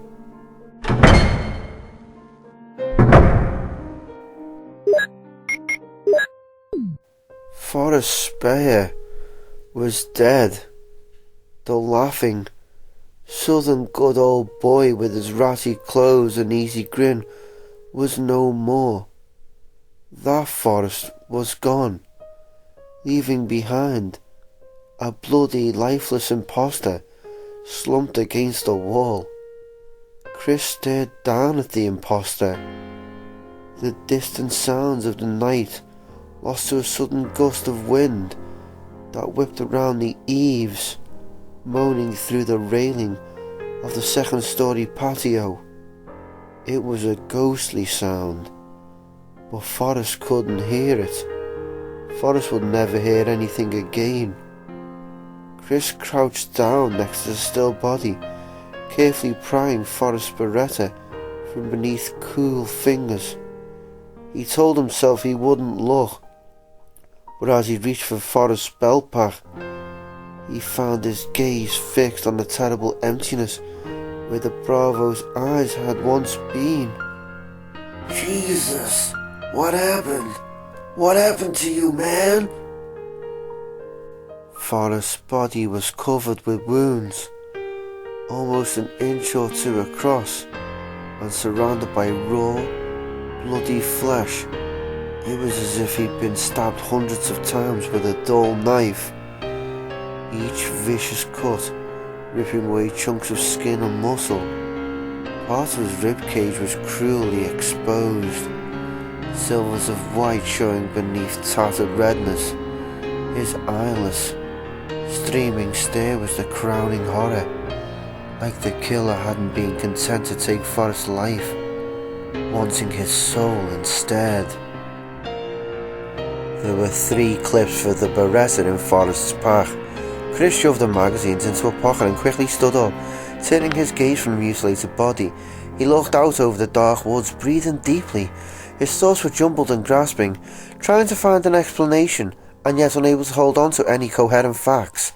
Once in the main hall, he decided to check all of the doors to see which were unlocked, and when he'd seen the bloody handprints in the tiny upstairs hall and heard the wailing cries of birds, he charged in, ready to deal some justice. Crows! It sounded like crows. An entire flock. Or a murder, actually. Pack of dogs, kennel kittens, murder of crows. He blinked, his tired mind focusing on the seemingly random bit of trivia. Frowning, Chris crouched back down next to Forrest's ravaged body, studying the jagged wounds closely. There were dozens of tiny scratches amidst the more serious cuts, scratches set into line patterns. Claws! Talons! Even as the thought occurred to him, he heard the restless flutter of wings. He turned slowly, still holding Forrest's beretta in a hand that had suddenly gone cold. A sleek, monstrous bird was perched on the railing not 2 feet away, watching him with bright black eyes. Its smooth feathers gleamed dully against its bloated body, and a ribbon of something red and wet hung from its beak. The bird tilted its head to the side and let out a tremendous shriek.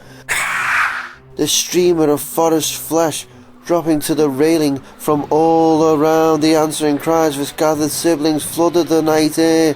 There was a furious whisper of oversized wings as dozens of dark, fluttering shapes swooped out from beneath the eaves, screeching and clawing. Chris ran, the image of Forrest's body, bloody, terrible eyes burned into the pounding thoughts. He lunged for escape.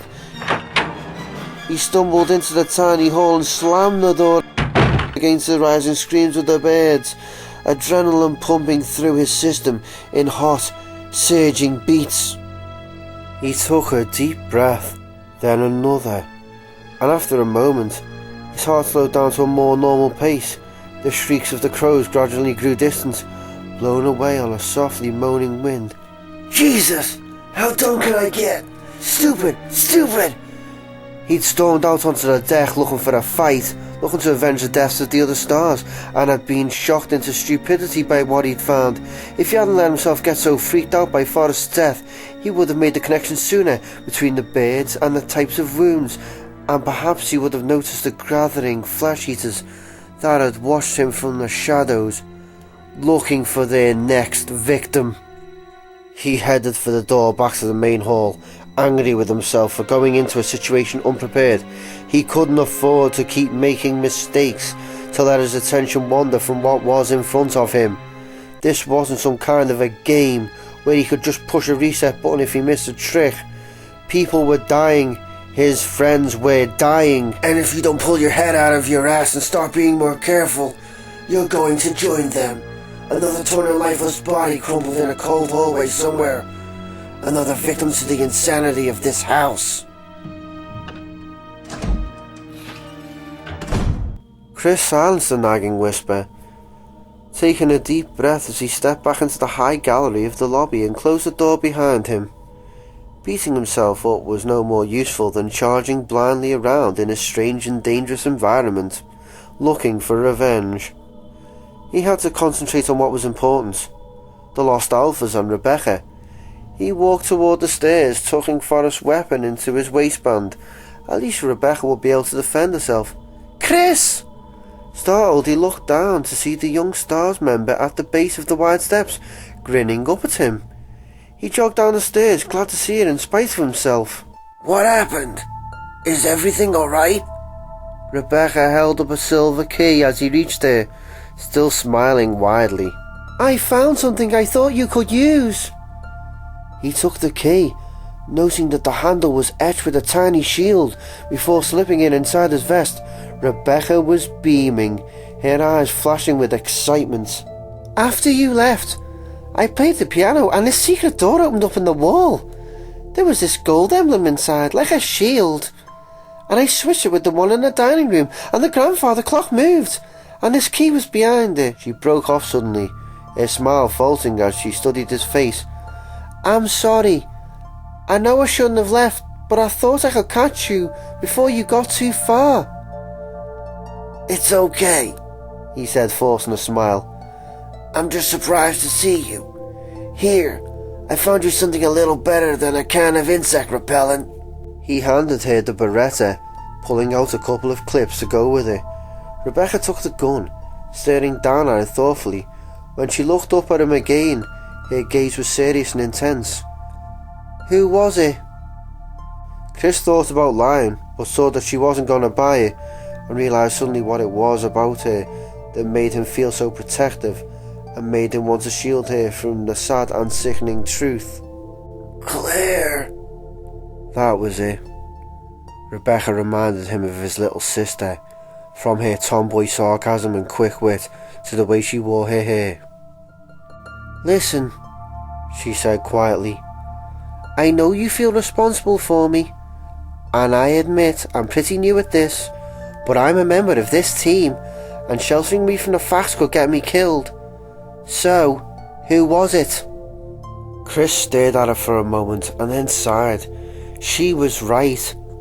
"Forrest! I found him outside. He'd been pecked to death by crows. Kenneth's dead too." A sudden anguish passed across her eyes, but she nodded firmly, keeping her gaze on his. "Okay, so what do we do now?" Chris couldn't help the slightest of smiles, trying to remember if he'd ever been so young. He motioned up the stairs, hoping that he wasn't about to make another mistake. "I guess we try another door." Wesker didn't catch much of the conversation between Barry and Jill, but after a muffled "good luck" from Mr. Burton, he heard the door open and close somewhere nearby, and a moment later the hollow thump of bootsteps against wood, followed by another closing door. The hall outside was clear, his team off on their mission to find the rest of the Copper Crests. "Looks like I picked the right room to wait in." He'd used a helmet key to lock himself into a small study by the back door, the perfect place from which to monitor the team's progress. Not only could he hear them coming and going, he'd be able to get a head start to the labs. He held the heavy wingcrest up to the light of the desk lamp, grinning. It had been too easy, really. He'd happened across the plaster statue on his way back from talking to Barry, and remembered that it had a secret compartment somewhere. Rather than waste valuable time searching, he simply pushed the hideous thing off the dining room balcony. It hadn't been hiding one of the crests, but the sparkle of the blue jewel amidst the rubble had been almost as good. There was a room just off the dining hall that held a statue of a tiger with one red eye and one blue eye. One of the few mechanisms that he'd remembered from an earlier visit. A quick visit to the statue had confirmed his suspicions. Both eyes had been missing, and when he placed the gaudy blue jewel into its proper socket, the tiger had turned to one side and presented him with the crest. Just like that, he was one step closer to completing his mission. "When the other three are in place, I'll wait until they're off looking for the final piece, and then slip right out the door." He considered going to check the diagram, but decided against it.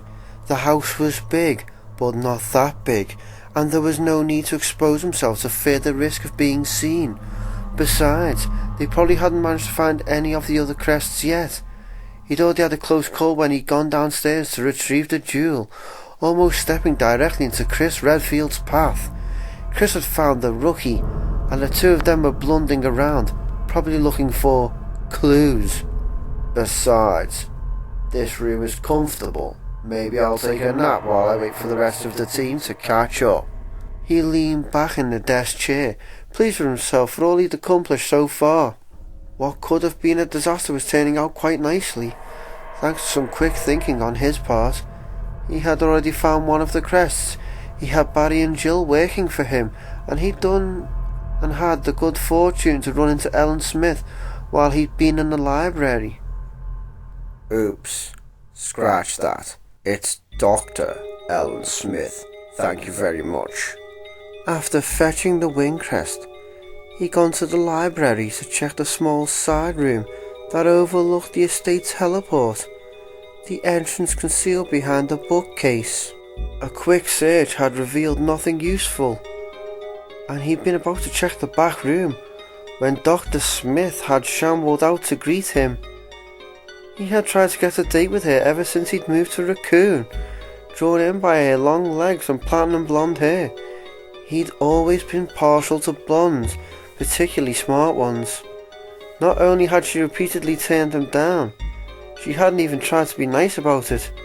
When he'd called her Ellen, she had coolly informed him that she was his superior and a doctor, and would be addressed as such, Ice Queen through and through.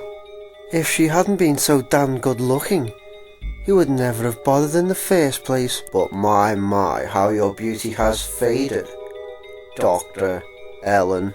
Wesker closed his eyes, smiling, reliving the experience. It had been the ratty strings of blonde hair that had given her away as she shuffled out from behind the shelf, moaning and reaching for him. Her legs were still long, but they'd lost a lot of their appeal, not to mention a fair amount of skin. What a lovely perfume you're wearing, Dr. Smith, he'd said, and then 2 shots to her head, and she'd gone down a spray of blood and bone. Wesker didn't like to think of himself as a shallow man, but pulling the trigger on the high-riding bitch had been wonderfully, no, deeply gratifying. Like icing on a cake. A little bonus perk for taking matters in hand. Maybe if I'm lucky I'll run into that prick Sarton down in the labs. After a few moments, Wesker stood up and stretched, turning to scan some of the titles on the bookshelf behind him. He was eager to get moving, but it might take the stars a while to find the rest of the puzzle pieces, and there was really nothing he could do to hurry the process. He might as well keep busy. He frowned, struggling to make sense of the technical titles. One of the books was called Phagemids, Alpha Complementation Vectors. The next one was cDNA Libraries and Electrophoresis Conditions. Biochemistry texts and medical journals. Terrific. Maybe he'd get that nap in after all. Just reading the titles was making him sleepy. His gaze fell across a heavy-looking tome, sitting by itself on one of the lower shelves, bound in a fine red leather. He picked it up, glad to see a title he could read printed across the front, even one as stupid as Eagle of East, Wolf of West. Wait, that's the same thing written on the fountain. Wesker stared at the words, feeling his good mood slipping away. It couldn't be. The researchers had gone nuts, but surely they wouldn't have locked down the labs. There was no reason for it. He opened the book almost frantically, praying he was wrong, and let out a low moan of helpless rage at what was tucked into the sham book's glued pages. A brass medallion with an eagle engraved on it lay in the cut-away compartment, part of a key to yet another part of Spencer's insane locks. It was like the punchline to a cruel joke. To get out of the house, he had to find the crests. Once out in the courtyard, he'd have to make his way through a winding maze of tunnels that ended in a hidden section of the garden, where there was an old stone fountain that marked the entrance to the underground labs. The fountain was one of Spencer's fanciful creations, a marvel of engineering that could be opened and closed to hide the facility underneath, provided, of course, that you had the keys. 2 medallions made out of brass. An eagle on one, a wolf on the other. Finding the eagle meant the gate was closed, and that meant the wolf could be anywhere at all, and that his chances of even getting to the lab had just dropped to somewhere near zero.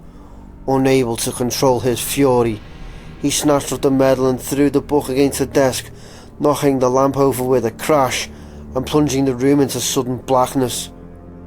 There was no longer any point in holding on to the wing crest. His perfect plan was ruined.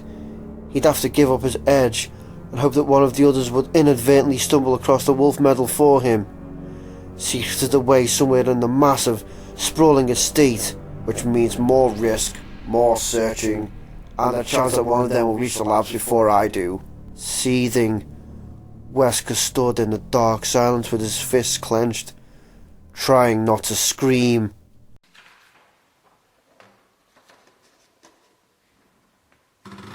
Chapter 12. Jill heard something like breaking glass and held perfectly still, listening. The acoustics of the mansion were strange, the long corridors and unusual floor plan making it hard to tell where the sounds were coming from, or if you even heard them at all. She sighed, taking a last look around the quiet book-lined sitting room at the top of the stairs. Shorty checked the 3 other rooms along the gallery railing and found exactly nothing of interest. A sparse bedroom with 2 bunks, an office, and an unfinished den with a locked door. and a fireplace inside. The only switches she'd found were light switches, though she had gotten excited over a rather sinister looking black button on the wall of the office until she'd pushed it and found that she'd managed to discover the drainage control for an empty fish tank in the corner. She found some ammo for the Remington.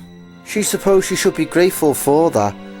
A dozen shells in a metal box underneath one of the bunks in the bedroom. But if there'd been any hidden crests, she'd missed them. Jill took out Trent's computer and checked the map, finding her position at the top of the stairs. Just past the sitting room's second door was a wide U-shaped corridor that angled back around the front hall balcony. The corridor also connected to two more rooms, one a dead end and the other leading through several more. She put the computer away and drew her Beretta, taking a moment to clear her mind before stepping into the corridor. It wasn't easy, between trying to figure out what had happened in the house to create monsters and her concerns for and about her team. Her thoughts were distinctly messy. Should have looked closer at those papers. The office had been simple. A desk, a bookshelf, but there was a rack of lab coats by the door, and the papers strewn across the desk had mostly been lists of numbers and letters. She knew just enough chemistry to know that she was looking at chemistry, so she didn't bother trying to read them. But since finding the papers, she had begun to think of the zombies as a result of a research accident. The mansion was too well maintained to have come from private money, and the fact that it had been kept a secret for so long suggested a cover-up. She guessed that there was a couple of months' worth of dust on almost everything, which coincided with the first attacks in Raccoon. If the people in the house had been conducting some kind of an experiment and something had gone wrong. Something that transformed them into flesh-eating ghouls? That's a bit far-fetched. But it made more sense than anything else she could come up with, although she'd keep her mind open to other possibilities. As to her concerns about the team, Barry was acting weird, and Chris and Wesker were still missing. No new developments here. And there won't be any if you don't get going. Right. Jill put her musings on hold and stepped out into the hall. She noticed the smell before she actually saw the zombie farther down the corridor. Crumpled to the floor, the small wall sconces cast an uneven glow over the body, reflecting off of dark red trim and tinting everything in the corridor a smoky crimson. She trained her weapon on the still body and heard a door closing somewhere close by. Barry? He'd said he was going to be in the mansion's other wing. Or maybe he'd found something and had come looking for her. Or maybe she was going to finally meet up with someone else from the team. Smiling at the thought, she hurried down a gloomy hall, eager to see another familiar face.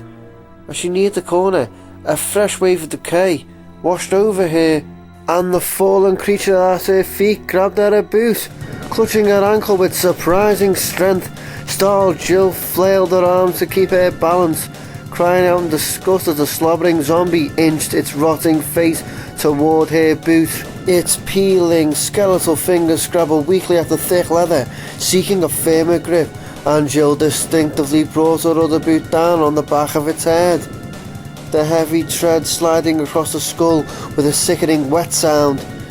A wide piece of flaking scalp tore away, revealing glistening bone. The creature kept clawing at her, oblivious to pain.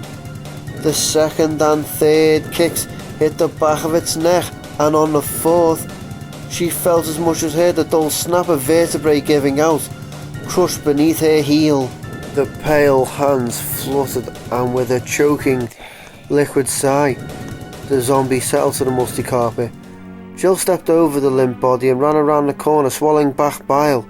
She was convinced that the pitiful creatures roaming the halls were victims somehow, just as much as Becky and Priest had been, and releasing them to death was a kindness, but they were also a menace, not to mention morbidly unwholesome. She had to be more cautious. There was a door to her right, heavy wood overlaid with twinning metal designs. There was a picture of armour over the key plate, but like the other doors she'd come across upstairs, it was unlocked. There was no one inside the well-lit room, but she hesitated, suddenly reluctant to continue her search for whoever was wandering around the area. 2 walls of the large chamber were lined with full suits of armour, 8 to a side, and there was a small display case at the back, not to mention a large red switch set into the middle of a grey tiled floor. Another trap?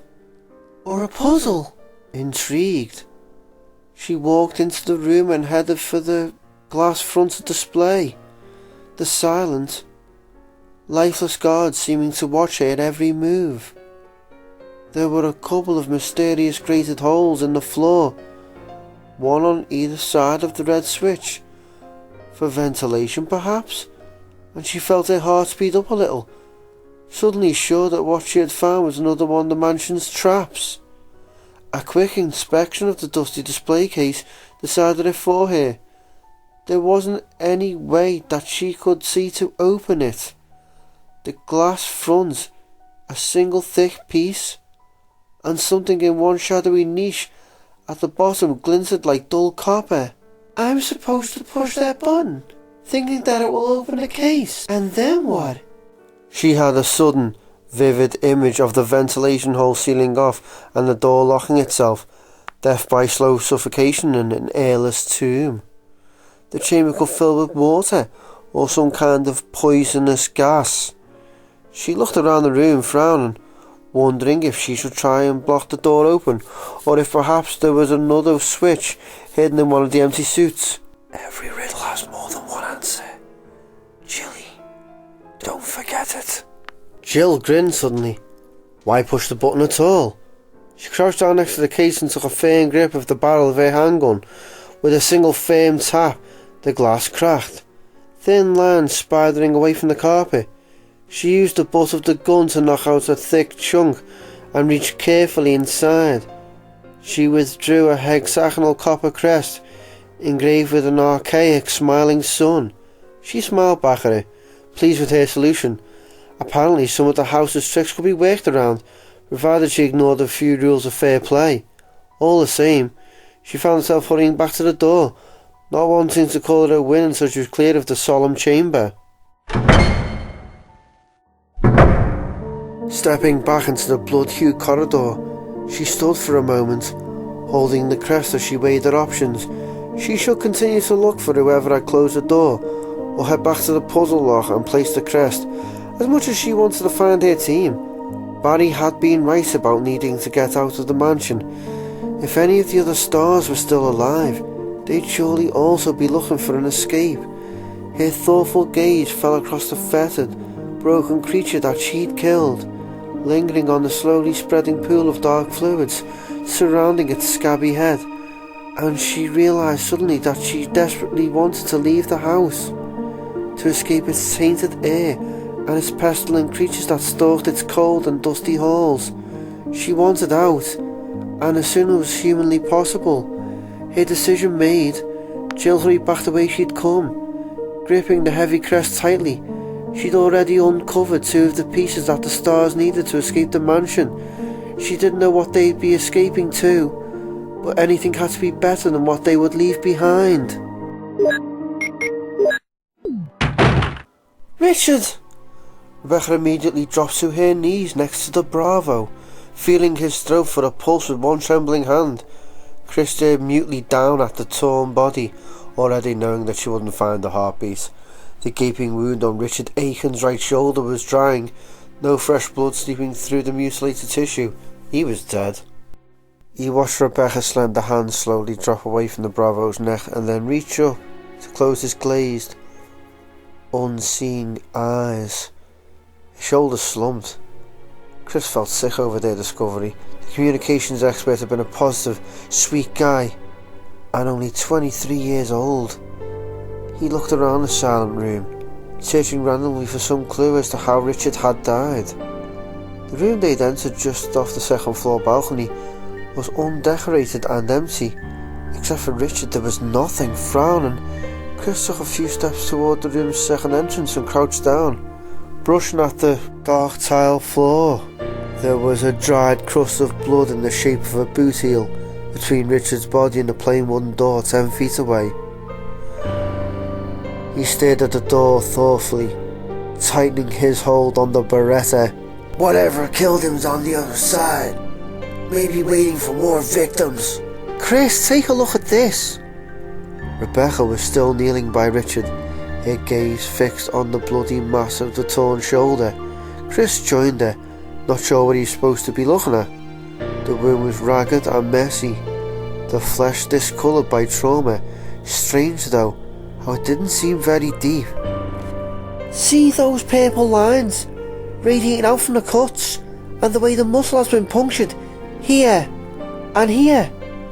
She pointed out 2 dark holes almost 6 inches apart, each surrounded by skin that had turned an infected looking red. Rebecca sat back on her heels, looking up at him. I think he was poisoned. It looks like a snake bite. Chris stared at her. What snake gets that big? She shook her head, standing. Got me. Maybe it was something else. But that wound shouldn't have killed him. It would have taken hours for him to bleed out. I'm pretty sure he was poisoned. Chris regarded her with new respect. She had a good eye for details and was handling herself remarkably well, considering. He searched Richard's body quickly, coming up with another full clip on a shortwave radio. He handed them both to Rebecca, tucking Richard's empty Beretta into his waistband. He looked at the door again, then back at Rebecca. Whatever killed him might be back there. Then we'll have to be careful, she said. Without another word, she walked to the door and stood there waiting for him. I've got to stop thinking of her as a kid. She's outlived most of her team already. She doesn't need me to patronise her or tell her to wait behind. He stepped up to the door and nodded at her. She turned the knob and pushed it open.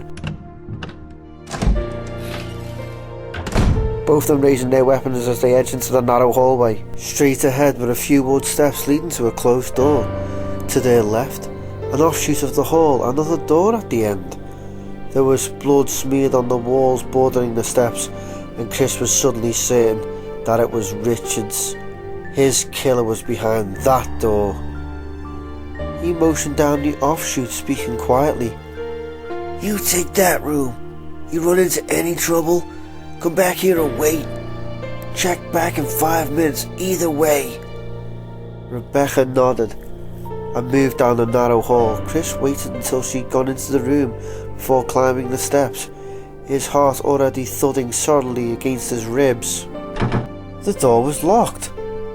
But Chris saw that there was a tiny shield etched next to the keyhole. Rebecca was turning out to be more useful than he could have possibly imagined. He took out the key she'd given him and unlocked the wide door, checking his Beretta before moving inside. It was a large attic, as plain and unassuming as the rest of the mansion was ornate.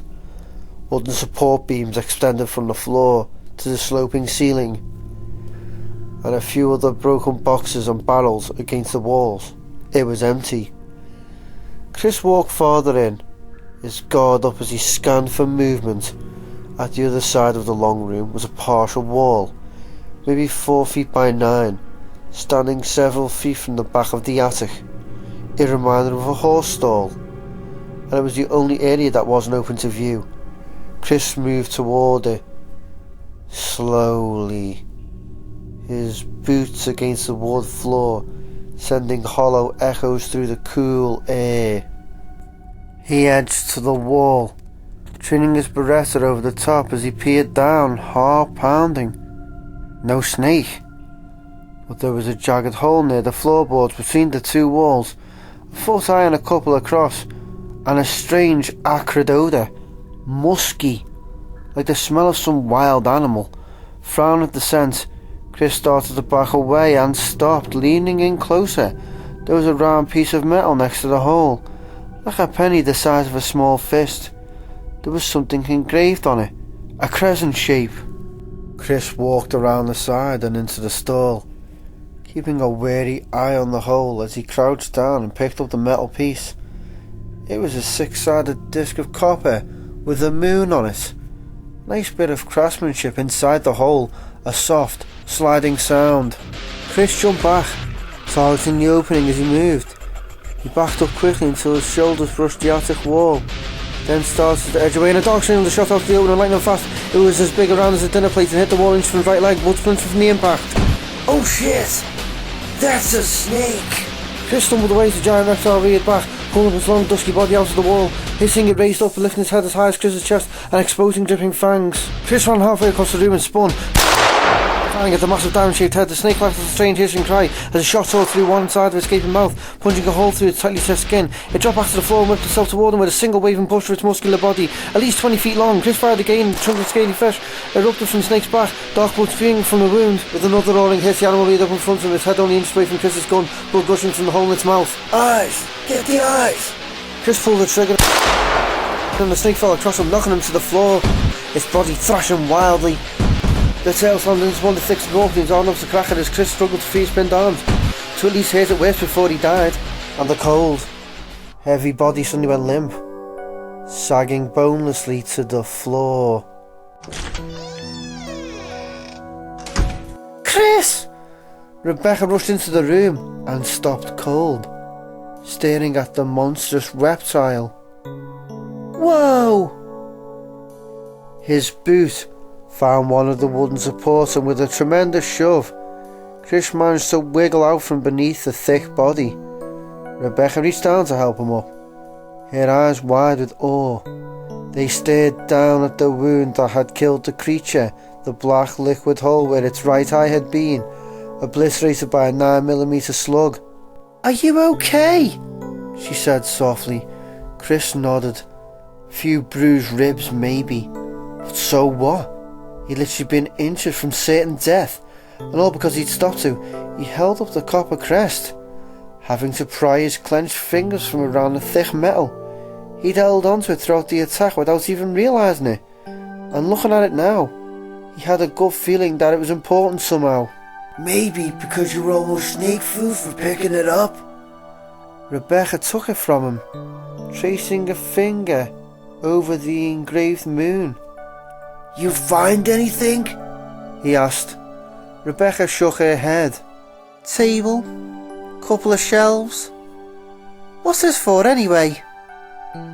Chris shrugged, looking back down at the bloody hole where the snake's shining eye had been.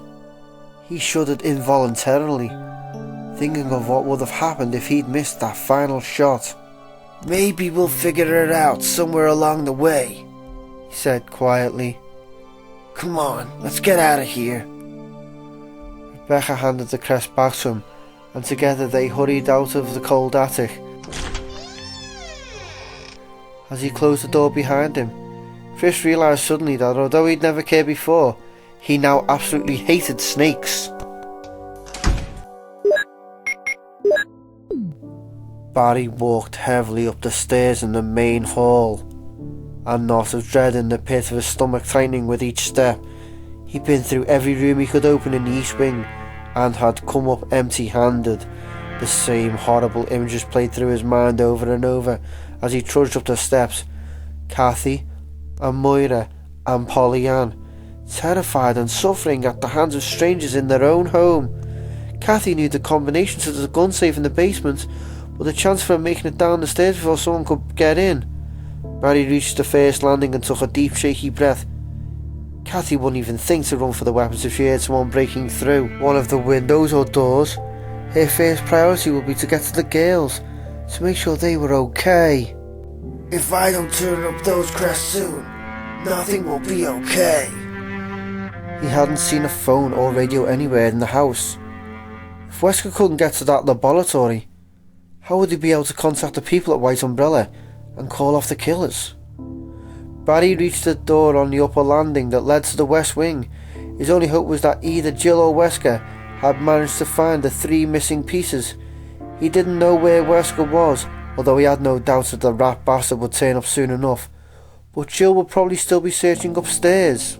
They could split up the rooms she hadn't checked and at least rule out the least likely areas. If they couldn't uncover any more of the crests, he'd have to go back to the East Wing and start ripping apart furniture. He opened the door that led to the red hallway. lost in thought, and very nearly ran into Chris Redfield and Rebecca Chambers as they stepped out of the doorway on his right. Chris's face lit up with a broad, beaming grin. "Barry!" The younger man stepped forward and embraced him roughly, then backed up, still grinning. "Jesus, it's good to see you. I was starting to think that me and Rebecca were the last ones alive. Where are Jill and Wesker?" Barry pasted a smile on as he fumbled for an acceptable answer, feeling almost sick with guilt. Lying to Jill hadn't been easy, but he'd known Chris for years. "Kathy and the girls, dead. Jill and I came after you, but all the doors in that hall were locked. And when we got back to the lobby, the captain was gone. Since then, we've been looking for you two and trying to find a way out." Barry smiled more naturally. "It's good to see you too. Both of you. At least that much is true." "So, Wesker just disappeared?" Chris asked. Barry nodded, uncomfortable. "Yeah, and we found Ken. One of those ghouls got to him." Chris sighed. "I saw. Forrest and Richard are dead too." Barry felt a wave of sadness and swallowed thickly, suddenly hating Wesker even more. The people Wesker worked for had done this, and now they wanted to cover it all up, avoiding responsibility for their actions. "And like it or not, I'm going to help them do it." Barry took a deep breath and fixed an image of his wife and daughters in his mind's eye.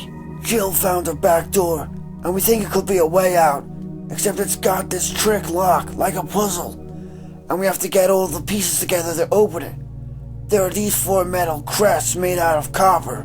Jill got one already, and we think the rest are hidden throughout the mansion." He trailed off at Chris's sudden grin as Chris reached into his vest. "Something like this?" Barry stared at the crest that Chris had produced, feeling his heart speed up. "Yeah, that's one of them. Where did you find it?" Rebecca spoke up, smiling shyly. "He had to fight a big snake for it. A really big snake. I think it may have been affected by the accident. Though across Jenna's fairness, those are pretty rare." Barry reached for the crest as casually as he could manage, frowning. "Accident?" Chris nodded. "We found some information that suggests there's some kind of secret research facility here on the estate, and that something they were working on got loose. A virus. One that can apparently infect mammals and reptiles," Rebecca added. "Not just different species, different families." "It certainly infected mine," Barry thought bleakly. He let his frown deepen, feigning thoughtfulness as he struggled to want an excuse to get away. The captain wouldn't approach him unless he was alone, and he was desperate to get the copper piece into place, to prove that he was still on board, cooperating, and that he'd convinced the rest of the team to help him look. He could feel the seconds ticking away, the metal growing warm beneath his sweating fingers. "We need to get the feds in on this," he said finally. "A full investigation, military support, quarantine of the area." Rebecca and Chris were both nodding, and again Barry felt nearly overwhelmed by guilt. God, if only they weren't so trusting. "But to do that, we have to find all of these crests. Jill might have turned up another one by now. Maybe both of them. I can only pray." "Do you know where she is?" Chris asked. Barry nodded, thinking fast. "I'm pretty sure, but this place is kind of a maze. Why don't you wait in the main hall while I go get her? That way we can organize our search, do a more thorough job." He smiled, hoping it looked more convincing than it felt. "Though if we don't turn up soon, keep looking for more of those pieces. The back door is at the end of the west wing corridors. First floor." Chris just stared at him for a moment, and Barry could see the questions forming in his bright gaze. Questions that Barry wouldn't be able to answer. Why split up at all? What about finding the missing captain? How could he be certain that the back door was an escape? Please just do as I say." "Okay," Chris said reluctantly. "We'll wait. But if she's not where you think she is, come back and get us. We stand a better chance of making it through this place if we stick together. Barry nodded. Before Chris could say anything more, he turned and jogged away down the dim hall. He'd seen the hesitation in Chris's eyes, heard the uncertainty in his voice. And with his final words, Barry felt himself wanting desperately to warn his friend of Wesker's betrayal. Leaving was the only way to keep himself from saying something he might regret, something that might get his family killed. As soon as he heard the door back to the balcony close, he picked up speed, taking the corners at a full run. There was a dead zombie near the door that led to the stairs, and Barry leaped over it, the stench fading away as he ducked through the connecting passage. He took the back stairs 3 at a time as his conscience yammered mercilessly away at him, reminding him of his treachery. You're a liar, Barry. Using your friends the way Wesker's using you. Playing on their trust. You could have told them what was really going on. Let them help you put a stop to it. Barry shook the thoughts away as he reached the door to the covered walk, slamming the heavy metal aside. He couldn't risk it. Wouldn't. What if Wesker had been nearby, had overheard? The captain had Barry's family to blackmail him with, but once Chris and the others knew the truth, what was to stop Wesker from just killing them? If he helped Wesker destroy the evidence, the stars wouldn't be able to prove anything. The captain could just let them all walk away. Barry reached the diagram next to the back door and stopped, staring. Relief flooded through him, cool and sweet. 3 of the 4 openings were filled. The sun, wind, and star crests in place. It was over. He can get to the lab now. Call off his people. He doesn't need us anymore. I can go back in and keep the team busy while he does whatever he has to do. The RPD will show up eventually, and we can forget this ever happened. He was so elated that he didn't register the muted footsteps on the stone path behind him. Didn't realise he wasn't alone anymore till Wesker's smooth voice spoke up beside him. Why don't you finish the puzzle, Mr. Burton? Barry jumped startled. He glared at Wesker, loathing the smug, bland face behind the sunglasses.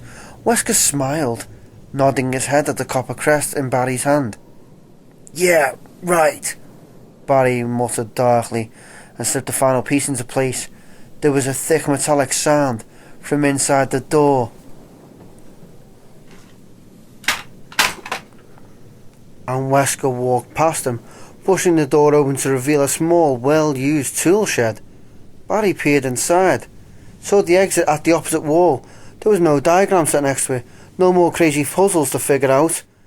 Kathy and the girls were safe. With a low bow, Wesker motioned for Barry to step inside the shed, still smiling. Time's short, Barry, and there's still a lot for us to do. Barry stared at him, confused. What do you mean? You can get to the lab now. Well, there's been a slight change of plans. See, it turns out I need to find something else, and I have an idea of where it might be, but there are some dangers involved. And you've done such a good job so far. I want you to come along. Wesker's smile transformed into a shark-like grin, a cold, pitiless reminder of what was at stake. In fact, I'm afraid I'm going to have to insist on it.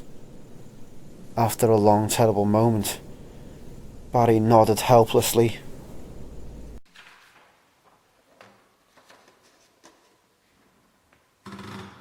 Chapter 13. My dearest Alma, I sit here trying to think of where to begin, of how to explain in a few simple words all that's happened in my life since we last spoke, and already I fail. I hope this letter finds you well and whole, and that you will forgive the tangents of my pen. This isn't easy for me. Even as I write, I can feel the simplest concept slipping away. Lost the feelings of despair and confusion, but I have to tell you what's in my heart before I can rest. Be patient, and accept that what I tell you is the truth. The entire story would take hours for me to tell you, and time is short, so accept these things as fact. Last month, There was an accident in the lab and the virus we were studying escaped. All my colleagues who were infected are dead or dying, and the nature of the disease is such that those who are living have lost their senses. The virus robs its victims of their humanity, forcing them in their sickness to seek out and destroy life. Even as I write these words, I can hear them, pressing against my locked door like mindless, hungry animals, crying out like lost souls.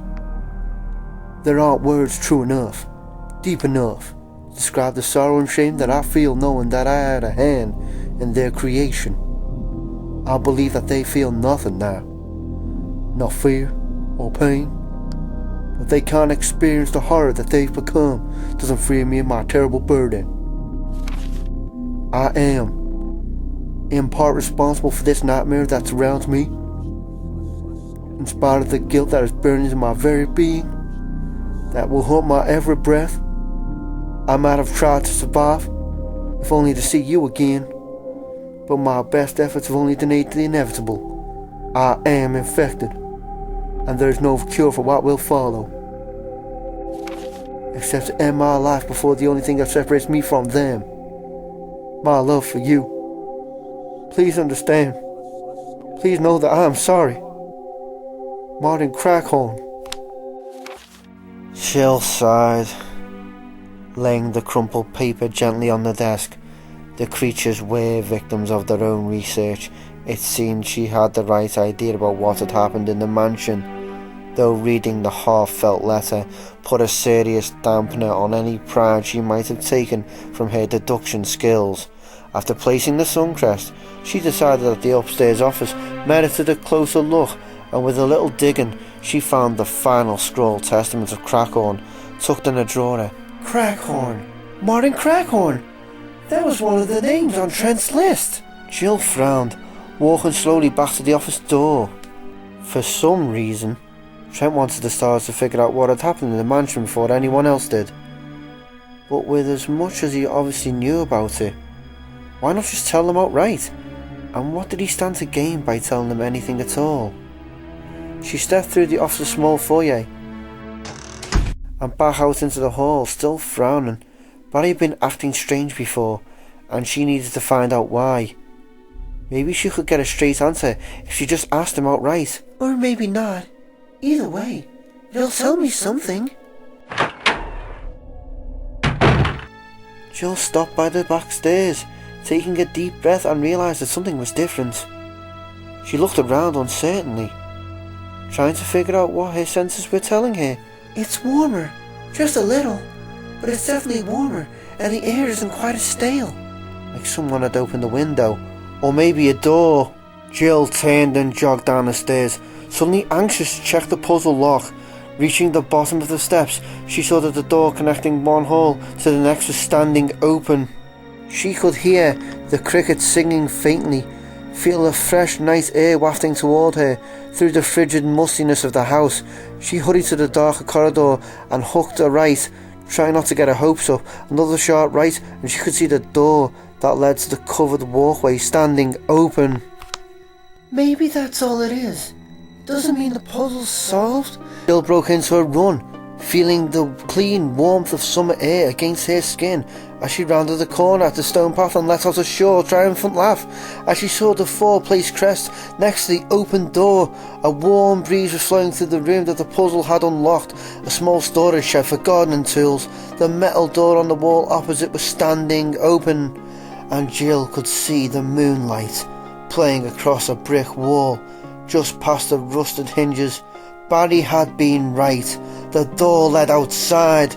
They'd be able to get help now, find a safe route through the woods, or at least signal. But if Barry found the missing pieces, why didn't he come looking for me?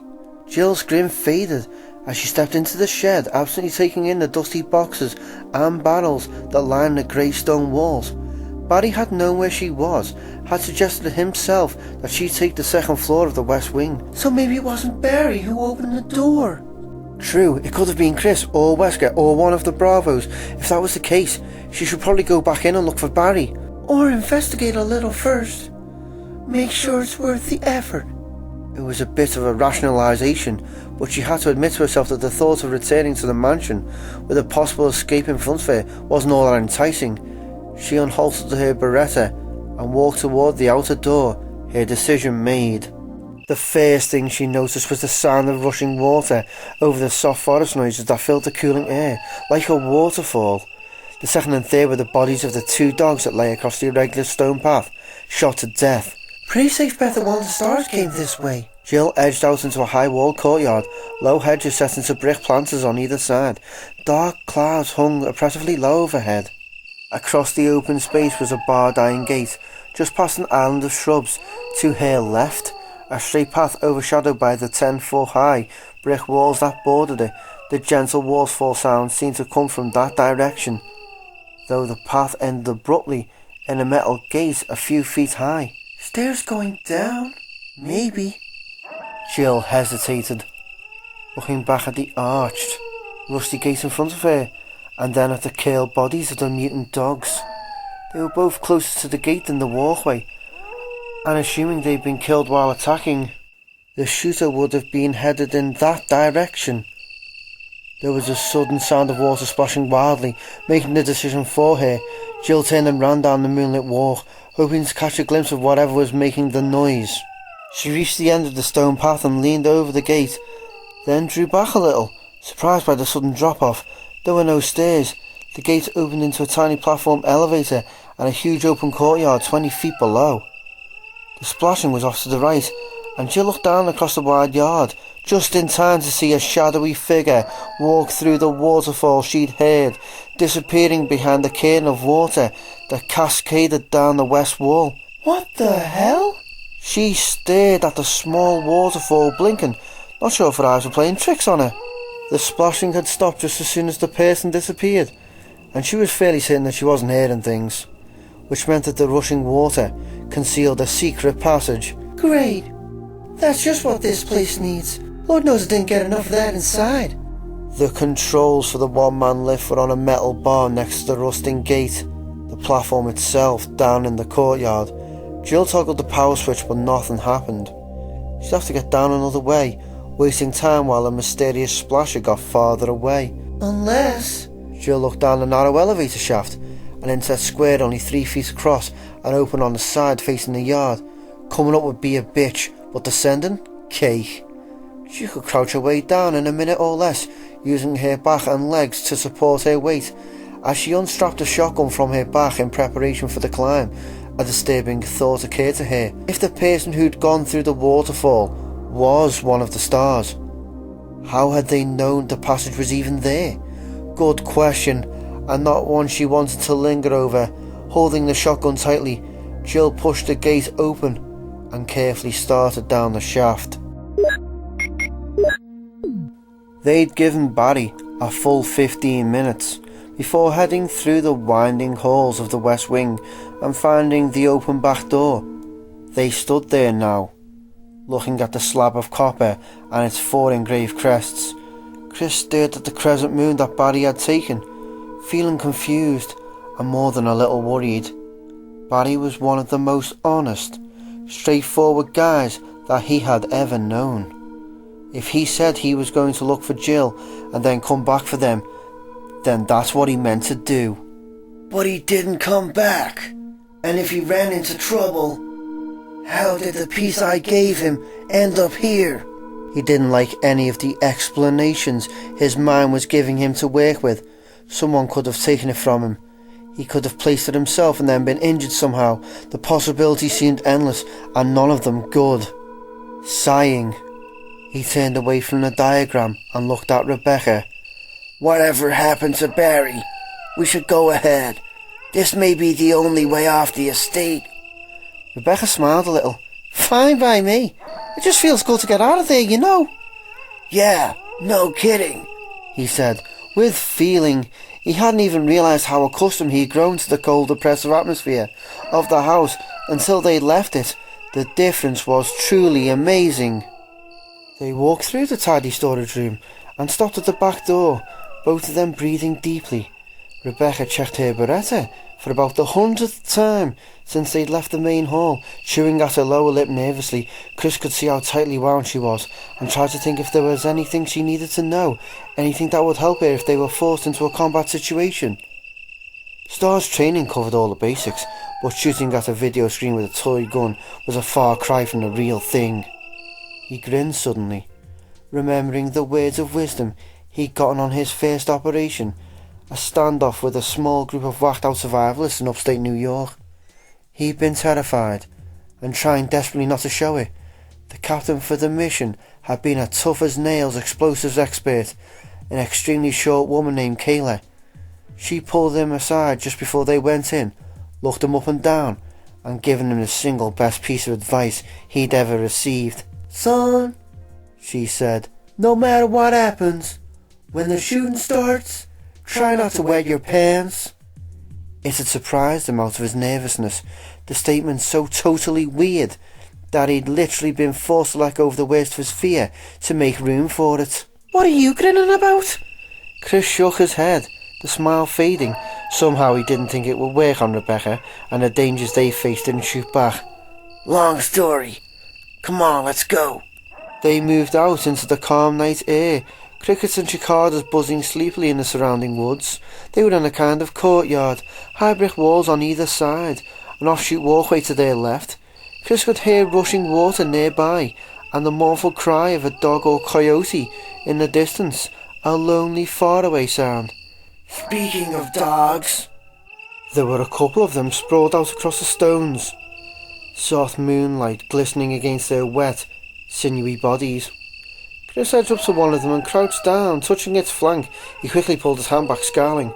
The mutant dog was sticky and warm, like it had been sheathed in a thick layer of mucus. He stood up, wiping his hand on his pants. "Hasn't been dead long," he said quietly. "Less than an hour anyway." There was a rusted iron gate just past some hedges in front of them. Chris nodded at Rebecca, and as they walked toward it, the sound of rushing water increased to a dull roar. Chris pushed at the gate and it swung open on violently squealing hinges, revealing a huge, cut stone reservoir, easily the size of a couple of swimming pools put together. Deep shadows draped and hung at every side, caused by the seemingly solid walls of murky green trees and lush vegetation that threatened to break through the bordering rails. They moved forward, stopping at the edge of the massive pool. It was apparently in the slow process of being drained, the turbulent noise caused by the narrow flow of water through a raised gate on the east side. There wasn't a complete path around the reservoir, but Chris saw that there was a walkway bisecting the pool itself about 5 feet below water level. There were bolted ladders at both sides, and the path had obviously been submerged until quite recently, the stones dark and with dripping algae. Chris studied the unusual setup for a moment, wondering how anyone got across when it wasn't being drained. Another mystery to add to the growing list. Without speaking, they climbed down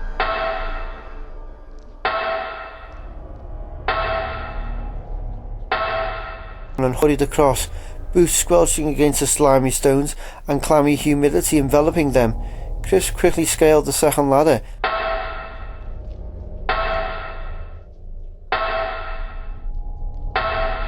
reaching down to help Rebecca up.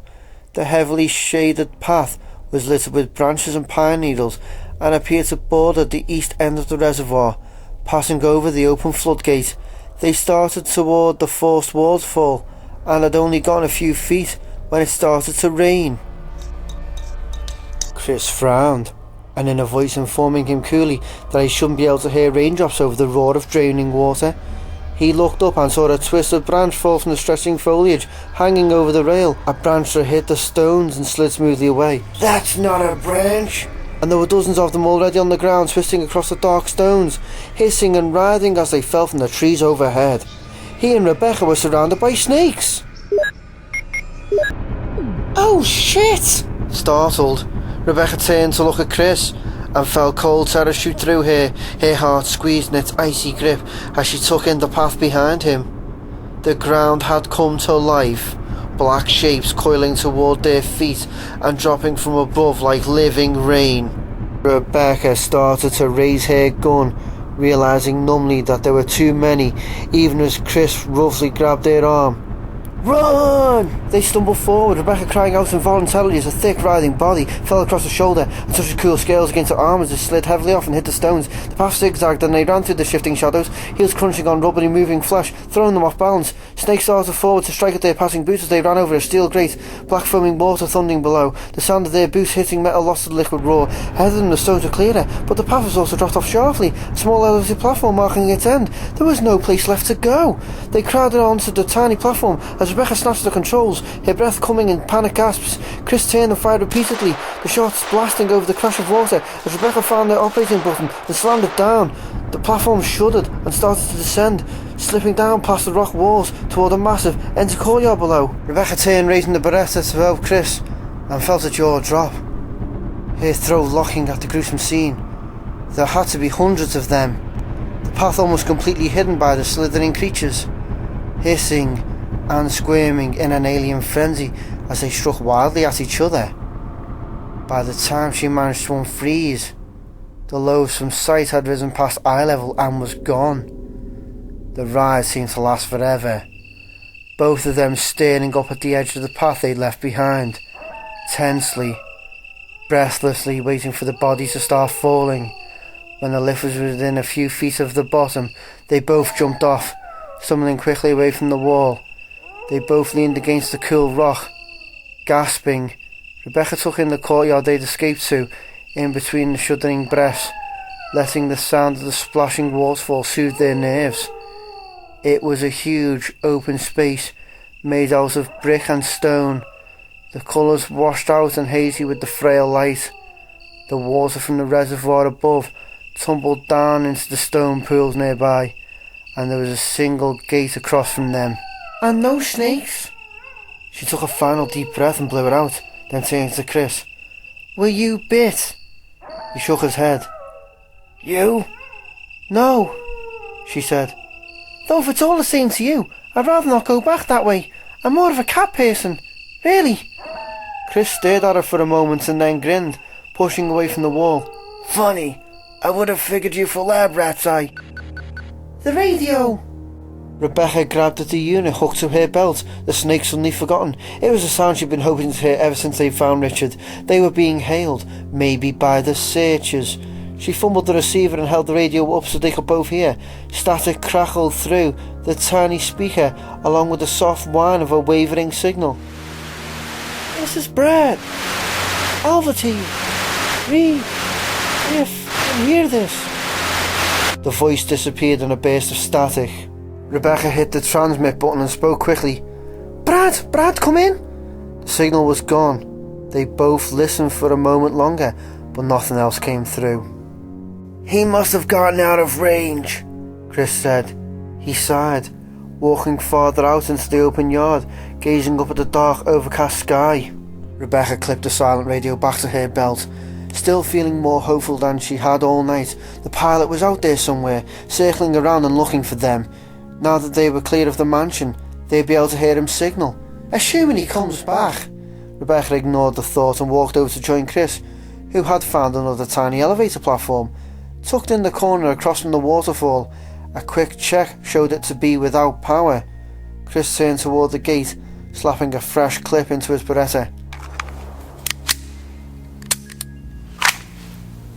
"Shall we see what's behind door number 1? Is a rhetorical question. Unless they wanted to go back through the snakes, it was their only option. Just the same, Rebecca smiled and nodded, wanting to make sure that he knew she was ready and hoping desperately that if anything else happened, she would be.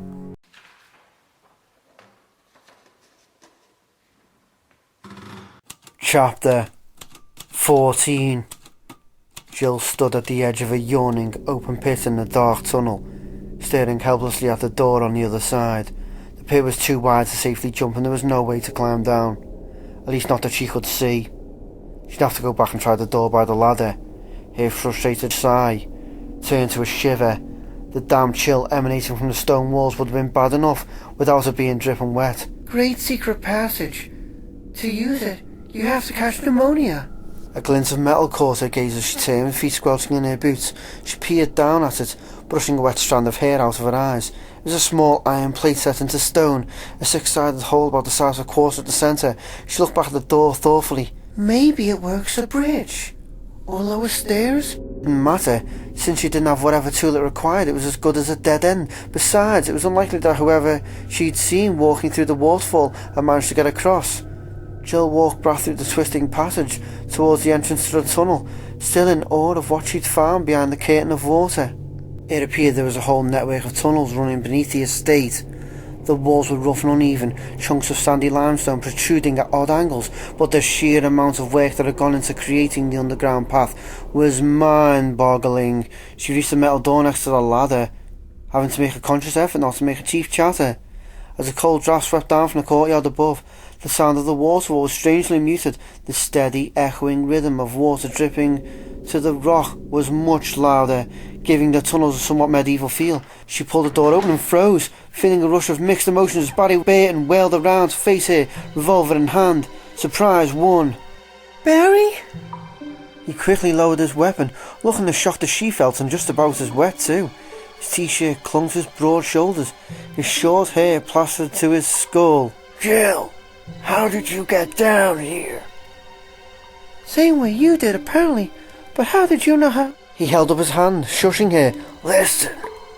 They stood in tense silence, Jill looking up and down the stone corridor and failing to hear whatever Barry had heard. There were metal doors at either end, cast in shadow by the dim utility light overhead. I thought I heard something, he said finally. Voices. Before she could ask any questions, he turned and faced her, smiling uneasy. Look, I'm sorry I didn't wait for you, but I heard somebody walking out in the garden and had to take a look. I found this place by accident, kinda tripped and fell in. Anyway, I'm glad you're here.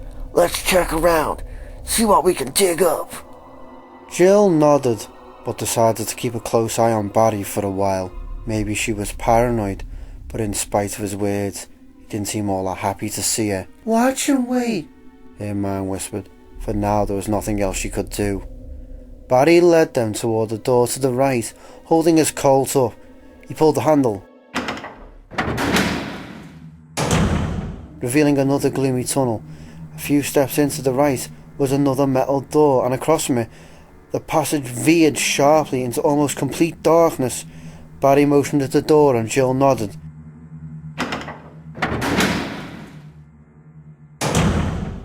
He pushed her open and the two of them moved into another silent corridor.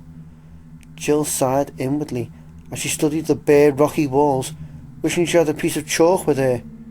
The tunnel they were in now looked pretty much like all the rest of them, turning left up ahead. Shorty felt lost and hoped that there weren't too many more twists and turns. Hello? Who's there? A deep familiar voice shouted from somewhere ahead of them, the words echoing through the passage. Enrico? Jill called out. Jill, is that you? Excited, Jill ran the last few steps to the corner and around, Barry right behind her. The Bravo leader was still alive and had somehow ended up down here. Jill rounded the next corner and saw him sitting against the wall, the tunnel widening out and ending in a shadowy alcove. Hold it! Stop right there! She froze, staring at the breath he had pointed at her. He was injured, blood seeping from his leg and puddling on the floor. Are you with anyone, Jill? His dark eyes were narrowed with suspicion, the black bore of his semi-automatic unwavering. Barry's here too. Enrico, what happened? What's this about? As Barry stepped out from behind the corner, Enrico stared at them both for a long moment, his gaze darting back and forth nervously, and then he sagged, lowering his gun as he fell back against the stones. Barry and Jill hurried over, crouching down next to the wounded Bravo. I'm sorry, he said weakly. I had to make sure. It was as though defending himself had taken his last bit of strength. Jill took his hand gently, alarmed at how pale he was. Blood oozed from his thigh, his pants soaked with it. This whole thing was a setup, he breathed, turning his watering gaze toward her. I got lost. I climbed the fence, saw the tunnels, found the paper. Umbrella knew all along. Barry looked stricken, his face almost as white as Enrico's. Hang on, Rico. We'll get you out of here. You just have to lie still. Enrico shook his head, still looking at Jill. There's a traitor in the stars, he whispered. He told me. Enrico's body jumped as 2 holes suddenly appeared in his chest, blood pulsing out of them in violent spurts. Through the resounding echo of the shots, running footsteps clattered away down the corridor behind him. Barry launched to his feet and sprinted around the corner as Jill helplessly squeezed Enrico's twitching hand. Her heart pounding and sick, he slumped over, dead before he touched the cold stone floor. Her mind flooded with questions as Barry's pursuing footsteps faded away, silence setting once again over the deep shadows. What paper had the Bravo found? When Enrico said traitor, she'd immediately thought of Barry, acting so strangely, but he'd been right beside her when the shots had been fired. So who did this? Who was Trent talking about? Who did Enrico see? Feeling lost and alone, Jill held his cooling hand and waited for Barry to come back. Rebecca was going through an old trunk pushed against one wall of the room they'd entered, shuffling through stacks of papers and frowning while Chris checked out the rest of the room. A single, rumpled cot, a desk, and a towering ancient bookshelf were the only other pieces of furniture. After the cold, alien splendour of the mansion, Chris was absurdly grateful to be in simpler surroundings. They'd come to a house at the end of the long winding path from the courtyard, much smaller and infinitely less intimidating than the mansion. The hall they'd stepped into was plain, undecorated wood, as were the 2 small bedrooms they'd discovered just off the silent corridor. Chris figured they found a bunkhouse for some of the mansion's employees. He had noticed the thick, unmarked dust in the hallway on their way in with a sinking resignation, realising that none of the other stars had made it out of the main house, with no way for him and Rebecca to go back. All they could do was try to find the back door and go for help. Chris didn't like it, but there weren't any other options. After a brief perusal of the shelves, Chris walked to the battered wooden desk and pulled at the top drawer. It was locked. He bent down and felt along the bottom of the drawer, grinning as his fingers touched a thick piece of tape. Don't people ever watch movies? The key's always stuck under the drawer. He peeled the tape away and came up with a tiny silver key. Still grinning, he unlocked the drawer and pulled it open. There was a deck of playing cards, a few pens and pencils, gum wrappers, a crumpled pack of cigarettes, junk mostly, the kind of stuff that always seemed to accumulate in desk drawers. Bingo! Chris picked up the key ring by its leather tag, pleased with himself. If finding the exit was this easy, they'd be on their way back to Raccoon in no time. Looks like we just got a break, he said softly, holding up the keys. The leather tag had the word alias burned into one side, the number 345 written on the back in smudged ballpoint pen. Chris didn't know the significance of the number, but he remembered the nickname from the diary he'd found in the mansion. Thank you, Mr. Alias. Assuming the keys were for the bunkhouse, they were that much closer to getting off the estate. Rebecca was still sitting by the trunk, surrounded by papers, envelopes, even a few grainy photos that she pulled out. She seemed totally absorbed in whatever she was reading, and when Chris walked over to join her, she looked up at him with her eyes clouded by worry. You find something? Rebecca held up the piece of paper she was reading. A couple of things. Listen to this. 4 days since the accident, and the plant at point 42 is still growing and mutating at an incredible rate. She skipped ahead, skimming the page with one finger as she spoke. It calls this thing Plant 42 and says its root is in the basement here.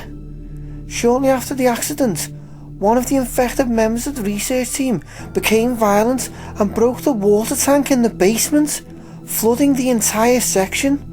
We think some trace chemicals used in the T-virus tests contaminated the water and contributed to Plant 42's radical mutations. A number of shoots have already been traced to different parts of the building, but the main plant now hangs from the ceiling in a large conference room on the first floor. We've determined that Plant 42 has become sensitive to movement and is now carnivorous. In close proximity to humans, it uses tentacular, prehensile vines to entrap its prey, while leash-like adaptations latch onto exposed skin and draw fatal quantities of blood. Several members of staff have already fallen victim to this. It's dated May 21st, signed Henry Sarton.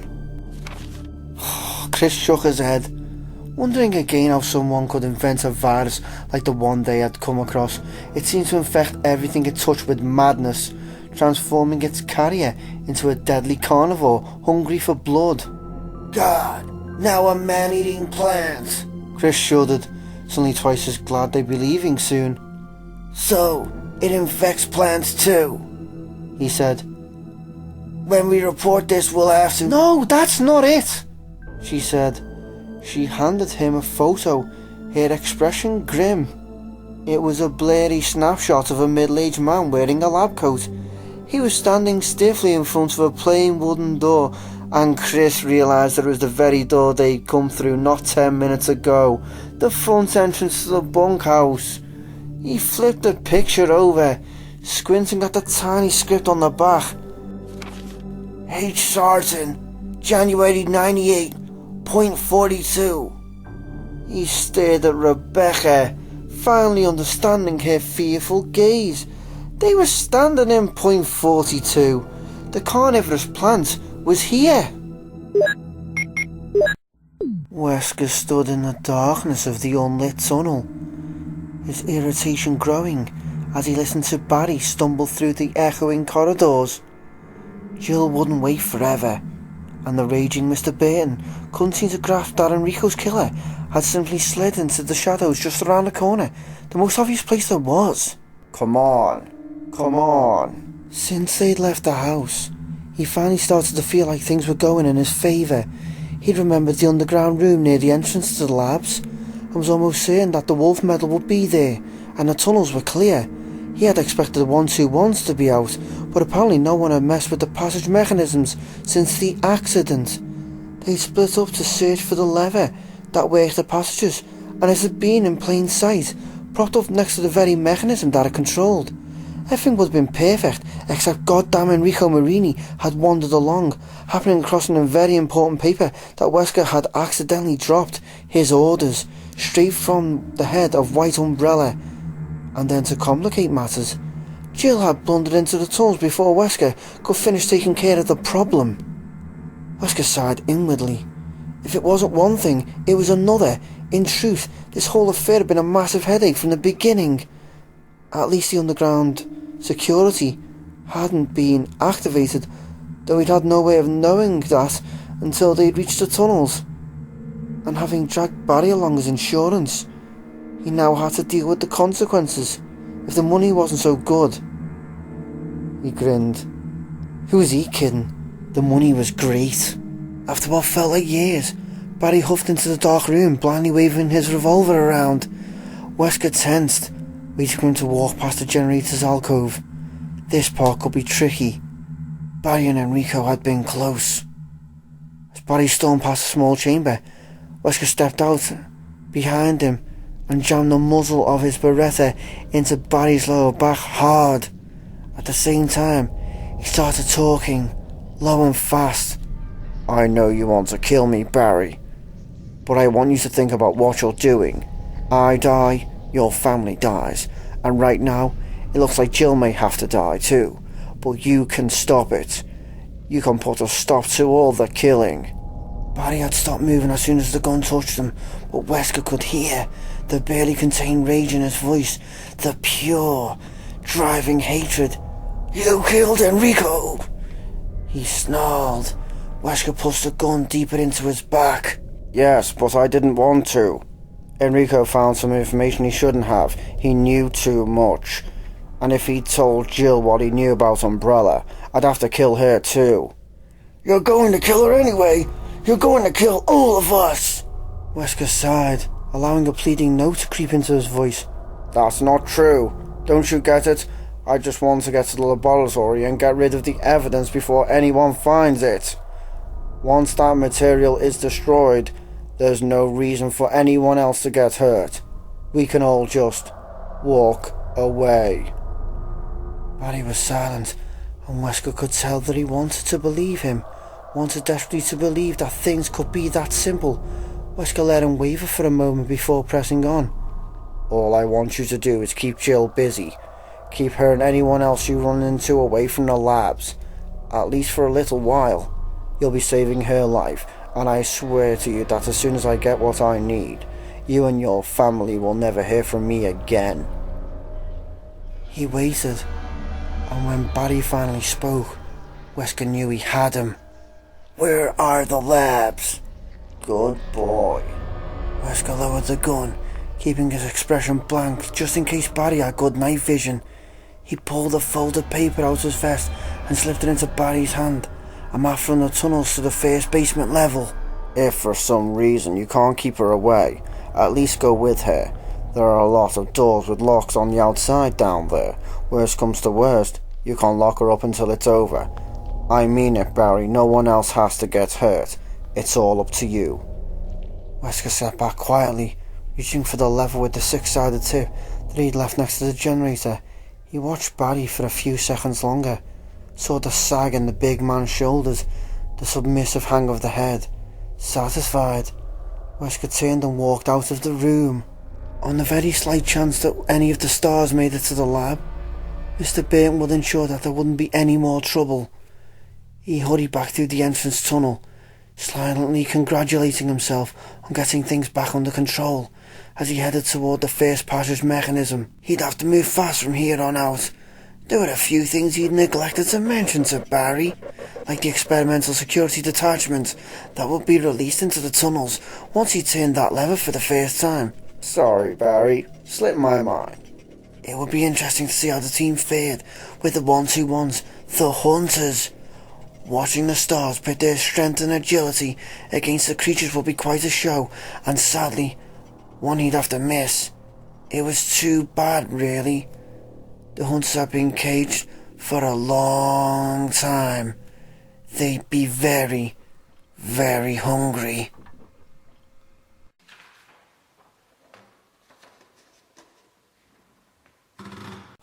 Chapter 15. Barry had been gone for too long. Jill had no idea how extensive the tunnels were, but from what she'd seen they all looked alike. Barry could be lost, trying to find his way back, or he could have found the murderer, and without any backup, he might not come back at all. In any case, staying put wasn't going to help anything. She stood up, taking a last look at the Bravo's pale face, and silently wishing him peace before walking away.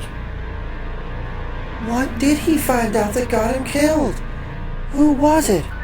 Enrico had only managed to get out that the traitor was a he, but that didn't exactly narrow things down. Except for herself and the rookie, the Raccoon stars were all male. She could rule out Chris since he'd been convinced from the start that there was something weird going on, and now Barry, who'd been with her when Marini died.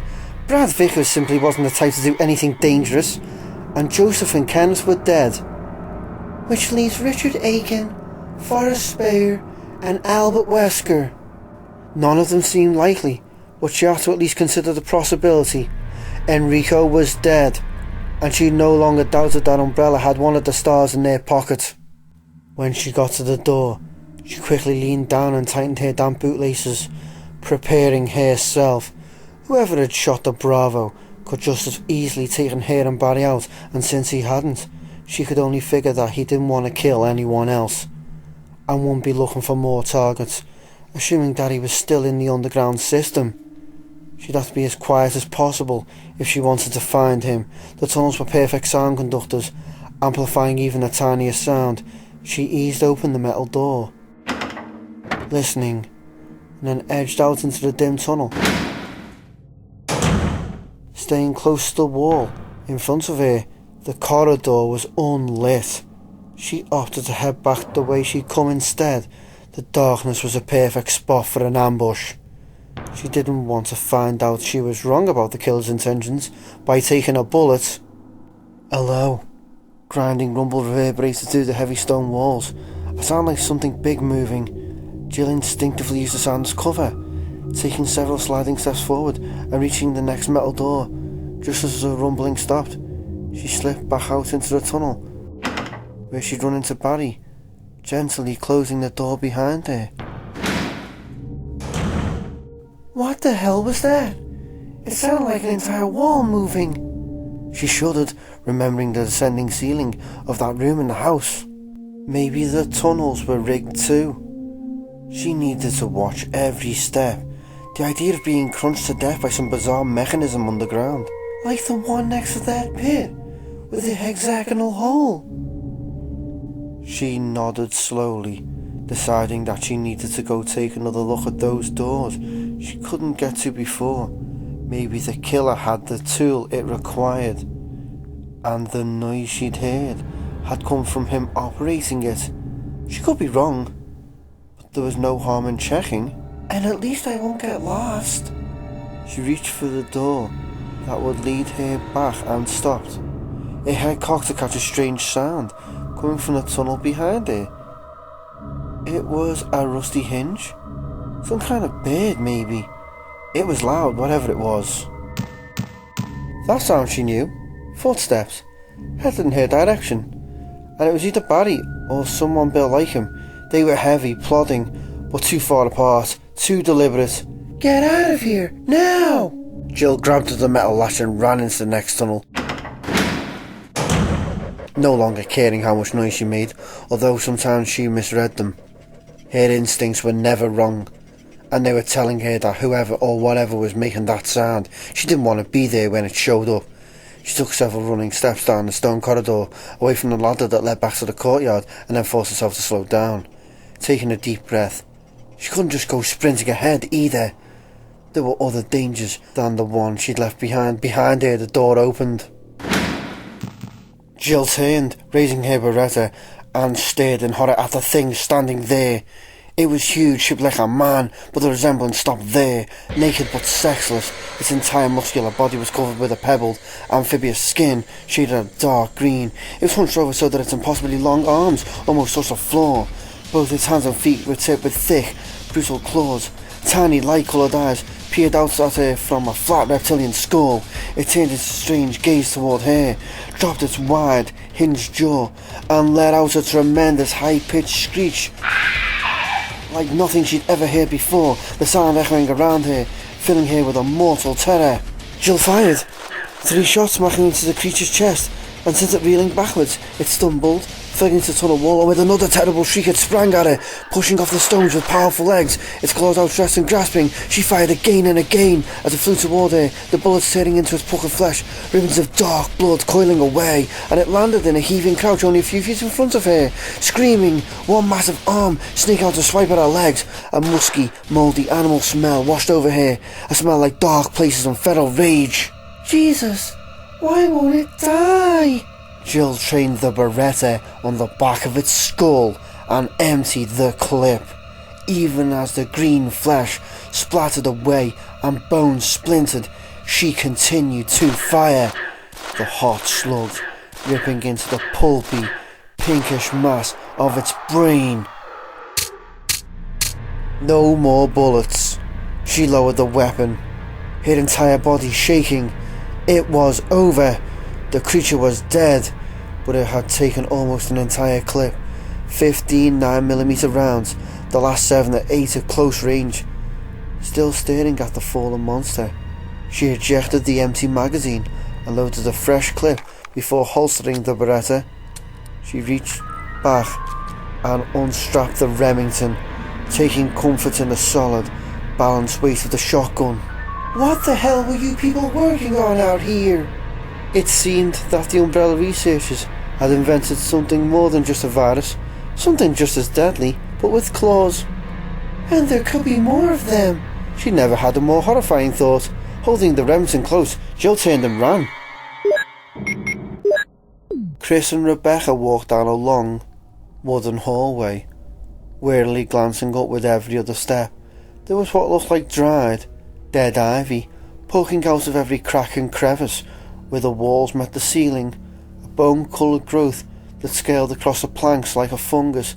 It looked harmless, but after what Rebecca had read to him about Plan 42, Chris kept himself ready to move quickly.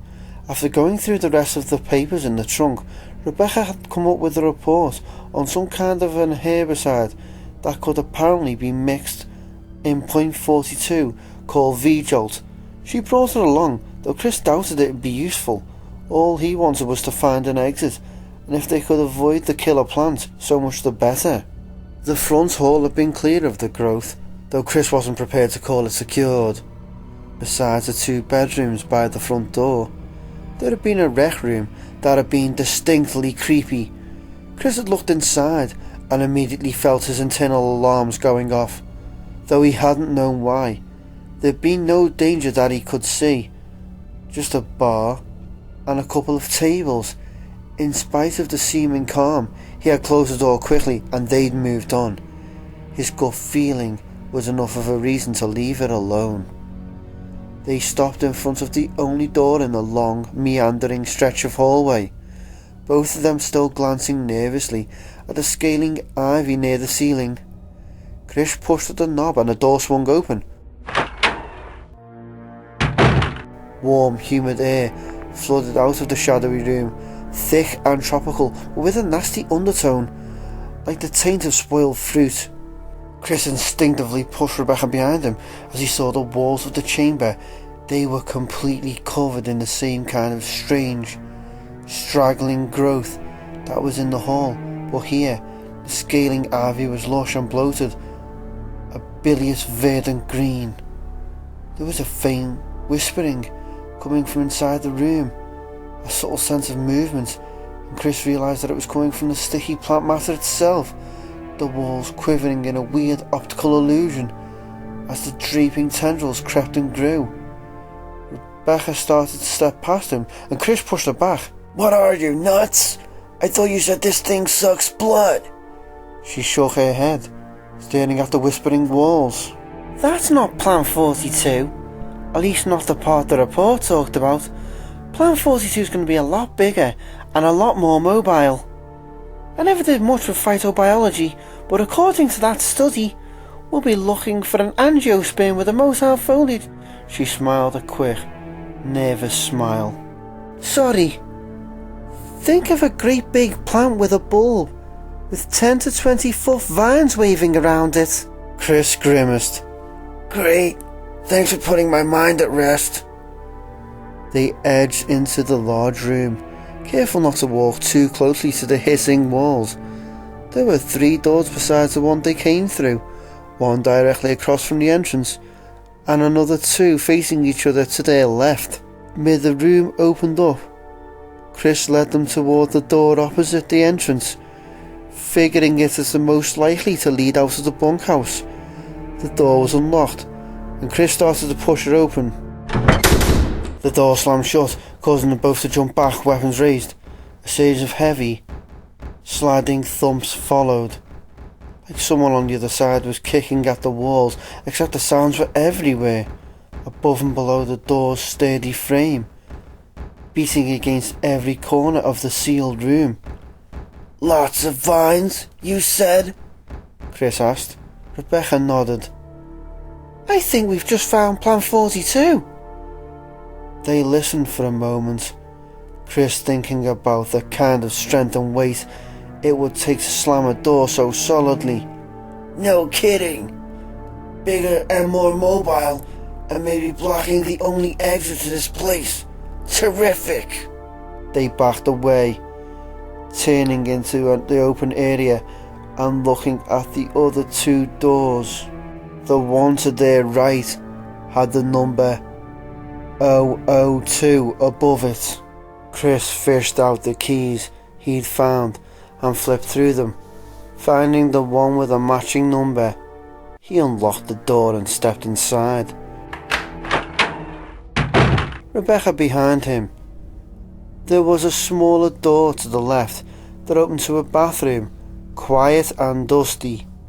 The room itself was another bedroom, a bunk, a desk, a couple of shelves, nothing of interest. There was another series of dull thumps from behind the far wall, and they quickly moved back to the humid, whispering room. Chris fighting a growing certainty that they were going to have to deal with the plants if they wanted to get out. Not necessarily. There could still be another way. The way things had been going so far, he didn't think so. From the shuffling zombies lurking in the main house to the run through the courtyard, snakes dropping from the trees, every part of the Spencer estate seemed to be designed to keep them from leaving. Chris shook the notion thought aside as they approached the shadowy chamber's final door, but they came rushing back at the sight of a small green keypad sat next to the frame. He rattled the knob, but there was no give. It was another dead end. Security lock, he said, sighing. No way to get in without the code. Rebecca frowned down at the pattern of tiny red lights set above the number buttons. We could just try numbers until we run across the right combination. Chris shook his head. You know what our chances are of just stumbling across the right... He stopped, staring at her, then fumbled the key ring out of his pocket. Try 345, he said, watching eagerly as Rebecca dutifully punched in the number. Come on, Mr. Alias. Don't fail us now. The pattern of red lights flashed, then blinked out one by one. As the last tiny light faded, there was a click from inside the door. Chris grinned, pushing the door open, and felt his hope dwindle as he glanced around the tiny room. Dusty shelves filled with tiny glass bottles, and a rust-stained sink. Not the exit he'd expected. No, that would have been too easy. God knows we can't have that. Rebecca walked quickly to one of the shelves and looked over the glass bottles, mumbling to herself. Hyoscine, anhydride, dieldrin. She turned back to him, grinning widely. Chris, we can kill the plant. That V-jolt, the phytotoxin, I can make it here. If we can get to the basement, find the plant's root. Chris smiled back. Then we can destroy it without even having to fight the damn thing. Rebecca, you're brilliant. How long do you need? 10-15 minutes. You got it. Stay here. I'll be back as soon as I can. Rebecca was already pulling down bottles as Chris closed the door and jogged back toward the corridor, past the whispering walls of shadowy green. They were going to beat this place, and once they got out, Umbrella was going down hard. Barry was standing over Enrico's cold body, Wesker's map crumpled in one hand. Jill had been gone when he'd returned, and rather than look for her, he'd found himself unable to move, to even tear his gaze away from the corpse of his murdered friend. It's my fault. If I'd helped Wesker get out of the house, you would still be alive. Barry stared miserably at Enrico's face, so filled with guilt and shame that he didn't know what to do anymore. He knew he had to find Jill, keep her from getting to Wesker, keep his family from being here, but still, he couldn't seem to force himself to walk away. What he wanted more than anything was to be able to explain himself to Enrico, make him understand how things had come to be the way they were. He's got Kathy, and the babies. Rico, what else could I have done? What could I do but follow his orders? Bravo stared back at him with glazed, unseeing eyes. No accusation, no acceptance, no nothing. Forever. Even if Barry continued to help the captain and everything else turned out the way it was supposed to, Rico Marini would still be dead, and Barry didn't know how he was going to live with the knowledge that he was responsible. Shots echoed through the tunnels, a lot of them. Jill! Barry's head snapped around. He reached for his weapon automatically, the sound spurring him into action as anger flushed through his system. There could only be one explanation. Wesker had found Jill. Barry turned and ran, sick of the thoughts of another STARS member dead by Wesker's treacherous hand, and furious with himself for believing the captain's lies. The door in front of him slammed open, and Barry stopped dead in his tracks. All thoughts of Wesker and Jill and Enrico wiped away by the sight of the crouching thing in front of him. His mind couldn't grasp what he saw.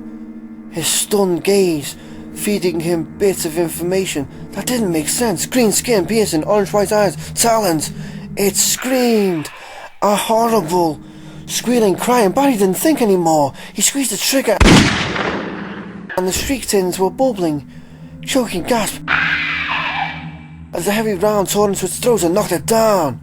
The thing flailed its limbs wildly as blood spurted from the smoking hole. Barry heard several sharp cracks like breaking bones, saw more blood pour from its fists as long, thick claws snapped off against rock. Barry stared in mute astonishment as the creature continued to spasm violently, burbling through the ragged hole in its throat as if still trying to scream. The shot should have blown its head off its neck, but it was another full minute before it died, its frenzied thrashings gradually weakening as blood continued to pump out at a tremendous rate. Finally, it stopped moving, and from the dark, noxious lake it had created, Barry realised that it had bled to death, conscious until the very end. "What did I just kill? What the fuck?" From the tunnel outside, another shrieking howl resounded through the clammy air, and was joined by a second, then third. The animal cries rose up, furious and unnatural, the screams of creatures that shouldn't exist. Barry dug into his hip pack with shaking hands and pulled out more rounds for the Colt, praying to God that he had enough, and that those shots he heard before hadn't been Jill's last stand.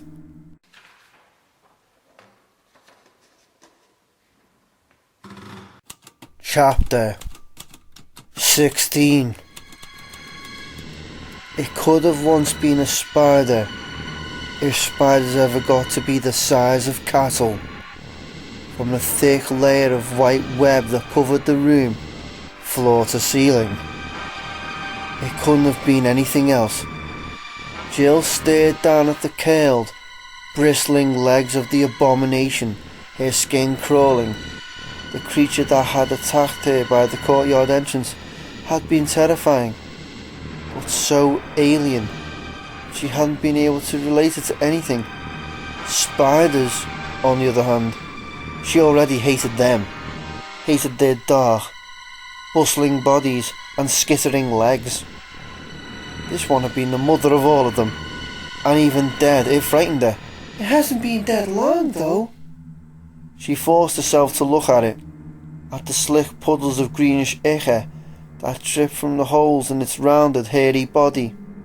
It had been shot several times, and from the noxious ooze that seeped from the wounds, she guessed it had still been alive and crawling not 20 minutes ago. Maybe less. She shuddered and stepped away toward the double metal doors that led out of the webbed chamber. Whispering streams of the sticky stuff clung to her boots, making it a struggle to move. She took careful, deliberate steps, determined not to fall. The thought of being covered in spiderweb, having it clinging to her entire body. She shuddered again, swallowing thickly. Think about something else. Anything. At least she knew she was on the right track.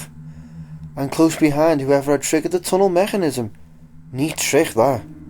When she'd reached the area where the pit had been, she thought that maybe she'd gotten lost after all. The gaping hole had been gone. Smooth stone in its place.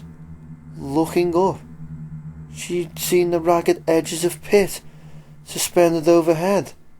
The entire centre section of tunnel had been flipped over, turned like a giant wheel by some miracle of engineering.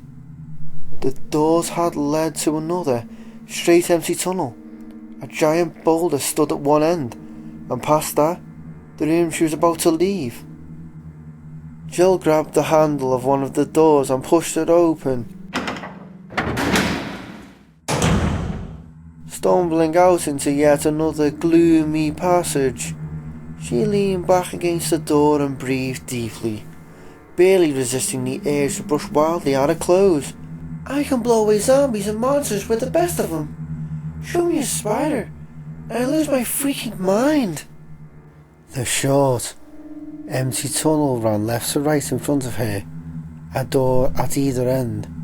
The door to her left was set into the same wall as the one she just exited, leading back toward the courtyard. Jill opted for the one on the right, hoping that her sense of direction was still intact.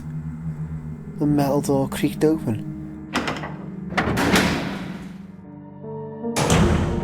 She stepped in, feeling a change in the air immediately. The tunnel split in front of her. To the right, a thickening shadow where the rock walls opened into another corridor. But to her left was a small elevator shaft, like the ones in the courtyard. A warm, delicious wind swept down and over her, the sweet air like a forgotten dream. Jill grinned, started for the shaft, seeing that the lift platform had been taken up. Chances were good that she was still on the trail of Enrico's killer. But maybe not.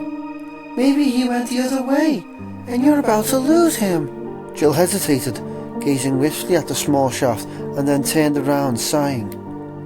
She had to at least take a look. She walked into the stone corridor that stretched in front of her, the temperature immediately dropping back to the now familiar unpleasant chill. The tunnel extended several feet to her right and dead-ended.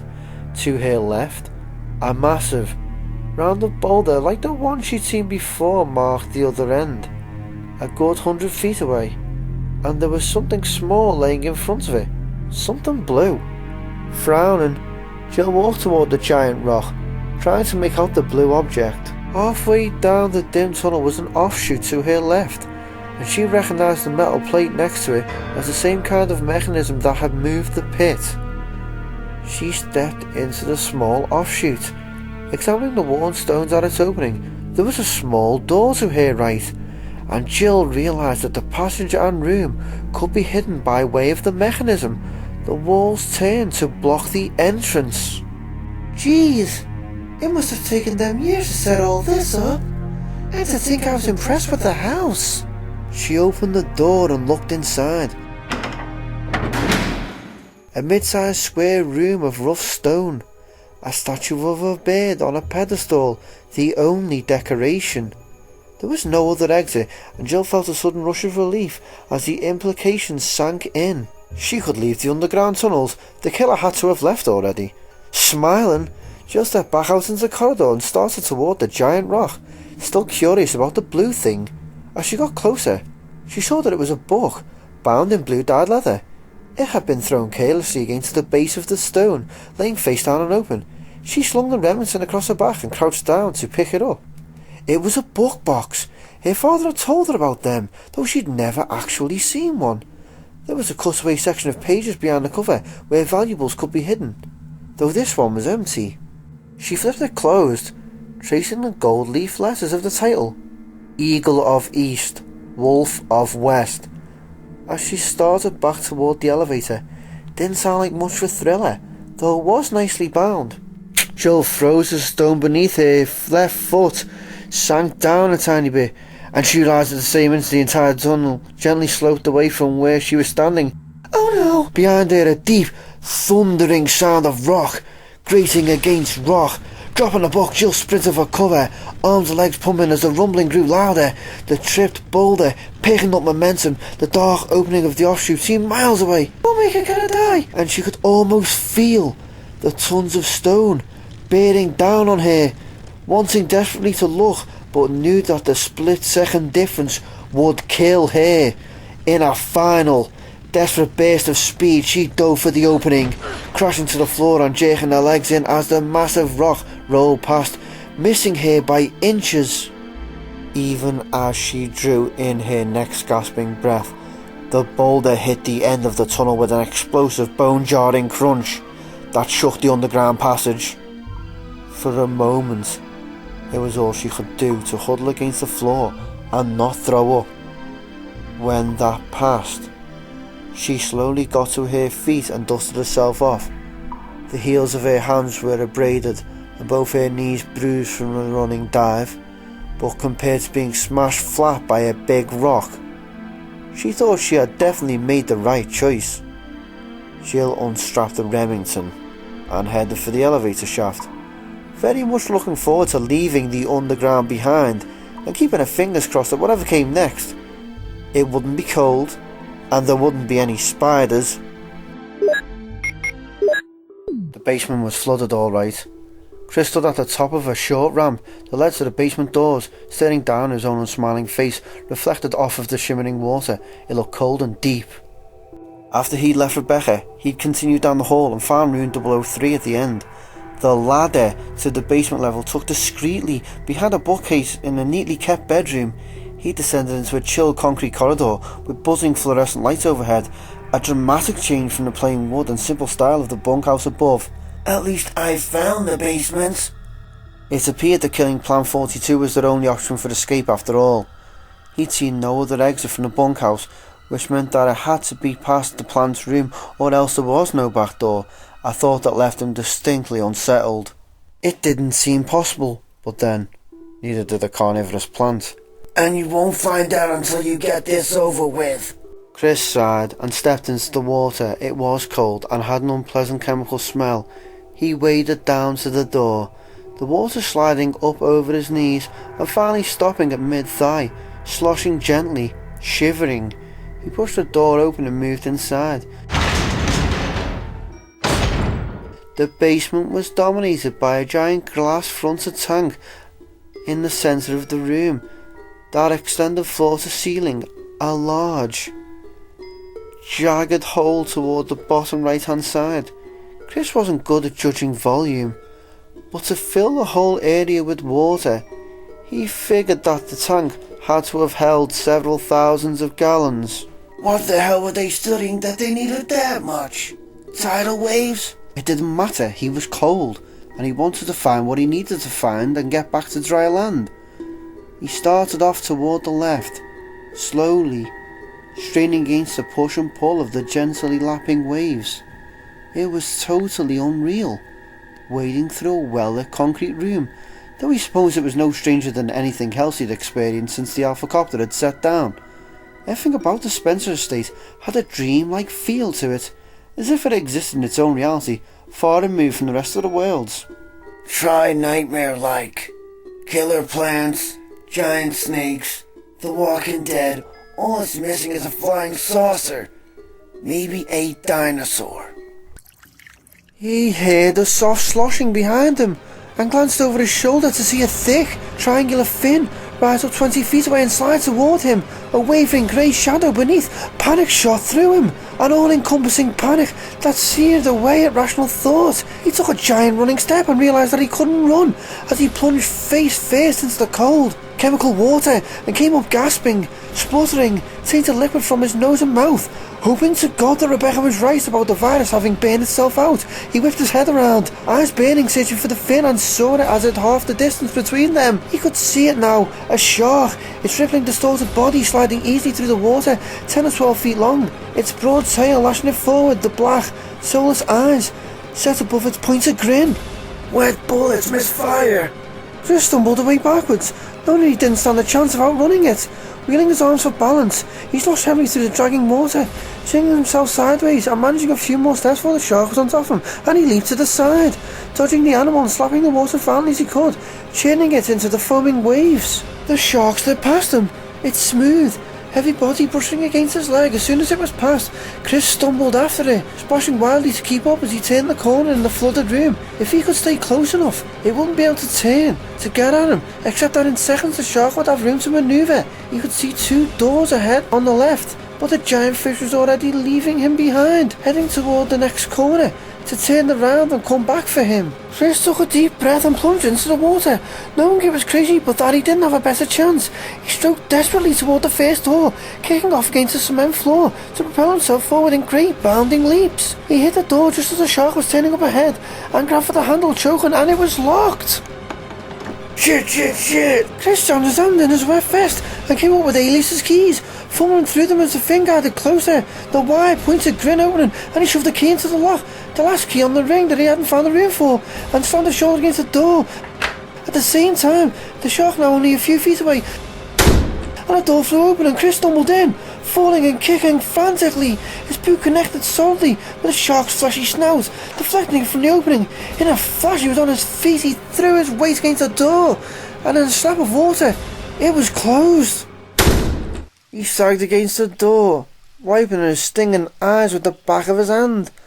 The lapping water settled gently into smaller and smaller ripples as he caught his breath and his vision cleared. For now, he was safe. He unholstered his Beretta and ejected the dripping magazine, wondering how the hell he was going to make it back upstairs. Looking around the small room, he saw nothing he could use as a weapon. One wall was lined with buttons and switches, and he trudged over to look at them, drawn to a blinking red light in the far corner. Looks like I found a control room. Aces. Maybe I can turn off the lights and get the shark to go to sleep. There was a lever set next to the flashing light, and Chris stared down at the faded tape beneath it, feeling a numb disbelief as he read the printed letters. Emergency drainage system. You've got to be kidding me. Why didn't anyone pull this thing the second the tank broke? The answer occurred to him even as he thought it. The people who worked here were scientists. No way were they going to turn down the opportunity to study their precious Plan 42, sucking up water from the man-made lake. Chris grabbed a lever and pushed it down. There was a sliding, metallic noise outside the door, and immediately the water level started to drop. Within a minute, the last of it had flowed out from under the door with a gurgling liquid gasp that came from the direction of the broken tank. He walked back to the door, opening it carefully, and heard the frantic, wet thumps of a very big fish trying to swim through it. Chris grinned, thinking that he should probably feel pity for the helpless creature and hoping instead that it died a long, agonizing death. Bite me, he whispered.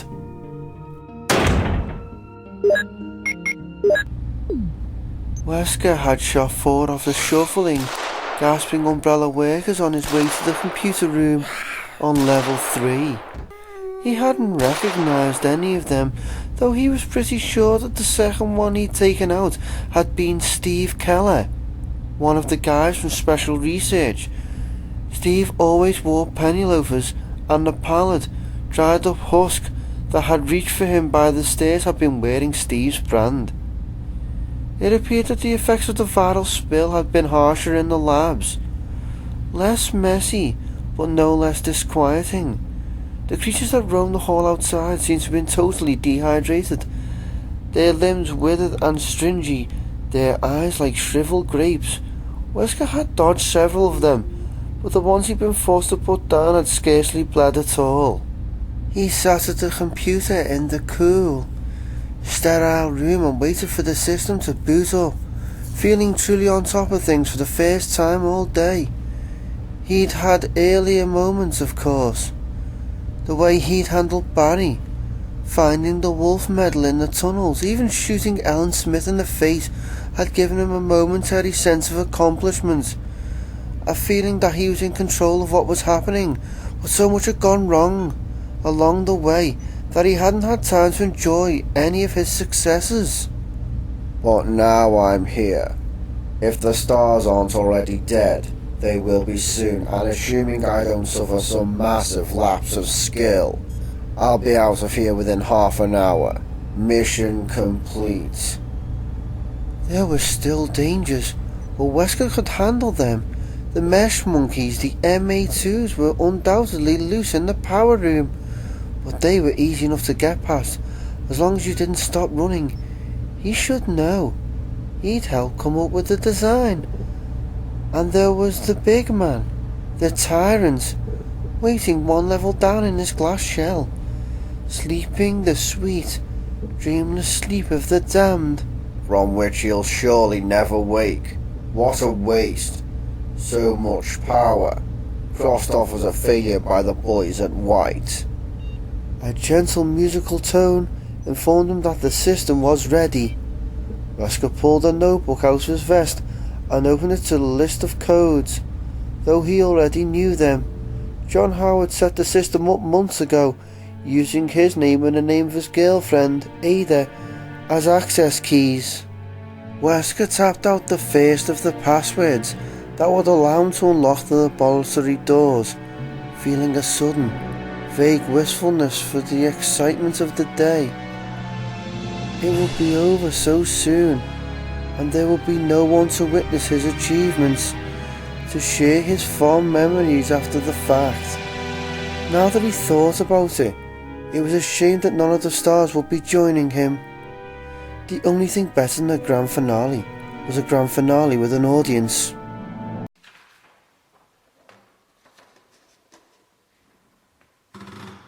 Chapter 17. Jill had taken the elevator into what seemed to be another part of the garden, or courtyard, although the area had been isolated, surrounded by trees. She guessed as much from the few overgrown potted plants and the welcome sounds of the forest beyond the low metal railing. There had been nothing to see but a rusting door set into a nondescript overgrown wall, welded shut, and a large open well, like a stone wading pool. Inside there had been a short, spiral staircase leading down to another small elevator, which I took. But now where the hell am I? The room that the elevator had led to wasn't like any other part of the estate she'd seen. It lacked the strange, fetid charm of the mansion or the dripping gloom of the underground. It was as though she'd walked out of a gothic horror story and into a military complex, a utilitarian's bleak paradise. She was standing in a large, steel-reinforced concrete room, the walls painted a muddy industrial orange. Metal ducts and overhead pipes lined the upper walls, and the room was rather aptly titled XDR B1, painted across the concrete in black, several feet high. Any sense she'd had of where she was in relation to the rest of the estate was totally gone. Although it's as cold as everywhere else, at least I know I'm still on the grounds. There was a heavy metal door on one side of the room, firmly locked. The sign to the left of it stated that it was only to be opened in case of a first-class emergency.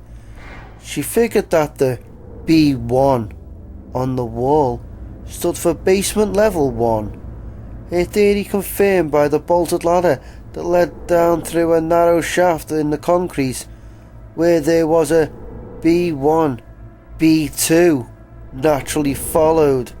And considering the alternative, it looks like that's where I'm headed. My other option is to go back through the underground tunnels. She peered down the ladder shaft, only able to see a square of concrete at the bottom. Sighing, she held onto the Remington and started down. As soon as she hit the last rung, she turned anxiously and faced a much smaller room, as bland and industrial as the first. Inside fluorescent lights on the ceiling, a grey metal door, concrete walls and floor. She walked through quickly, starting to feel hopeful that there were no more creatures or traps. So far, the basement levels had offered nothing more dangerous than a lack of decoration. She opened the door and her hope faded as the dry, dusty smell of long dead flesh hit her. She stepped out onto a cement walkway that led over a flight of descending stairs. A metal railing circling the path. At the top of the steps was a crumpled zombie, so emaciated and shriveled that it appeared mummified. She held the shotgun ready and walked slowly toward the stairs, noting that there was a hall branching off to the left, where the railing stopped. She darted a quick look around the corner and saw that it was clear. Still watching the desiccated corpse carefully, she edged down the short corridor and stopped at the door on her left. The sign next to the door read, "Visual Data Room," and the door itself was unlocked. It opened up into a still, grey room with a long meeting table in the centre, a slide projector set up in front of a portable screen at the far end. There was a phone on a small stand, pushed up against the right wall, and Jill hurried over, knowing that it was too much to hope for, but having to check just the same. It wasn't a phone at all, but an intercom system that didn't seem to work. Sighing, she stepped past the ornamental pillar and walked around the table, glancing at the empty slide projector. She let her gaze wander, looking for anything of interest, and stopped on a flat, featureless square of metal set into the wall, about the size of a sheet of paper. Jill stepped over to take a closer look. There was a flat bar at the top. She touched it lightly and the panel slid down into the wall, revealing a large red button. She looked around the quiet room, trying to imagine what the trap would be, and then realised that there wouldn't be a trap at all. The mansion, the tunnels, all of it was rigged to keep people from getting here, to these basement levels. They're way too efficiently dull to be anything but where the real work gets done. She knew instinctively that her logic was sound. This was a boardroom, a place for drinking bad coffee and sitting through meetings with colleagues. Nothing was going to jump out at her if she pushed the button. Jill pushed it, and behind her, the ornamental pillar slid to one side with a smooth mechanical hum. Behind the pillar were several shelves, stacked with files and something that glittered in the soft grey light of the room. She hurried over and picked up a metal key, the top of it imprinted with a tiny lightning bolt. Slipping it into her pocket, she slipped through a few of the files. They were all stamped with the umbrella logo, and though most of them were too thick and ponderous to spend time sorting through, the title on one of the reports told her what she needed to know, what she'd already suspected. Umbrella, Bioweapons Report, Research and Development. Nodding slowly, Jill put the file back. She'd finally found the real research facilities, and she knew that the STARS traitor would be somewhere in these rooms. She was going to have to be very careful. With a final glance around her, Jill decided to go see if she could find the lock that the key belonged to. It was time to place the last few pieces of the puzzle that Umbrella had set up and that the STARS had sacrificed themselves trying to solve. The twisted, gnarled root of Plan 42 took up a large corner of the basement room, the bulk of it hanging down in slender, fleshy tendrils that almost touched the floor. A few of the tiny worm-like threads squirmed blindly around each other, twisting slowly back and forth as if looking for the water supply that Chris had drained. "God, that's disgusting," Rebecca said. Chris nodded in agreement. Besides the control room he'd escaped into, there had only been two other chambers in the basement. One of them had been stacked with boxes of cartridges for all kinds of weapons, and although most of them had been uselessly wet, he found most of the box of 9mm rounds on a high shelf, saving them both from running out of ammunition. The other room had been plain, containing only a wood table, a bench, and the massive, creeping root of the carnivorous plant that lived upstairs. "Yeah," Chris said. "So how do we do this?" Rebecca held up a small bottle of purplish fluid and swirled it gently, still staring at the moving tendrils. "Well, you stand back and don't breathe too deeply. This stuff's got a couple of toxins in it that neither of us want to be ingesting, and it'll turn gaseous once it hits the infected cells." Chris nodded. "How will we know if it's working?" Rebecca grinned. "If the VJOL reports on the mark, we'll know. Watch." She uncapped the bottle and stepped closer to the twisted root, then upended the glass vial, dousing the snaking tendrils with the watery fluid. Immediately, a billow of reddish smoke plumed up from the root as Rebecca emptied the bottle and stepped quickly away. There was a hissing, crackling sound, like wet wood thrown atop a blazing fire, and within seconds, the feebly twisting fibres started to break, pieces of them snapping off and flaking away. The knotted thickness at the centre started to tighten and shrink, pulling into itself. Chris watched in amazement as the giant, terrible root suddenly shriveled up into a dripping ball of mush no bigger than a child's ball, and hung there dead. The entire process had taken about 15 seconds. Rebecca nodded toward the door, and both of them stepped out into the drying basement, Chris shaking his head. God, what did you put in there? Trust me, you don't want to know. You ready to get out of here? Chris grinned. Let's do it. They both jogged toward the basement doors, hurrying out into the cold corridor and back toward the ladder that led upstairs. Chris was already going over the escape plans for when they left the bunkhouse. It really would depend on where the exit led.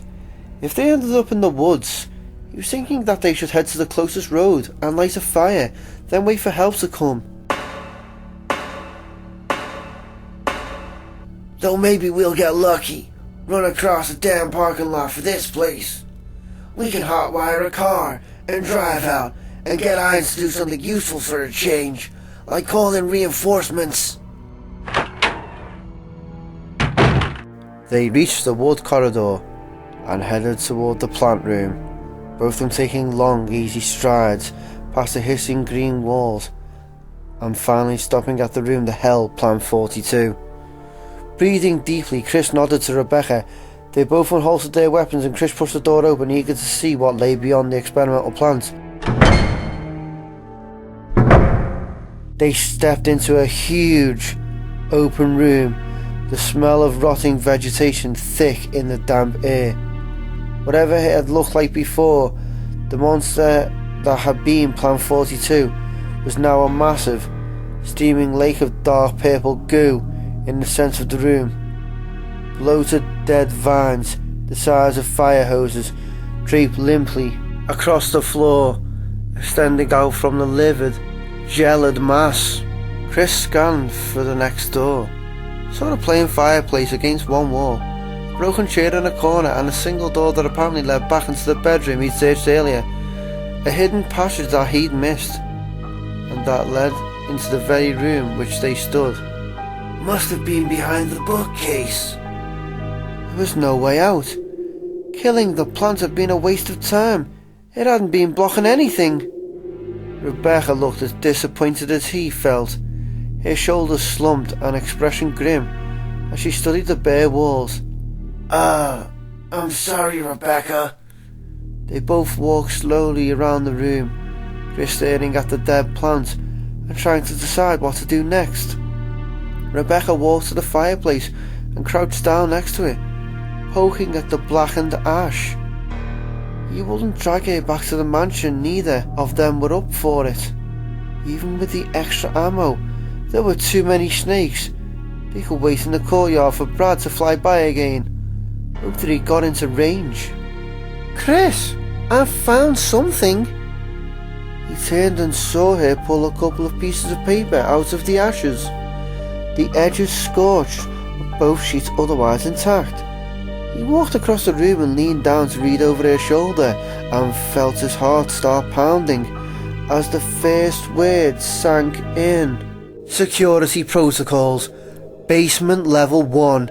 Heliport. For executive use only. This restriction may not apply in the event of an emergency. Unauthorized persons entering the heliport will be shot on sight. Elevator. The elevator stops during emergencies. Basement level 2.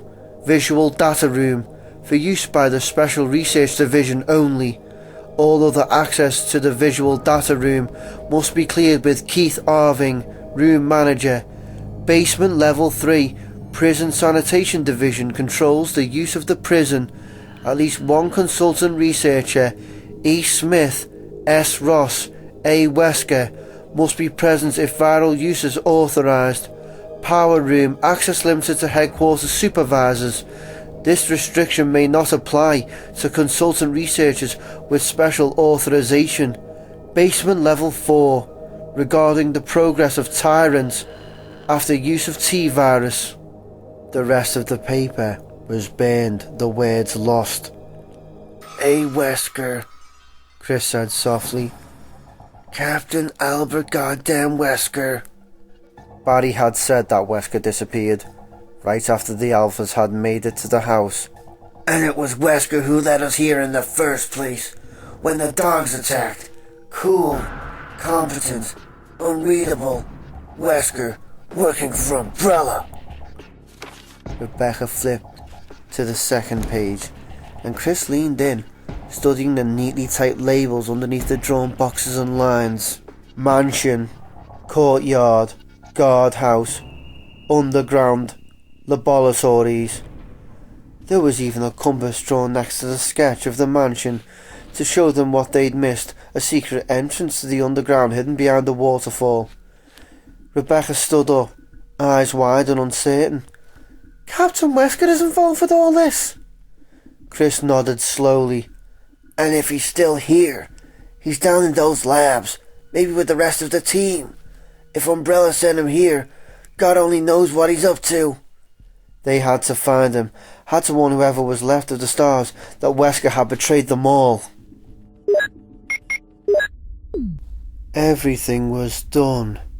Wesker stepped into the elevator that led back to level 3, running through his checklist as he lowered the outer gate and slid the inner one closed. Samples collected, disks erased, power reconnected, Tyrant support off. It was really too bad about the Tyrant. Ugly as it was, the thing was a marvel of surgical, chemical and genetic engineering, and he'd stood at the front of its glass chamber for a long time, studying it in silent awe before reluctantly shutting off its life support. As the station's fluids had drained, he'd found himself imagining what it would have been like to see it in action once the researchers had completed their work. It would have been the ultimate soldier, a thing of beauty in the battlefield, and now it had to be destroyed. All because some idiot tech had hit the wrong button, a mistake that had cost Umbrella millions of dollars and had killed the researchers who had created it.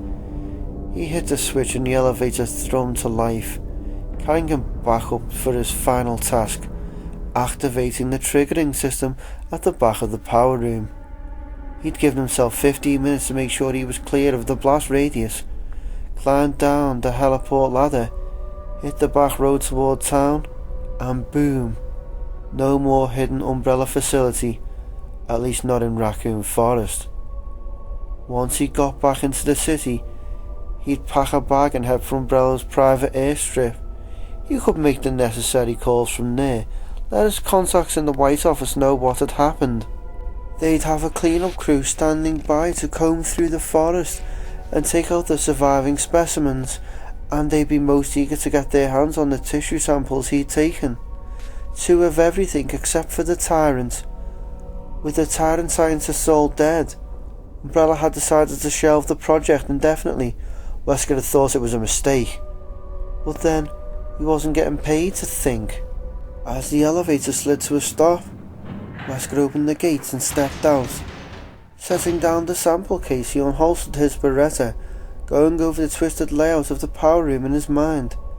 He had to make another run through the MA2s to get to the activation system. He'd already managed it once to hook up the elevator circuit, but they had been more active than he'd expected. Instead of weakening them, their hunger had driven them to new heights of viciousness. He'd been lucky to make it through there unscathed. At a hydraulic hum from down the hall, Wesker froze. Footsteps clattered across the cement floor, hesitated, and then started for the power room at the opposite end of the corridor. Wesker eased up to the corner and looked down the hall, just in time to see Jill Valentine disappear through the metal doors. A burst of hissing mechanical noise echoing through the corridor before they closed. How did she make it through the hunters? Jesus! Apparently he'd underestimated her, and she'd been alone too. If she was that good, the MA2s might not kill her, and she had effectively just blocked him from the triggering system. He wouldn't be able to deal with the creatures that roam the maze-like walkways and put a stop to her prying. Frustrated, Wesker scooped up the sample case and walked quickly down the hall, back toward the hydraulic doors that led to the main corridor of level 3. If she made it back out, he'd just have to shoot her. It would only delay his escape by a few minutes. Still, this was an unexpected curve, and as far as he was concerned, it was too late in the game for surprises. Surprises pissed him off. They made him feel like he wasn't in control. I am in control. Nothing is happening here that I can't handle. This is my game, my rules, and I will accomplish my mission without any interference from that little thief bitch.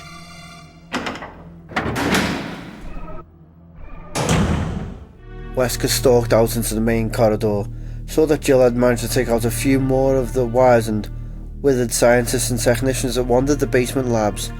2 of them lay just outside the door, their skulls grown into arid powder by what looked like shotgun blasts. He kicked one of them angrily, his boot crunching into the corpse's brittle ribs.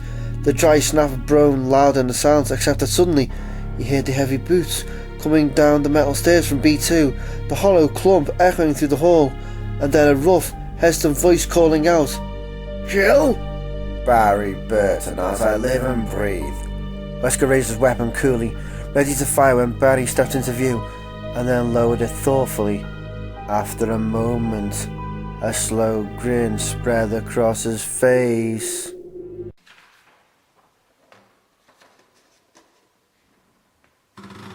Chapter 18. Jill eased into the steaming, hissing room, the thick smell of grease and heated air. It was some kind of a boiler room, and a big one. Heavy thrumming machinery filled the large chamber, surrounded by winding catwalks. Massive turbines spun and pounded, generating power in a steady whine. As hidden ducts spat out steam at short intervals, she moved slowly into the poorly lit chamber, peering down one of the rail walkways into the fluctuating shadows cast by the towering generators. From where she was, she could see that the place was a labyrinth of paths, twinning around the giant blocks of noisy machinery. The source of the estate's power. That explains how they managed to keep it a secret for so long. They had their own little city out here, totally autonomous. Probably had their food shipped in too. She turned down a narrow walk to her right, watching uneasily for any more of the strange, pale zombies that she'd seen in the corridors of B3. The path seemed clear, but the movements and noise created by the turbines... Something gripped at her left shoulder. A sudden violent slash that tore open her vest and scraped the skin beneath. Jill spun and fired. The roar of the shotgun drowning out the hissing machines. The blast hit metal, pellets ricocheting into the empty walk. There was nothing behind her. Where? A lunging blade-like claw sliced the air in front of her face, swooping down from above. She stumbled back, staring up at the steel mesh of the ceiling, and saw the dark shape skitter out of the shadows, hooking its way across the grate incredibly fast, caving claws at its hands and feet. She caught a glimpse of thick spines around its mutant, flattened face, and it turned and ran into the thrumming shadows of the power room. There was a door at the end of the walk, and Jill sprinted towards it, heart racing, the pounding whine of the generators thundering in her ears. She was 5 feet from the door when she saw the moving shadow position itself in front of her. She raised a shotgun and leaned back. More of them! There were 2 of the creatures overhead, squat terrible things with vicious, caving hooks instead of hands. One of them dropped down suddenly, hanging by clawed feet to swipe at her with its bladed arm. Jill fired and the creature screeched. The blast hitting it in the chest, it fell from the ceiling with a clatter, thick blood oozing out of the ragged wound. She turned back toward the entrance and ran, hearing the patter of claws against the mesh overhead. Another of the aberrant monkey-like things swung down in front of her, and Jill ducked, afraid to stop running. The thing's strange arm whistled past her ear, missing her head by less than an inch. The metal doors were in front of her. Jill crashed into them, slapping one handle down, and then stumbling back into the cold stillness of the corridor. The door closed on the furious, shrill cry of one of the monsters, rising high over the sounds of the working machines. She sagged against the door, gasping, and saw Barry Burton standing midway down the chilled, silent hall. He hurried toward her, an expression of deep worry on his rugged, bearded face. Jill, are you alright? She pushed away from the door, surprised. God, Barry, where have you been? I thought you'd gone lost in the tunnels. Barry nodded grimly. I did, and I ran into some trouble trying to get out. She saw the splatters of blood on his clothing, the rips and tears in his shirt, and realised that he must have come across more of those walking green nightmares. He looked like he'd been through a war. Speaking of... Jill touched her shoulder, her fingers coming away bloody. It was painful but shallow. She'd survive. Barry, we've got to get out of here. I found some papers upstairs. Proof of what's been going on. Enrico was right. Umbrella's behind all of this. And one of the stars knew about it. It's too dangerous to keep looking around. We should get those files and head back to the mansion. Wait for the RPD. But I think I found the main lab, Barry said. downstairs. There's an elevator at the end of the hall. There are computers and stuff. We can get into their files, really nail them. He didn't seem excited by the find, but Jill barely noticed. With the information they could get from Umbrella's database, names, dates, research material, we can find out everything. Present the investigators with the whole messy package. Jill nodded, grinning. Lead the way.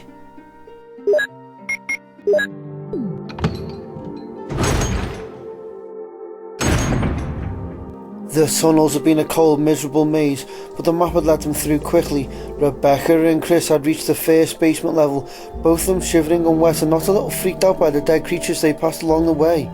The Umbrella scientists had been disgustingly creative in their approach to making monsters. Chris rattled the door that supposedly led to the heliport, but it was solidly locked. An emergency sign next to it, implying that it could only be opened by an alarm system. He'd hoped to send Rebecca out with the radio while he searched for the others. He looked down the narrow stairwell and sighed, turning to her. I want you to stay here. If you stand by the elevator, you should be able to pick up Bragg's signal from outside. Tell him where we are and what happened, and if I'm not back in 20 minutes, get back to the courtyard and wait there until help comes. Flustered, Rebecca shook her head. But I want to go with you. I can take care of myself. And if you find the lab, you'll need me to tell you what you're looking at. No, for all we know, Wesker already killed the other stars and is looking to finish the job. If we're the last ones, we can't risk both of us getting ambushed. Somebody has to survive and tell people about Umbrella. I'm sorry, but it's the only way. He smiled at her, putting a hand on her shoulder. And I know you can take care of yourself. This isn't about your competence, okay? 20 minutes. I just have to see if anyone else made it. Rebecca opened her mouth as if to protest further and then closed it, nodding slowly. Okay, I'll stay. 20 minutes. Chris turned and started on a ladder, hoping he could keep his promise to come back.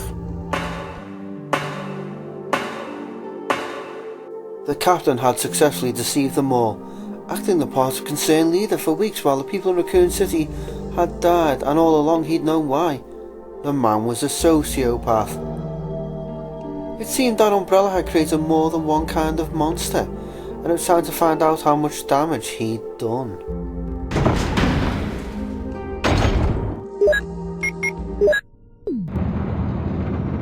Barry couldn't bring himself to look at Jill as they took the elevator down to B4. Wesker would be waiting for them at the bottom, and Jill would find out that he had been helping the captain all along.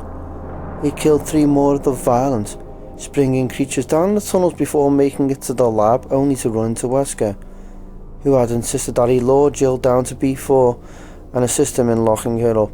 The smiling bastard had reminded Barry of his family situation and promised again that it was the last thing he'd have to do, that after Jill was safely locked away, he'd call his people off. Except he said that every time. Find the crests and you're free.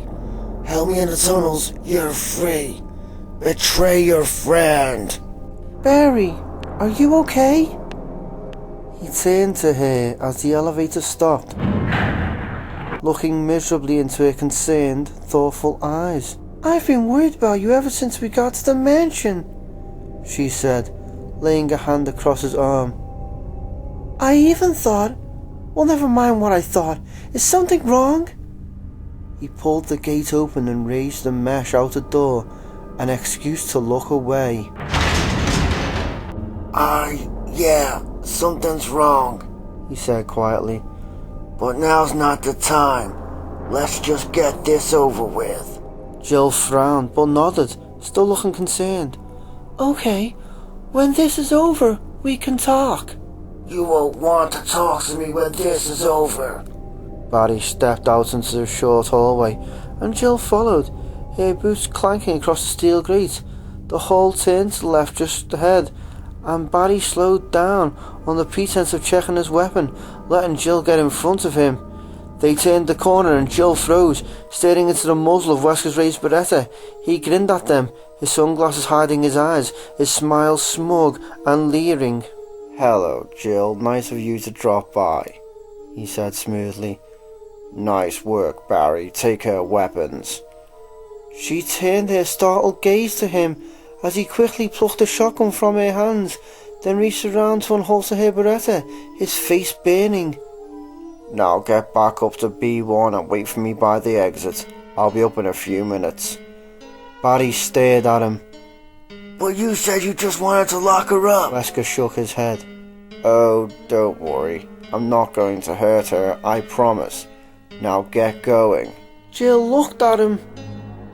Confusion and fear and anger playing across her face. Barry. I'm sorry, Jill. He turned and walked around the corner, feeling defeated and ashamed, not to mention terrified for Jill. Wesker had promised, but Wesker's word meant nothing. He'd probably kill her as soon as he heard the elevator doors close. But what if I'm not in the elevator? Maybe I can still do something to keep her alive. Barry hurried to the lift and opened the gate, then slammed them closed and pushed the operation switch, sending it back to B3 without a passenger. Moving silently, he edged back toward the corner, listening. Can't say I'm all that surprised, Jill was saying. But how did you get Barry to help you? Wesker laughed. Oh, Barry's got some trouble at home. I told him that Umbrella has a team watching his house, waiting to kill his precious family. He was only too happy to help. Barry clenched his fists, his jaw tight. You're a bastard, you know that? Jill said. Maybe, but I'm going to be a rich bastard when all this is over. Umbrella is paying me a lot of money to clean up their little problem, and to get rid of a few of you goddamn snooping stars in the process. Why would Umbrella want to destroy the stars? Jill asked. Oh, not all of them. They've got big plans for some of us. At least those of us that want to make a profit. It's you snivelling do-gooders that they don't want. The red, white and blue, apple pie, all that happy bullshit. The way Redfield's been running around, mouthing off about conspiracies. You think Umbrella didn't notice? It has to stop. Here. This whole place was rigged to blow up just in case of an accident, and the tyrant virus escaping qualifies. Once you're all dead and this facility is destroyed, no one will be able to get to the truth. Son of a bitch was going to kill all of us! But enough about Umbrella. I had you brought down here for a little experiment of my own. I want to see our most agile team member stands up against the miracle of modern science. If you'll just step through that door. Barry flattened himself against the wall as Wesker stepped back, part of his shoulder coming into view. He put his hand on his Colt and drew it out slowly. I can't believe that you're doing this, Jill said. Selling out to protect a bunch of unethical corporate blackmailers? Blackmailers? Oh, you mean Barry? Umbrella wouldn't bother with blackmail. They can afford to buy people just as easily. I made all that up to get him on board. Barry slammed the butt of his Colt into Wesker's skull as hard as he could, dropping him like a ton of bricks.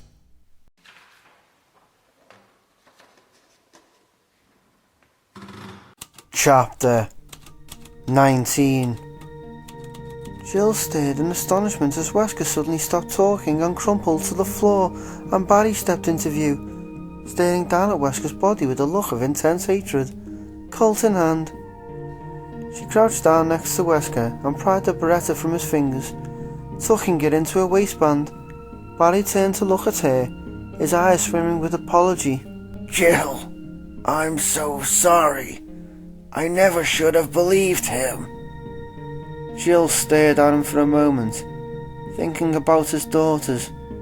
Moira was Becky McGee's age. It's okay, she said finally. You came back. That's what matters. Barry handed her back her weapons, and they both gazed down at Wesker's sprawled form. Still breathing but unconscious, he was out cold. I don't suppose you have any handcuffs on you?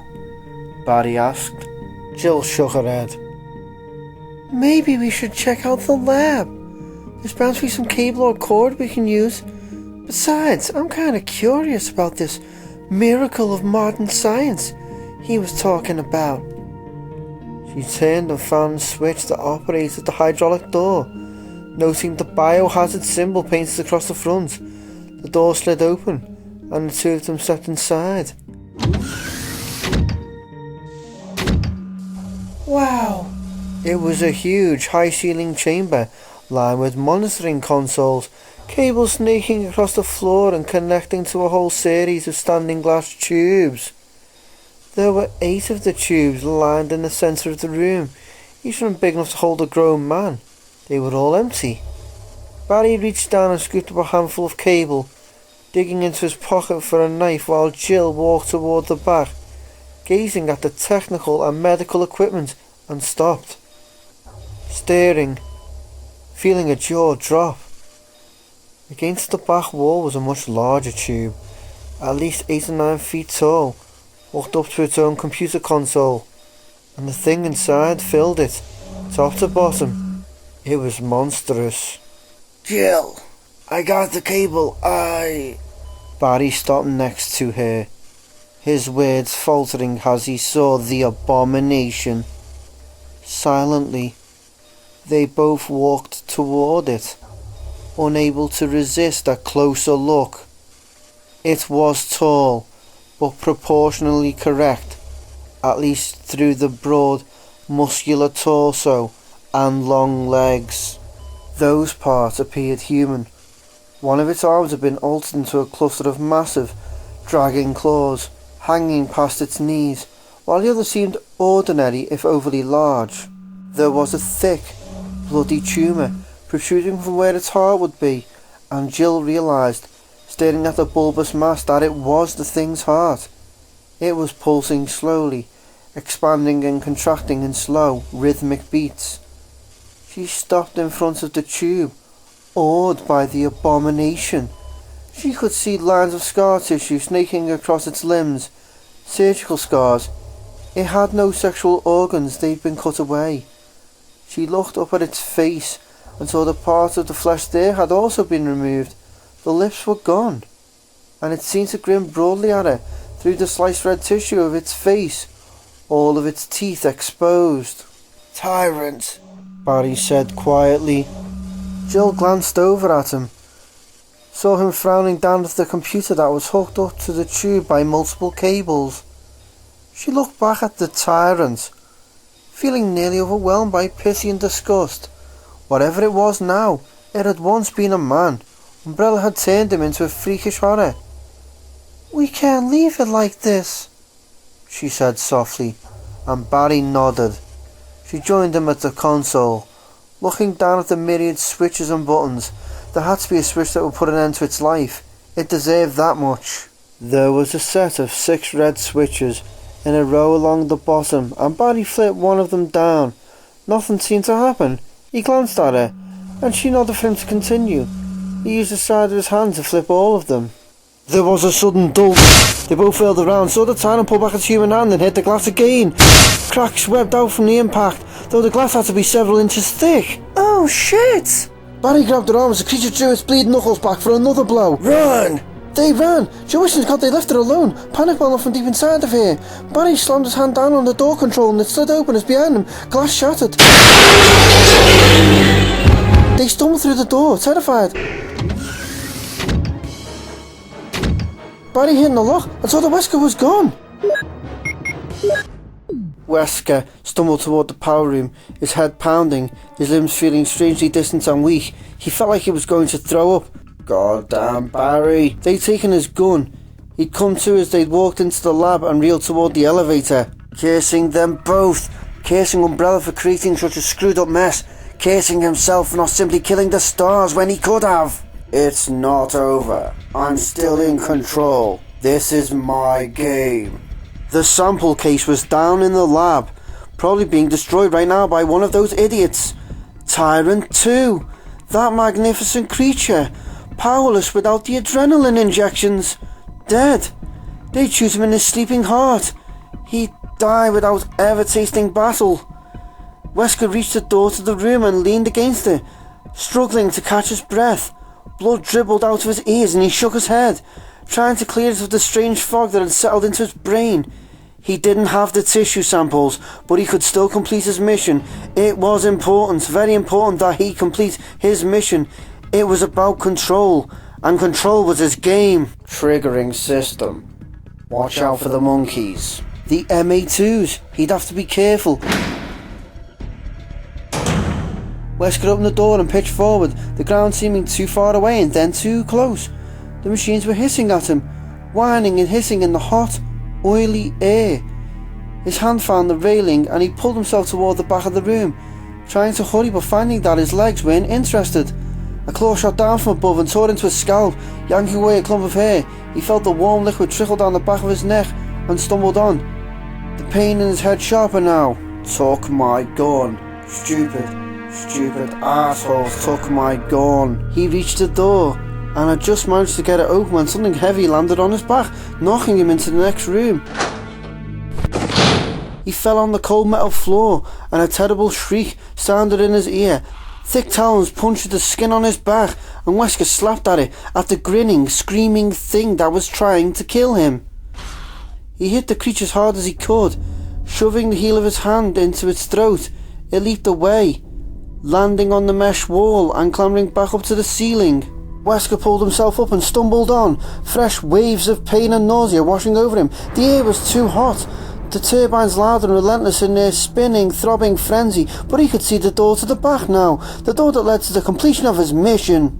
All of the stars, dead, blown into orbit while I escape. Fly away, a rich man. He flung the door open and made his way toward the small, glowing screen in the back corner. It was quieter here, cooler. The massive machines that filled the chamber hummed softly at him. Their pace was quite different than the ones outside. These were the machines that wanted to help him regain his control. The noise from the open door behind him seemed far away. As he reached the glowing screen, his fingers numb as he touched the keyboard beneath. He found the keys he needed, the code spilling out across the monitor in a soft green after only a few mistakes. A sexy, quiet voice informed him that the countdown would begin in 30 seconds. Dizzy, he tried to remember the setting for the timer. The system would trigger automatically in 5 minutes, but he had to reset it. Give himself time to get reoriented and make his way to the outside. Behind him something screamed. Wesker wheeled around confused and saw 4 of the mesh monkeys running at him, lashing out with long curved hands as they reached him. Terrible pain shot up through his legs and he fell, crashing to the hard steel floor. This can't happen. One of the creatures jumped onto his chest and suddenly Wesker couldn't breathe, couldn't even raise his weak arms to push it away. Another tore into his left leg, ripping away a thick chunk of flesh with its hooked claw. The third and fourth screamed in savage glee, dancing around him like dark, vicious children, lifting their claws as they pranced on squat legs. Somehow, there was blood in his eyes, and the world was spinning away. Screams and hisses and incredible searing heat blurring his vision, his mind. Tyrant has come. Wesker could feel it, could feel the presence of something vast and powerful touching him.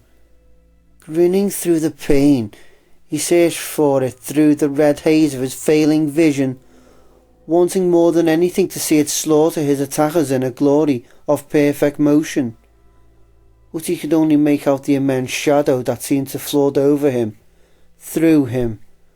Could only imagine that the powerful, magnificent warrior was reaching down to lift him from his torment. I control. Let me see. Darkness stole his hopes away, and Wesker thought no more.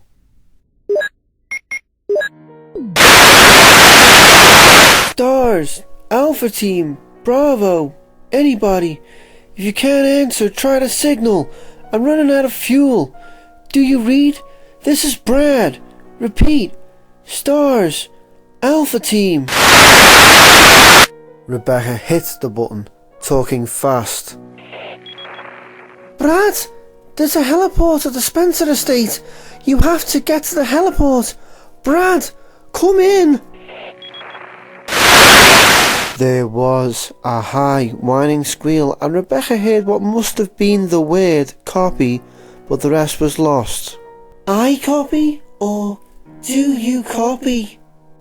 There was no way to know. Frustrated and worried, Rebecca held onto the radio tightly, hoping that he'd heard her.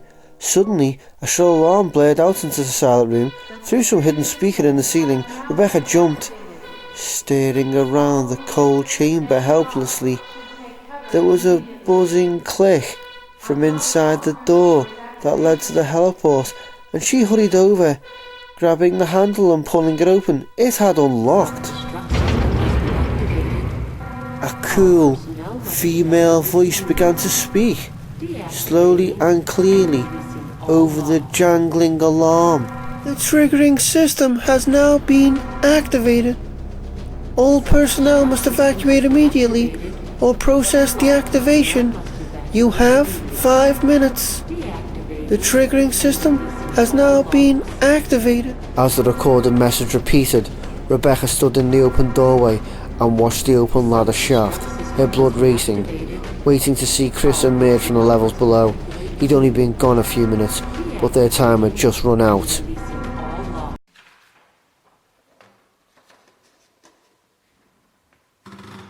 Chapter 20.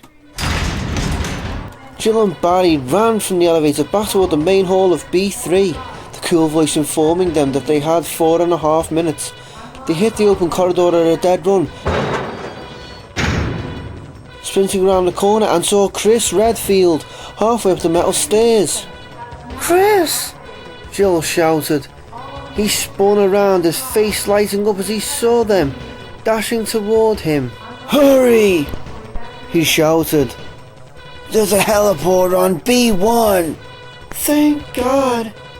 Chris waited until they reached the base of the stairs and then ran ahead, rushing around the walkway and holding the door open that led to the ladder. Jill and Barry made it to the top and sped through, the computer telling them that they had 4 minutes 15 seconds to get away.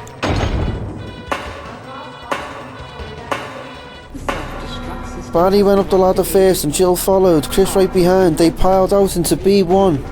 Jill saw that Rebecca Chambers was standing at the emergency exit, her youthful face tight with anxiety. Chris hustled her through the door and the four of them ran through a winding concrete hall, Jill praying silently that they'd have time to clear the estate. I hope you burn here, Wesker.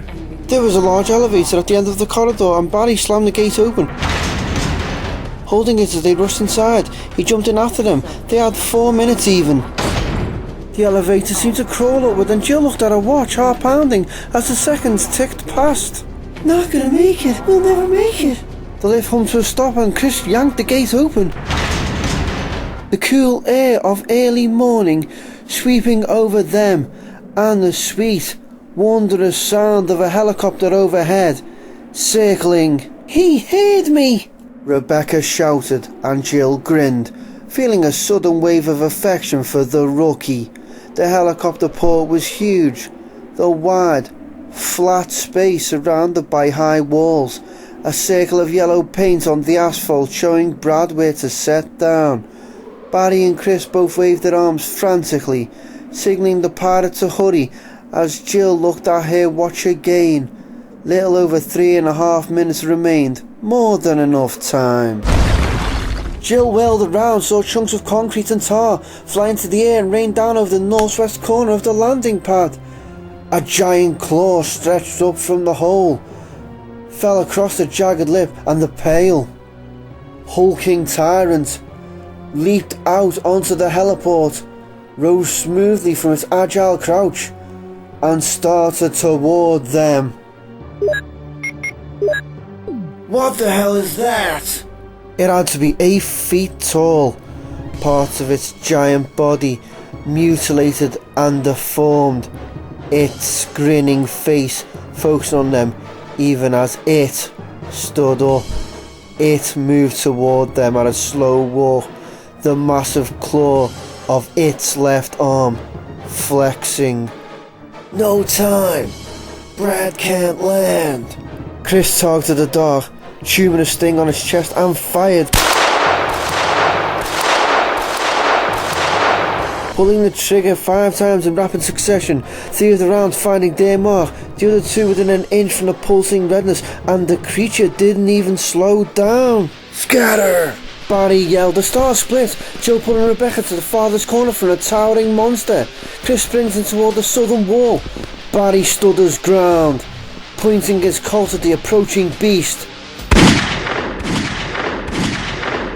3.57 rounds slammed into its belly, the thundering shots echoing against the high concrete walls. The creature suddenly sped up, running toward Barry, drawing its giant claw back, and as Barry dove out of the way, the thing swept past him in a running crouch, bringing its claw up as if throwing a ball underhand. Its talons gouged the asphalt, ripping through it as though it were no more solid than water. As soon as the monster was past, it stopped running, turning almost casually to watch Barry scramble to his feet and fire again. The bullet took out a fleshy chunk of its right shoulder. Thick blood coursed down its wide chest and joined the dripping open mass of its stomach.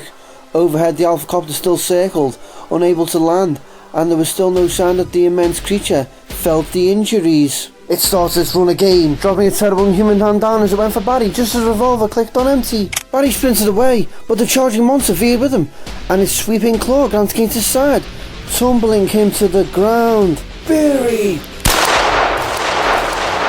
Chris raced towards the creature, firing into its back as it bent down over the fallen Alpha. Barry was scrambling backwards, his vest shredded, his eyes wide with terror, and it must have felt the sting of the bullets because it turned, fixing its emotionless stare on Chris. Barry staggered to his feet and limped quickly away. We don't have any time!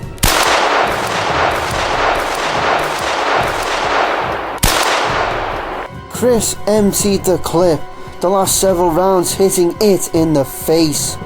Pieces of tooth flew from the creature's lipless mouth, spattering to the asphalt in a rain of white and red. The creature didn't seem to notice as it started to run toward them at incredible speed. Jill and Rebecca were both firing, shouting, trying to turn its attention away from Chris, but it was already fixated, pounding toward them, drawing its claw back. Wait for it!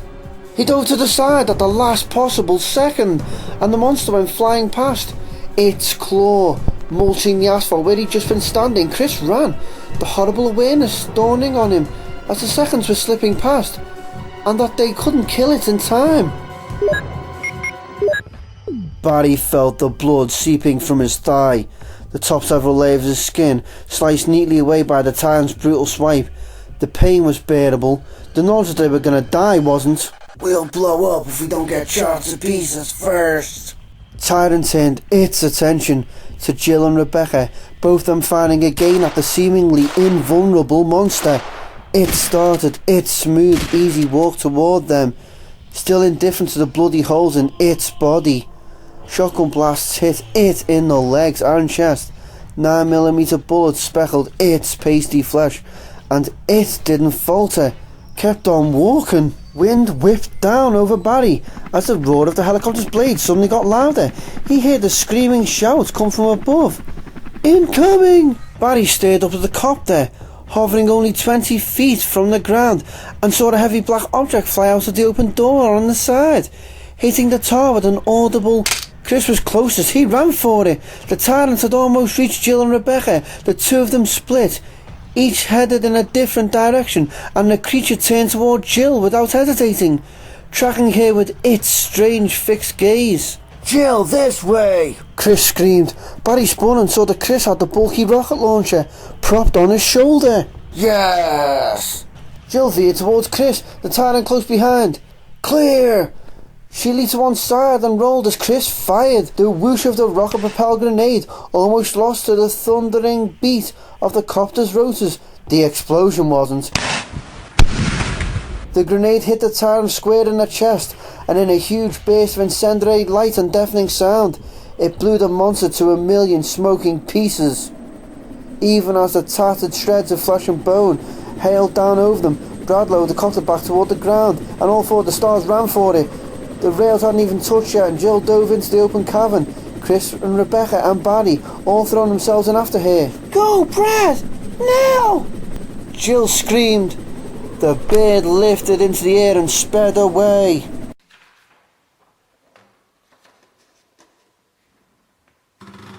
Chapter 21. The calm female voice fell only on inhuman ears. "You have 5 seconds. 3, 2, 1. System activation. Now." A circuit that ran the length and width of the estate connected, with an earth-shaking thunderclap of motion and sound. The Spencer estate exploded. Devices went off simultaneously in the basement of the mansion, beneath the reservoir, behind the plain, uninteresting fireplace in the guardhouse, and in the third level of the basement laboratories. Marble walls tumbled down over the disintegrating floors of the fine old mansion. Rock collapsed and concrete blew into the fine blackened dust. Massive fireballs rose up into the early morning sky and could be seen from miles away in their few brief seconds of brilliant life. As the incredible peal of booming sound rolled across the forest and died away, the wreckage started to burn.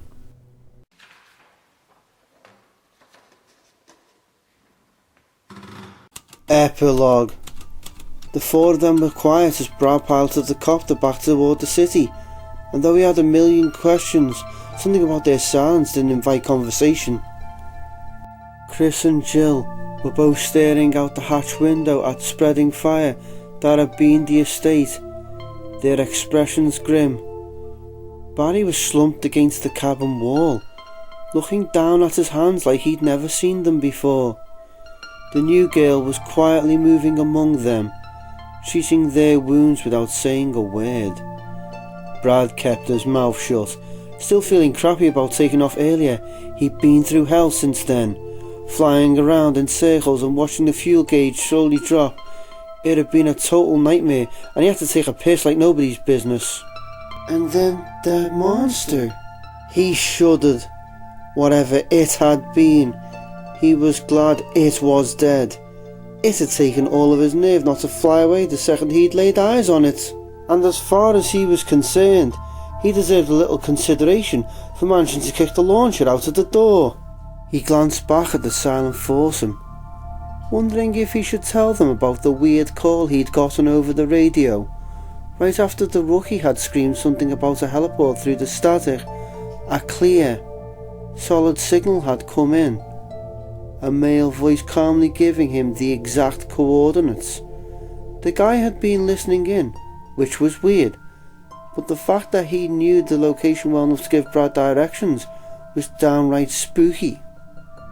He frowned, trying to remember the mystery man's name. Thad? Terence? Trent! That's it! He said his name was Trent. Brad decided that it would keep for another day.